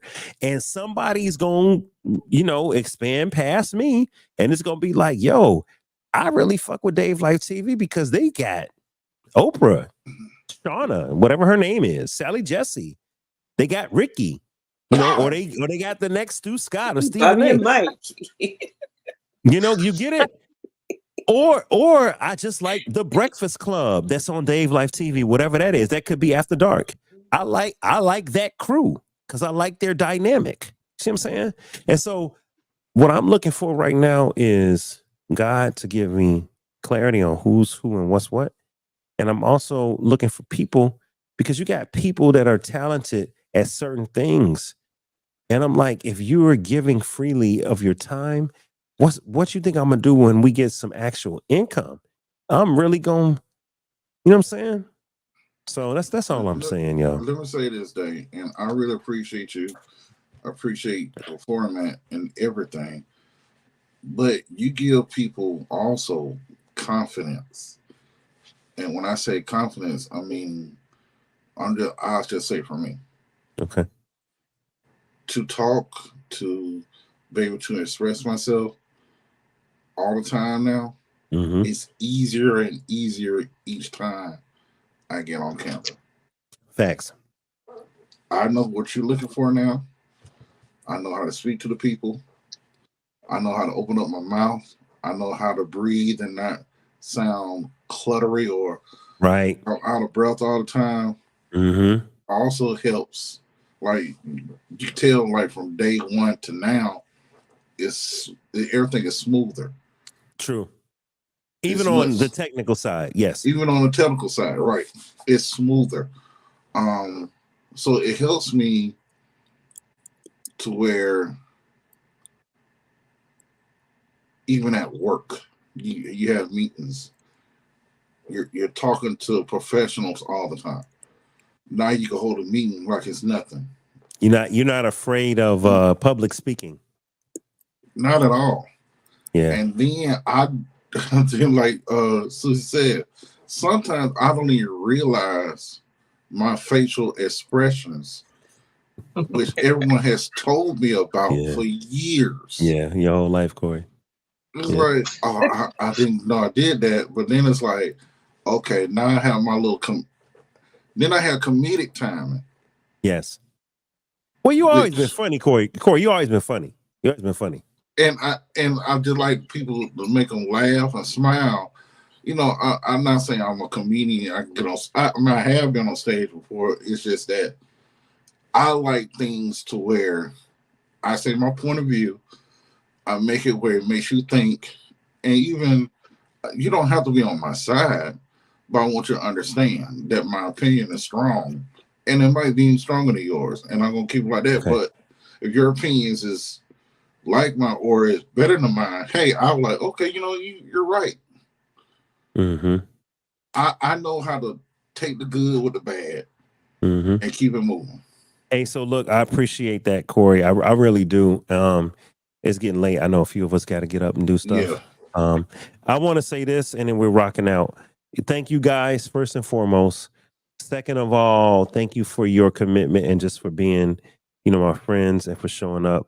And listen, there are nights when everybody show up. So I'm thankful for the nights that everybody shows up, and I'm thankful for the nights when only a couple show up.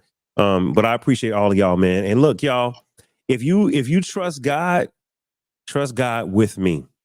Just say, you know what, Lord, bless Dave. I'm trusting you with him, and whatever I'm doing with him, just be a blessing. So let's just leave it in God's hands, because I agree, Corey. We all are getting better in our own right, and God has us down here in the trenches for a reason. Right. You know, he has us in the trenches for a reason. But it's gonna, but Yvette, you know, and to others that say, man, you know, he doing the thing. I'm trying, and guess what? I'll give you all the game I got for free, and I will help you. And you know what I'm saying? Whatever I could do, Yvette, I mean that. Whatever I could do, Yvette, what you ask for my help, I got you. Whatever you need, okay?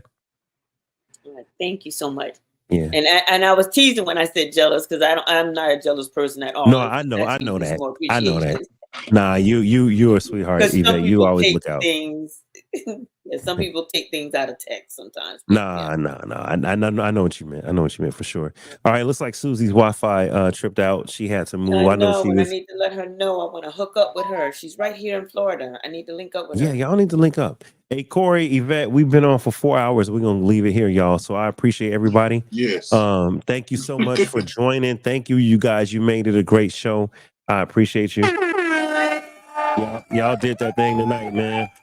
All right, brother. Wow, God is good, y'all. God is good all the time, and all the time God is good, man. When I wasn't sure how we were gonna do it, what the show was gonna be about, and what we were gonna talk about, The Lord made a way. So tonight was the round table. It was the Dream, the WNBA, and then that crazy fungal infection. Oh Lord, that mess made me itch. I ain't gonna lie, I was the whole time. Anyway, all right, you guys. I will see you guys on the next episode. I appreciate you all. Make sure you guys follow Dave Life TV on YouTube so that you can get all of your information on Dave Life TV News with the Diddy drama, with the Trump drama, and you can get all of your Dave Life After Dark podcast episodes. So we out here, man. Make sure y'all follow us. All right, Corey, Yvette, man, I appreciate y'all. All right. All right. Good night. All right, y'all. Peace out, man. Thanks for everybody.